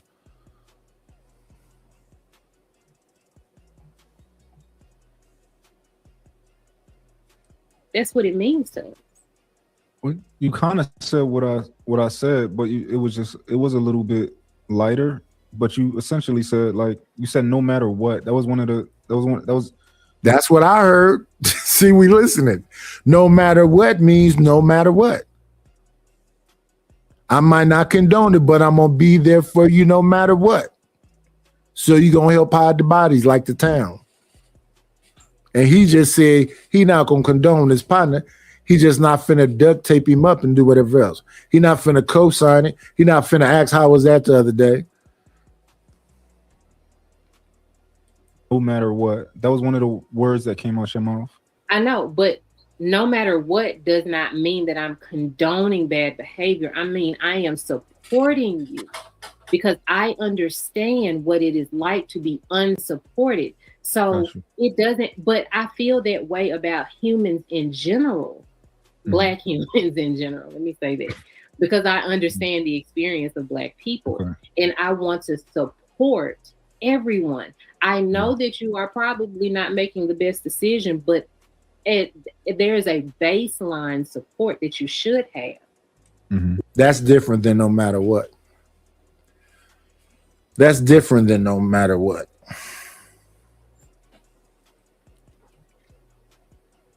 Well, for me, that I should have, and for anybody that feels that way, like me. So that's what I mean. Well, fellas, I don't support y'all no matter what, you know, and I think I'm still, you know, relatively good guy. But if you on bullshit, I'm gonna call it. I'm gonna say it. Okay. As you should. Well, I'm gonna say that like I haven't seen it yet, so you know, Good for you. You're being a boy's boy. As I've seen it, you've been very boy's boy all the times I've been on a panel with you. So good job. Fight the power. But when it comes to like the idea of like the sisterhood, right? And women and how they interact with each other, it is scrutinized because I feel as though men are very aware that when women unify, similar to when Black people unify, like y'all have no power.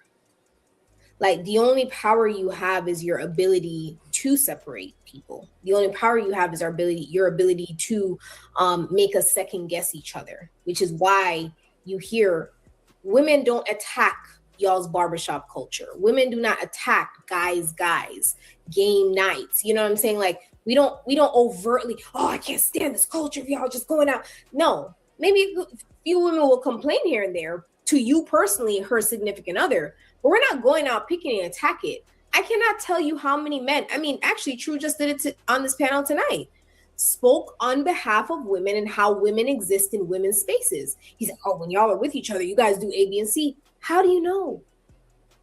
You weren't invited to brunch. You don't have a mimosa in hand. How do you know? How do you know how we react to each other? How do you know what we talk about? You're not there. You didn't get the invite. So for me, like I always wonder why it is that you guys are so invested in telling us what we discuss when we're amongst women, how we correct other women, how we talk to other women, what we say, what we are complicit with, who we co-sign. You don't know. You're not a part of the conversation. But it's because you need to neg other women and weaker-minded women who will second guess women because of what you say. Because you say things like, oh, women don't hold each other accountable. So they mirror and echo that rhetoric. Women don't hold each other accountable. But when women hold each other accountable, like for example, when I brought up to Mont, when I first met him and I said, you were essayed by that lady. If I would have met that lady and have spoken to that lady, I would have held that lady accountable because you were essayed by that lady, right? But you didn't want to hear that. You didn't want to hear me hold another woman accountable because it's only when it's a way that we're shaming and berating. No, we hold women accountable all the time. It's just not in the way you desire. And I'm sorry, but like, I don't know what to tell you. And Mike, can I 10 seconds? You know, I think anybody on this panel and in the comments can objectively say that I've been attacked by men way more often than you're attacked by women, right? Because objectively, you're probably a girl's girl and I'm not a guy's guy. I stand on truth. I stand on what I believe in. And if I'm wrong, I'm wrong, right? I get attacked all the time by men that you say I'm in this, you're so pro man, but like they call me a simp in the comments all the time. It is what it's my life on here. I don't care. I stand on it.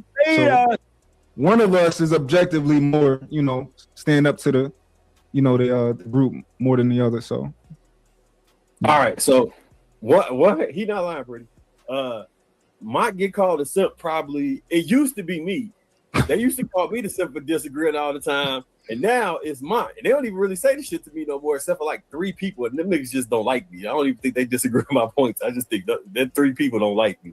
You know, yeah, it worked that way. But yeah, he normally don't agree with the men in general. Damn, it was so many different things. So okay, I'm gonna start with the boy. Like I agree with my point about that was when we was younger. And like how we clicked up as younger men and how as we I never was in no bro code. That's probably why people had an issue with me. I remember I'm walking around in the neighborhood and I see my little brother and my big brother chunking rocks at this old ran down car wash.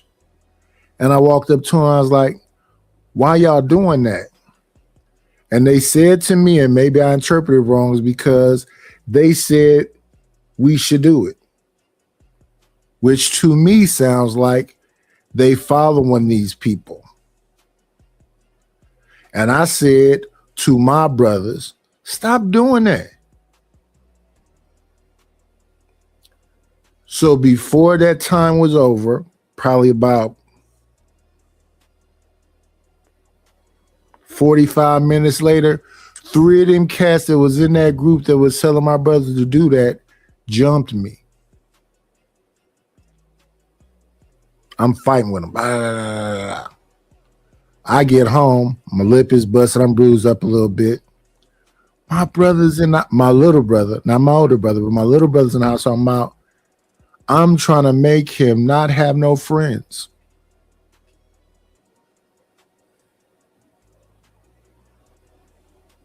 Now, my older brother didn't say nothing to me like that, but they was kind of like distant from me. I never did the whole go along to get along. I don't do the flunky thing well. Why am I doing it? Even if somebody say do it, why am I doing it? Even if I'm about to, and I got into a lot of skirmishes that way. I'm not finna do whatever. I'm not finna do that.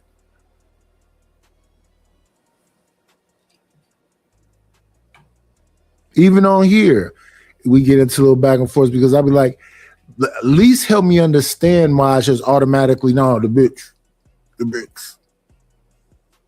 Same thing when I'm talking to, like, I used to have real conversation with Bomb Chair, and I'd be like, explain these men. Explain that to me. Well, Knightish, you sound like the manosphere. You sound like the red pill. And I'm like, how? Because I like back then, I understand when it was like the pickup artists. I know about some of them. I know about, the pimps. I know about, the upper echelon supposedly guys. And I don't know how many of them is all on some the women stuff, because I don't pay attention to them like that. But just things that make sense to me make sense to me. If this person just got through saying this person knew they was beneath me and I settled for them, that means something. And if this person says no matter what, that means something. And if this person to tell this man right after he says something, you're a liar, and he don't go overboard and go, since you called me a liar, I'm finna call you out your name. I'm gonna let you say what you say. I'm just gonna respond back. That's the difference to me. Because it's some cats on here, you call me a liar and it's instantly B word. If you suggest I'm lying, instantly B word. It's interesting, to say the least. What's going on, Deacon Dave?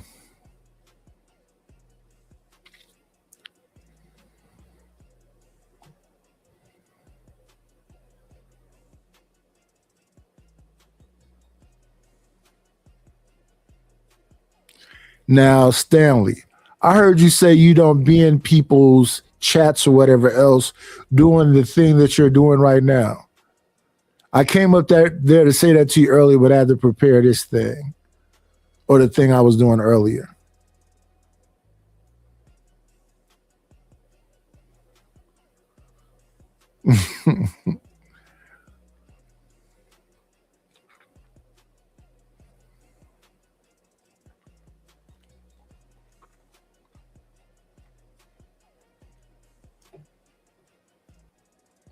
Let me see. You got to put the time in, right?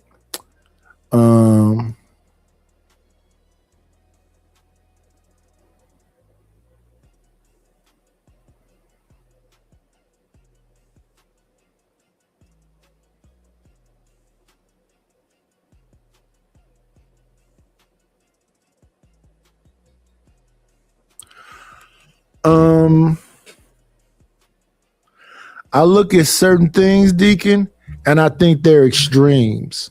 Hey, Shiesty Bum. But I look at certain things and I think they're extreme. Like, I don't totally agree with, some things, but I'm not going to make it seem like it's some beef. It's not no beef with Sharon. And I don't be over there enough to know about whatever Brownsville is doing. If Brownsville just want to say hello to the Queens, okay. I don't be in this stuff on whatever that is. Like they try to talk to me about Chalk and Shiesty Bum and Bomb. I think they funny sometimes. They can be extreme sometimes, but I think they funny sometimes. Some of my subscribers came from Bomb channel. Some of my subscribers came from Jay Prince channel. This is the difference between Bomb Cherry and Jay Prince. Bomb Cherry never was like, fuck you, Knightish, you a piece of shit. Me and Bomb do our little thing. And then she said, you know, you look like my uncle and cousin, blah, blah, blah, blah, blah, blah. We cool. Jay Prince is trying to say I'm a white man and that I'm stealing his material and all this crazy stuff. So since he's doing all that extreme crazy stuff, listen, even Stanley be doing this dark skin, light skin thing.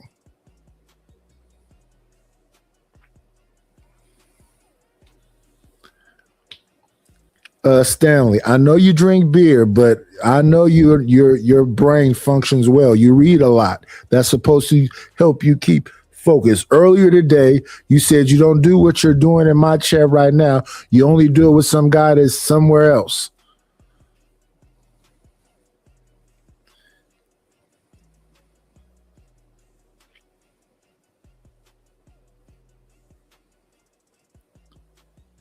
And now I don't know what you're talking about.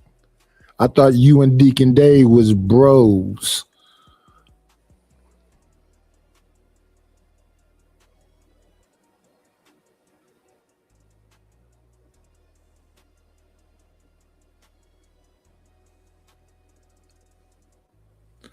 And that's it. So if it wasn't for Shiesty Bum and Chalk and Jones for more and Bomb Cherry, I wouldn't know about the mammies and the pick-me's and male identified and all that stuff. If it wasn't for Angry Man talking to me,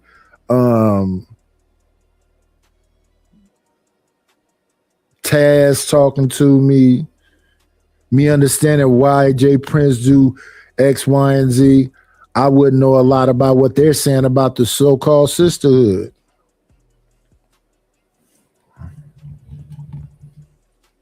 But we're trying to find our way back, right? We've been knocked down, got to get up again. So let's see, we did 2 shows tonight. Earlier tonight, we were talking about Dame Dash and talking about money. And Stanley is supposed to have been doing the show over here. See what I'm saying? But I think that's like bad idea because every time I try to do a show with somebody, stuff go left for some reason. That's why I stepped away from that. I was supposed to interview so many people, and not one of them worked out. And a few of them I thought were going to be hilarious. They just did not work out. But me and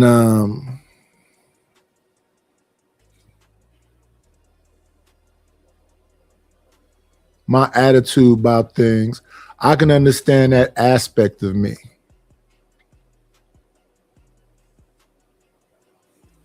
And like this thing about canceling somebody, I don't believe that's real.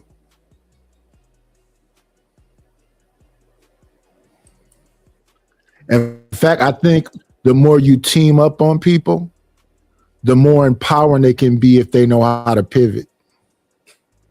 If they know how to pivot, all that stuff you saying about, it ain't gonna work. It is not gonna work. Going after the so-called sisterhood is empowering them because they can point their finger and go, see, there you go. They're doing it right now. And then I try to look at it and pay attention and say, let me see, is it being done right now? NDW. Okay, we can get out of there. Come over here. And let's do a little bit of this. I didn't mean to do that. Let me see. Yeah, if y'all want to be kind though, could y'all share out the channel so we can get up to our 500 subscribers if we don't do nothing else? I'm asking everybody. I'm asking Sin. I'm asking Shiesty Bum. I'm asking Stanley. I'm asking Deacon Dave. Candy Cane was doing it, but Candy Cane, everybody, help your boy get back. Let me see. And join the Discord. Deacon Dave, all y'all join the Discord so we can chop it up in the Discord. Let me see. We are going here. I alwaaz feel like somebody's watching me and I ain't got no privacy. Shout out to Taz reviewing Freezy. This one is called Anton Daniels' former supporters interview with No Captivity. Expose the bag chasers BS.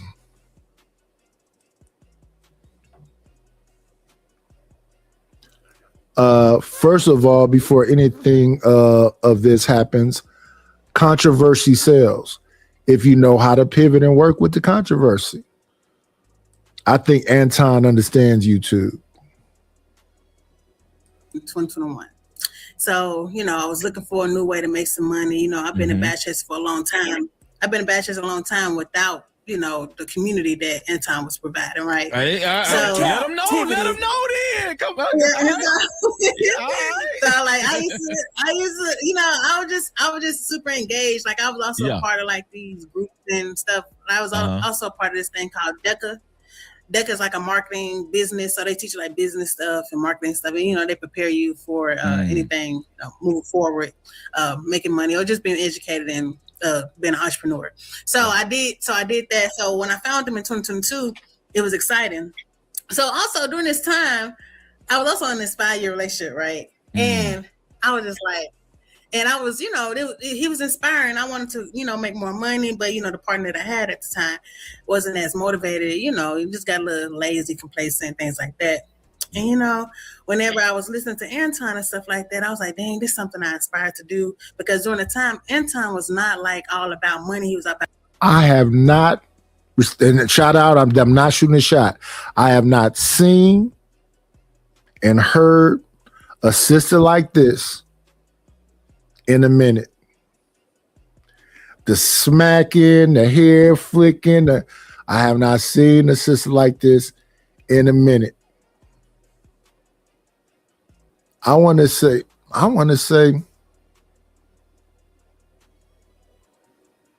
since like 2018, 17. Shout out to her with the hoops and all.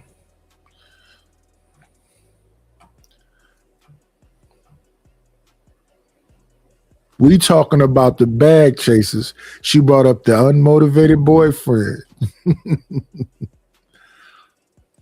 Like sacrifice, God, being somebody that's willing to do what's necessary right now, so you got to worry about anything later. Like that's what he was about. He wasn't about anything flashy for real. He was like, what you should be doing in your 20s so you can make sure your 30s and your 40s are prepared. So that's how he was. So that's what made me be inspired to be with him. Would you say Anton was a little more humble, grounded? He was more grounded back then? Absolutely. And he engaged more, and like anything that he offered was it brought an impact, and you actually can learn. Like now the stuff that he offers and he talks about, you really can't engage with it because it's not even accessible because for beginners and stuff like that. That's when I, met him. And also during that time, I ended up leaving that 5-year relationship too, because, I wanted me a different type of dude. I just wanted something that got a hustle in it. Cause when you mess with them corporate dudes and you come from the hood and stuff like that, it's cool. But I need a. So she said she came from the hood. She's saying Anton was inspiring her. Or where are we going with this, Miss Fanny P? man with a little more you know what I'm saying? Like I want to get some paper, you know. I don't need no drug dealer, but I need some energy, you know. But you know, as a man, I got to tell you now, a lot of men are going to interpret that right there as she left her man to be close to Anton Daniel. I don't know how else you can interpret it. The energy, I don't know how else you could interpret it. But shout out to that sister. No hate. If you see what you want and you the type to go after it, hey, shout out to the shout outs. That Anton Daniels was really like the motivation for her to leave her dude and to pursue another dude, another type of dude. Like, I don't know. I don't necessarily think that way, but I know what I'm hearing and I know how it would sound to most men. You know what I'm saying? Like, it makes men that point to the internet and say you can't trust women, it makes them feel valid to hear stuff like that, because that's kind of crazy for real. Like, you start watching Anton and now, you know what I'm saying, you want a whole new man. But, so, and it was just inspiring. And whatever they want to say about she hood and whatever else, her energy though, that smiling. I got a cousin like this too. That was talking to me one day about something that happened at a at the gas station. A dude walked up to her singing and doing blah, blah, blah. And he was doing it. And she kept saying, he was doing too much. And I say, you know what it is though, cuz? And then she always, cause you know, she always think I'm finna say something crazy. I said, I'm gonna be honest with you. You say, what you think it is? I say, you bubbly. You smile a lot. You got a lot of energy. You look like you on the go. And she said, do you think that's a bad thing? I say, no, it's not a bad thing, but it will make some dudes think you're approachable. I wouldn't tell you to change none of it. It's the sweet thing about you. But that's why he came up to you singing to you and came up to you being comfortable and came up to you trying to talk to you.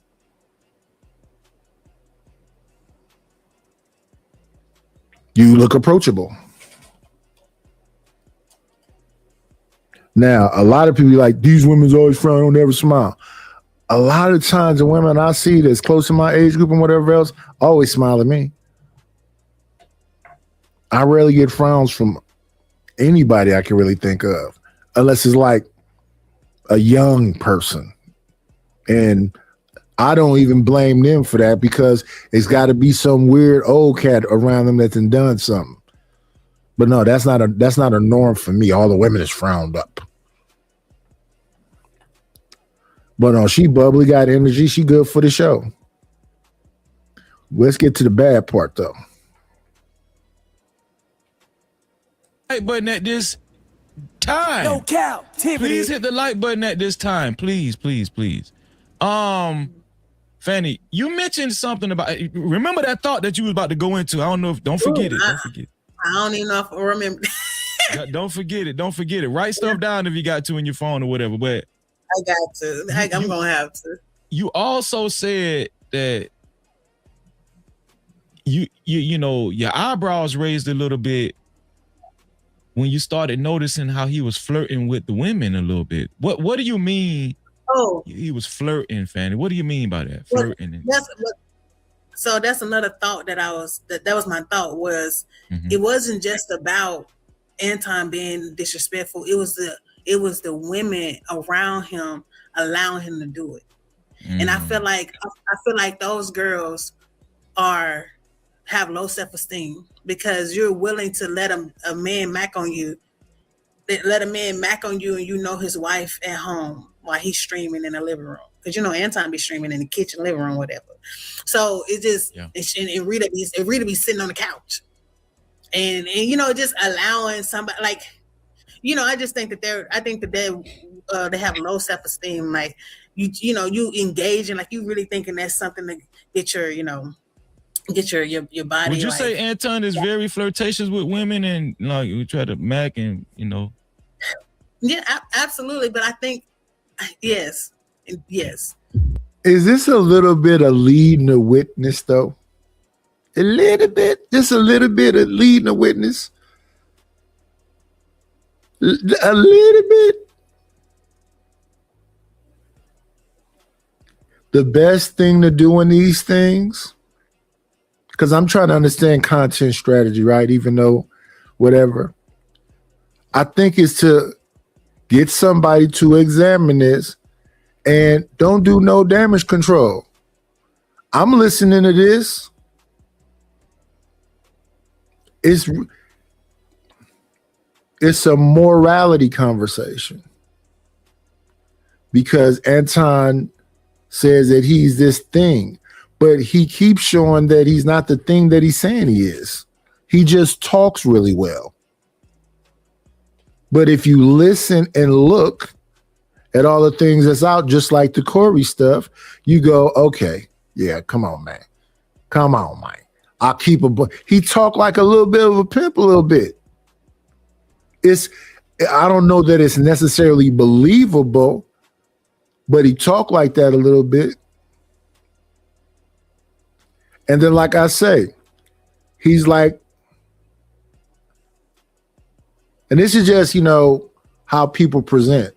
He's like a cool nerd that know a little bit about this and that. And like, I listen to people who call themselves this. Like I remember when the GBG group was around. Granville used to say, like he was a nerd and whatever, but he got word of mouth. He got a mouthpiece on him. Cheeky say something similar. He got a mouthpiece on him. He not reserved and quiet and blah, blah. No, so that's how Anton come across. But I don't think people believe all the, how he tries to present himself. They do believe he understands content strategy. They do believe that he can show them how to get something. And if he ever started getting some testimonials about, oh yeah, I went over there, I learned this, I got this amount, I got a few dollars, it's over with. They're not going to be concerned about all that other stuff. Oh, you can show me how to make a couple dollars? The bad case is actually making some money?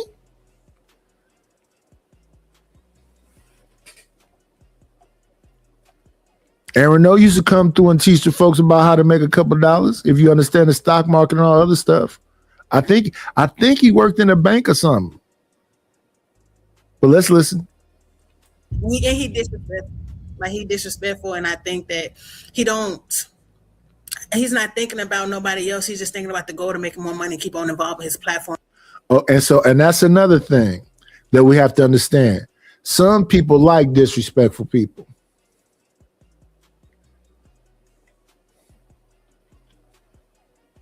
And they want you to stand on the disrespectful stuff. People like seeing what do you call himself? What's the Punisher name? Frank something. They should like to see Myron kick somebody off a fresher fit. They like to see Anton tell the women X, Y, and Z on the panel. If you're around a man like me and woo, woo, woo, woo, woo. And I go, that's very interesting. Because some of them be smiling, look like they co-signing. Even if it's disrespectful, hey man.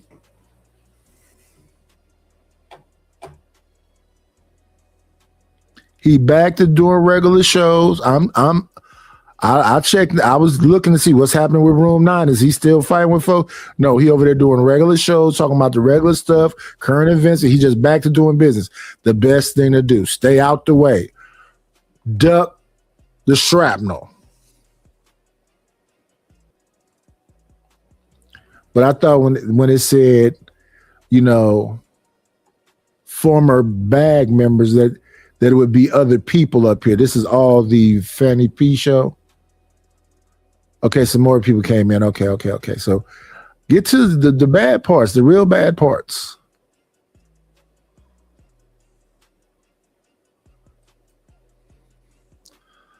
Ashton, we was all on the panel together, and that's when they had found out that I wasn't the mole, and I wasn't somebody who was, talking over there to them. And then that's when we found out Slimmy was. But when we was over there with Ashton panel, and that's when we checked Drip or whatever too, because Drip tried to act like he want to part or whatever. But Drip innocent. He was innocent.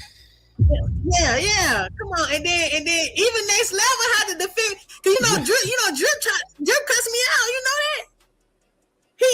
I don't remember. He didn't cuss me out, but I think he got rattled with me, like he was like, "What's good?" Yeah, like acting like you can't check me. You trying to get me for my lie, but you know how people do when they lie, they don't want to admit they lie, or whatever, or they scared or whatever. But those were referring to. I just wanted to say that because that was during the. Listen, people, if y'all have not subscribed to the channel. Subscribe to the channel. Y'all know the whole thing. Like, comment, and subscribe. If you'd like to hear it in a funnier way, let's do this. Knightish and the layer. Take the light, please, on this time. And cash at me.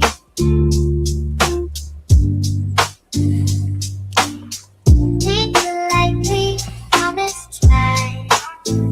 And cash at me.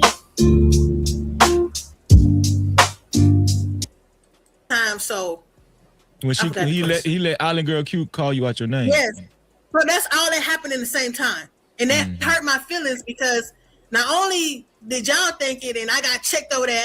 Because you thought you and Slimmy had enough rapport and y'all was close enough. Y'all had talked personally before. It's not like they was like boyfriend and girlfriend, but they were they was close. They had a good rapport, and Slimmy liked her. He liked her, and here's another thing. Let's just keep it 100. Slimmy liked that you had a crush on you.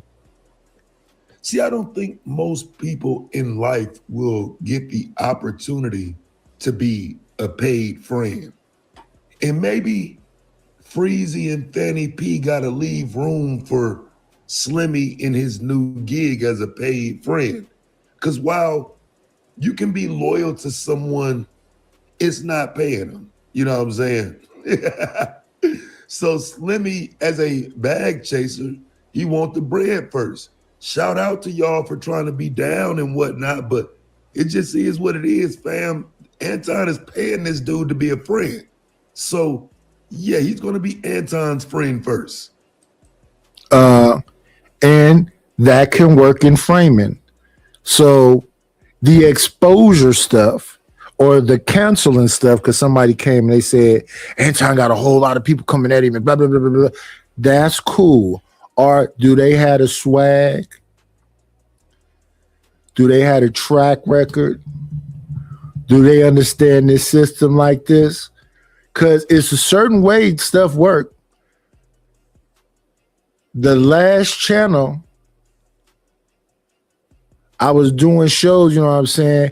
And the current events, I never really did current events like over and over again. And I forget God who came up here and say, do you go back and look at your content? And I said, no, why would I go back? I'm cool with whatever's there. That's me. Whether I'm drunk or whatever's going on, that's me. I went back and looked at something from them, like, I guess when I began this channel, I deleted all that crap. It's too much stuff about one person. It's too much stuff about one person. Even though this is still live and active, it gotta be a cutoff point. Even if it's what the people want to hear about, it got to be a cutoff point. Because even myself, that's hate. That is hate. Why are you talking about that one person so much? That's for me personally, especially when I don't care like that. Especially when you look at the larger picture. I'm a person that walks around there and say black folks be getting at each other too much. We're first to tear each other down. And then I look at some shit, I'm like, that looks like hating. You know what made me think about it though? I was looking at the Mano Fabulous Davies show. I forget what, something about the rap. And they had a short where I forgot who asked about, do you ever see yourself sitting around hating? And then it's a song by, what's the boy name? What's the man name? Honeycomb Brazy. Honeycomb Brazy got a song, and the song, I clipped it. It's one of my clips. He say, if I ever go to sleep hating on a nigga, then Lord don't, I was hating. I had to delete them shows. And I need that watch hour time. I had to delete them shows. And now I'm being way more conscious if I'm hating. Matter of fact, it was Manosphere Algorithm that Mano and them show. I forget who that was to tell me, do I go back and look at my stuff?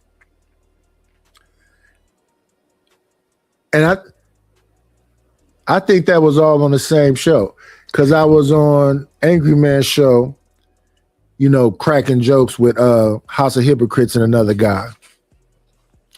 Now on that show, I didn't think I'll be listening to myself. I wasn't really trying to cut people off. I'm just cracking jokes, blah, blah, blah. We move forward. But yeah, it made me come back and look at these shows, and I'm listening to myself on these shows, and I'm like, damn, how many of these damn shows is this? Even though in my head, I'm thinking I didn't do that many shows. But when I went back and watched it, too many shows.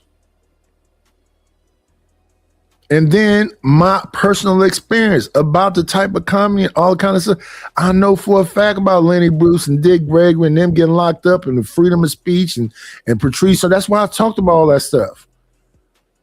And I agree. Don't just throw a jacket on somebody, even though the joke is that kind of joke. And if you look at that clip, with, like I said earlier, with Patrice O'Neal on that news show with that woman from NOW, the National Organization of Women, that's what the whole debate was about. How far is too far? Ask George Carlin. Ask Lenny Bruce. Ask Patrice. But let's move forward. So the so-called bad guy that he's not being moral. He's not that good of a guy. Can he help you make a couple dollars? Because if he can, and he can pay friends and all the other stuff, and Charleston White come back on, he about to do an interview with Tasha K. If he can move around these social media streets and duck and dodge and bob and be the Highlander, be Neo in the Matrix, this gonna pass.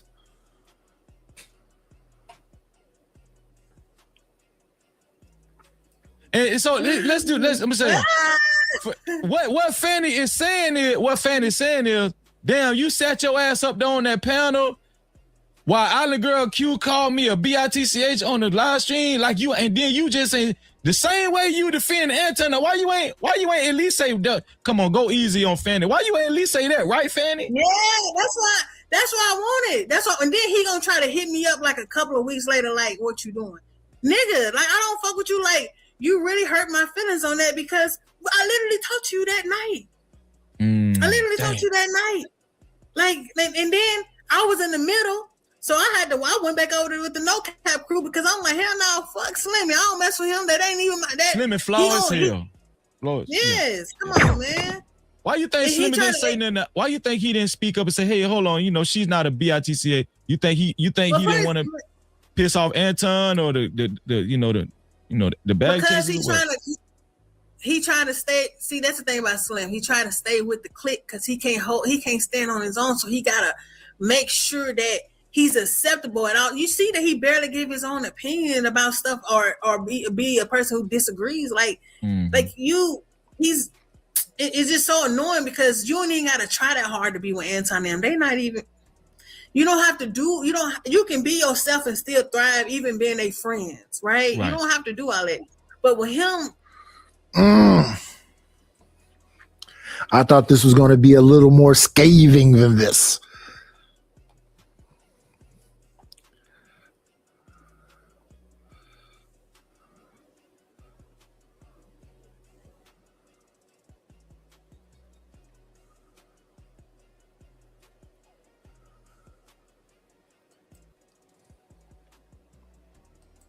and introduced me to her. But he does another interview that I think is very important, and that's the interview with Tyranny and Lakeisha Keisha. Now, if you're unfamiliar with Tyranny, Tyranny is the young lady that... Shout out to Tyranny. But Tyranny always came with her gloves on.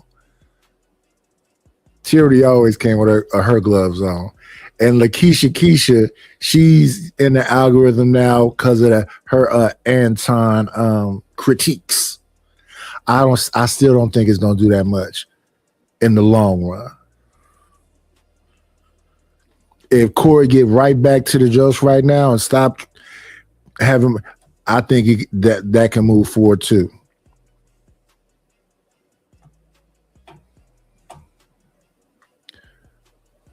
Anton Daniels attacked. He attacked her children. And again, she was once in that space rocking with him heavy. And so shout out to Freezy for bringing in Tyranny for an interview. Let's check that one out. I mean, he couldn't find nothing else to talk about. I mean, he looked at a woman like me, I got it together. He couldn't talk about my face. He couldn't talk about my language, the way I speak. He couldn't talk about nothing. So it was a cop-out. I feel like Anton is insecure. And only reason he is big and bad is the same reason I want my kids to be big and bad is when I leave some life insurance. But without the money, what is you? Without the money, what is you? You married a beautiful Black woman and you trying to replace her with internet females. That's crazy. What motivated you to say that, Tyranny? Go, you take yourself off mute, Tyranny. You take yourself off mute. I said the Holy Spirit came on me. Okay. I woke up, no captivity. I've been seeing this, and it's wild. It's disrespectful. And again, we always talk about holding each other accountable, but I think it's very disrespectful, ladies, when you up in another man's space, especially if he's married. I don't care if he's cool with it or even the wife is cool with it. You got to know your boundaries. And him and her have been saying things about me, so it just gave me more motivation to say something that night. What about you, Lakeisha Keisha?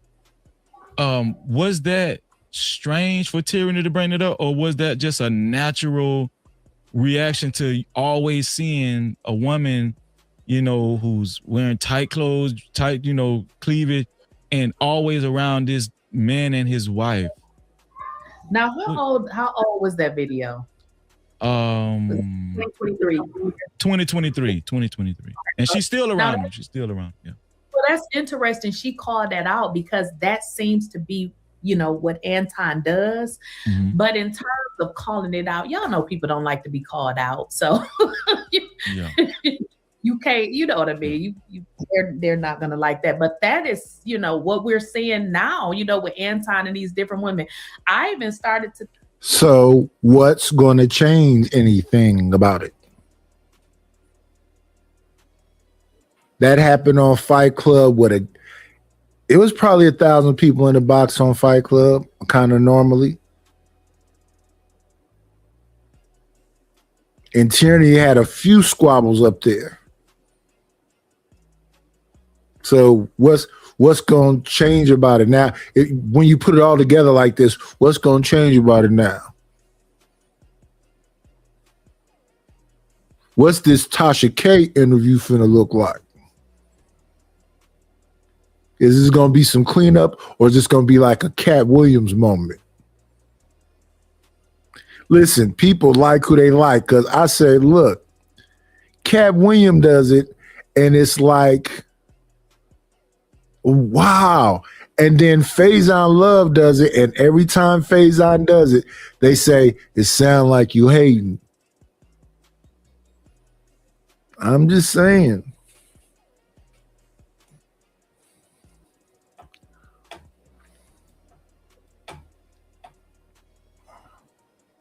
I'm not gonna lie. At first I was like, all right, I'll just go start another channel. Ain't gonna be no big deal. But I really gotta start all the way over from scratch. That's how, listen. Fight Club was a success. Room 9 is a success. Whatever that other thing is, a morning show is a success. If he keep the bag chasers, because I think that's who they are, comfortable, happy, entertained, feeling like they learning something, just be consistent. It's all gonna just go to pass.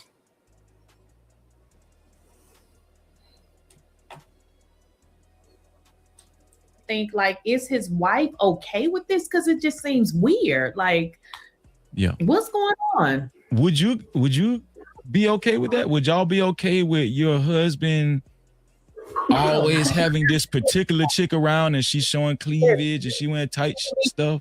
It could be my boyfriend. Hell to the no. That is not. No captivity. And it don't even matter if she's cute or not. You know that male and female energy? Oh no. No. I'll slap bitch. No joking. Well, no, the reason why I'm asking because like the only way I'm processing that on how that's would be okay with a man's wife is if she down, if she she down for something, whatever. Allegedly. I'm not saying she is. I'm not saying I don't know that this. What do they call that?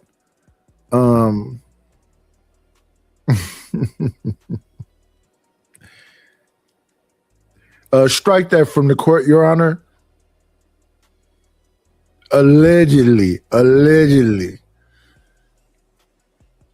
If she down though, then all of this is much ado about nothing. We don't know. But if she is,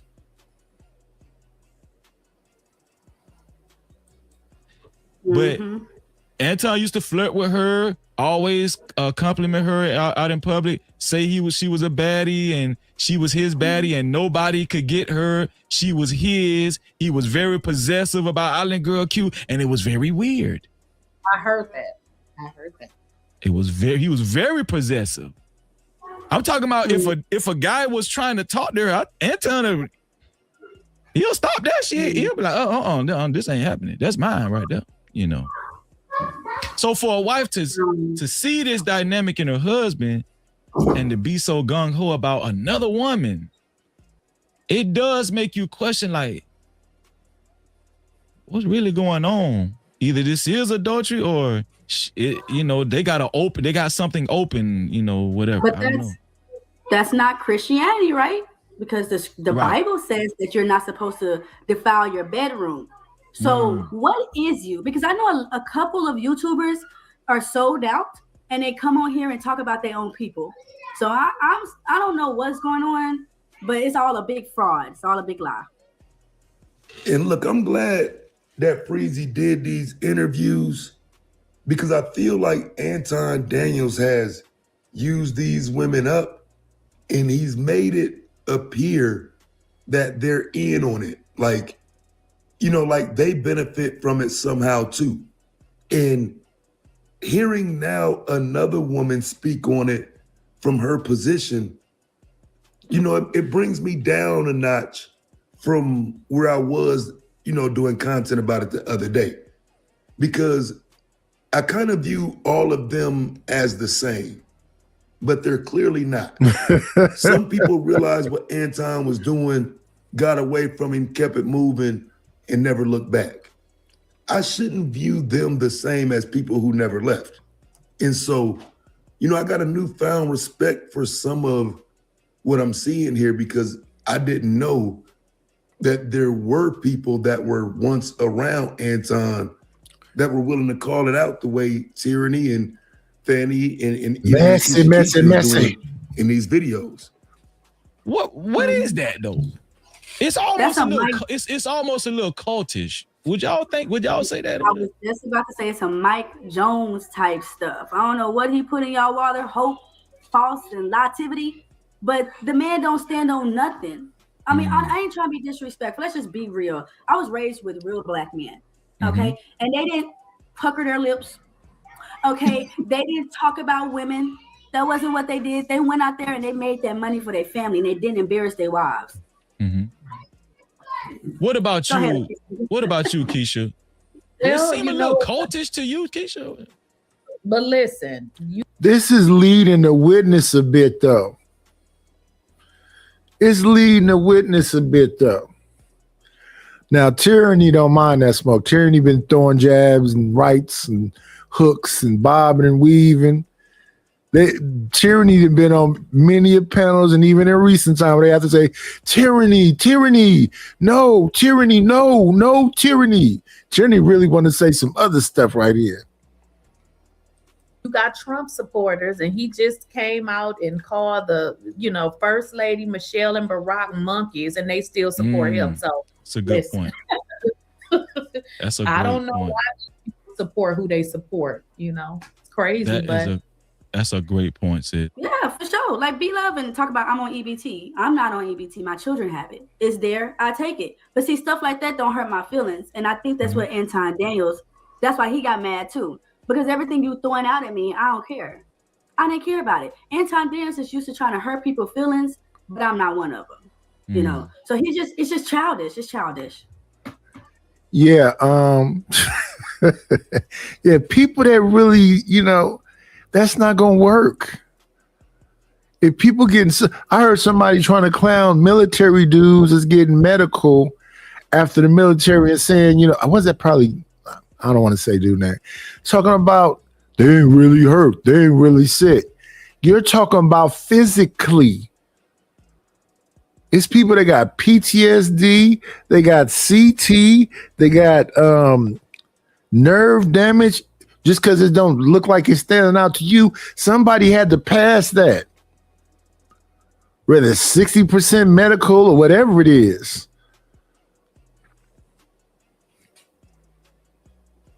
If the woman is working every day and she need extra funds, what business is that of other people?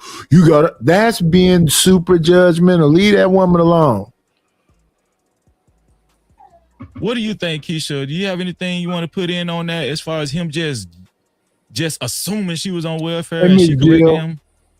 There is a saying, I had to look it up. It says, it is better to keep your mouth closed and let people think you are a fool than to open it and remove all doubt.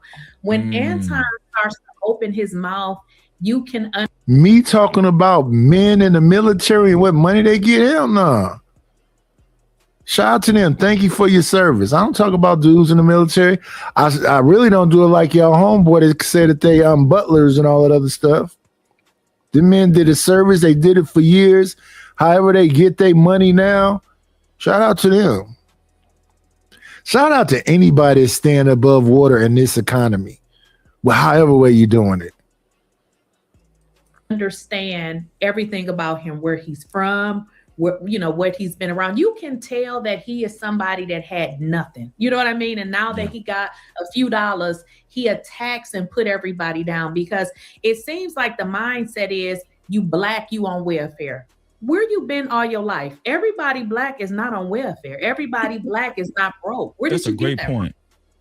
That's a great point. And it might be a projection of how he really feels about black people. Well, we've seen a lot of projections. We've seen a lot of indications on how he really feel about black people. But you just made a great point, Keisha. And don't look at people, look and think that you can look at them and know where. I'm in Atlanta. They be 25 years old. They're millionaires. You don't know what you can't look at a person and think you can tell what they are, what they right. Like, that's crazy. And she's certainly right about that. I mean, when it comes to this Anton Daniels thing, right? I didn't even know that Freezy was once around Anton as a supporter and even once did a show with him. And mind you, this is because Freezy wasn't trying to clout chase Anton. Freezy actually told me the story of Anton wanting to work with him and whatnot, but never told me it was Anton. So some of the things that I think Anton charges these dudes up with and calls them out on is cap. Because when I met Freezy, he wasn't trying to come up saying, yeah, I used to work with Anton Daniels. It was, I used to work with a larger content creator and things didn't work out.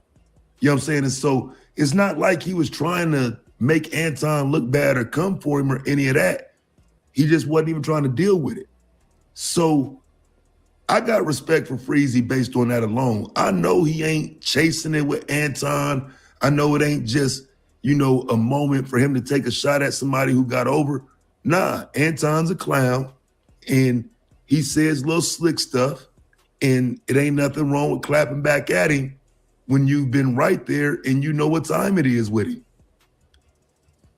This is the problem I always had with the manosphere, how they just try to speak things on people's lives, especially women. And they say it so matter-of-factly. Nobody is ever gonna marry a woman like that and all that kind of stuff. Right. You don't know what God got for nobody. You don't know that. And they speak as if they're God. We know Anton, he carries himself as if he's God. As a matter of fact, he's going on record saying he's the next best thing to God and Jesus. I think he might have put himself before Jesus one time. What do you guys say about that, Tyranny, when he said that? That's the words of the Antichrist. That's it. Yes. And Anton got 2 channels with over 1 million subs on them. He bring in numbers every night. They can look around at the rest of YouTube and see ain't nobody doing what Anton doing numbers wise.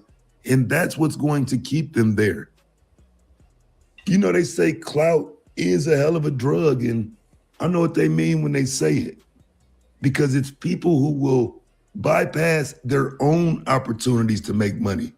They own opportunities to have a voice and create content to leech off the clout of someone else. And that's what you see with Slimmy and a lot of the women that continue to sit around Anton Daniels. I mean, that's why I don't think, even though all this is, back down memory lane, I don't think it's going to have a whole lot of impact, but it'll be there for people to see. It'll be there for people to see. Yeah. So, see, I want to make myself smaller so we can look at the work I did tonight. See, do I do it like this? Look at the neon me, y'all. The neon light version of the night. So let me say this, because, the people in the chat, people can see this and, say, the channel's not completely dead. He got some people watching. Because my friend that's in the chat told me yesterday she's looking at me on 2 phones so it can make it look like I got 4 people watching. Thank you, Sin. But anyway, y'all know how I always do it, like we always do it this time. Y'all be great.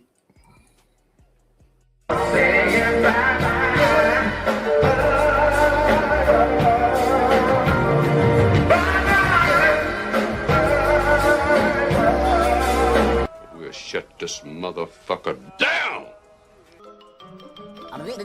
That's all, folks.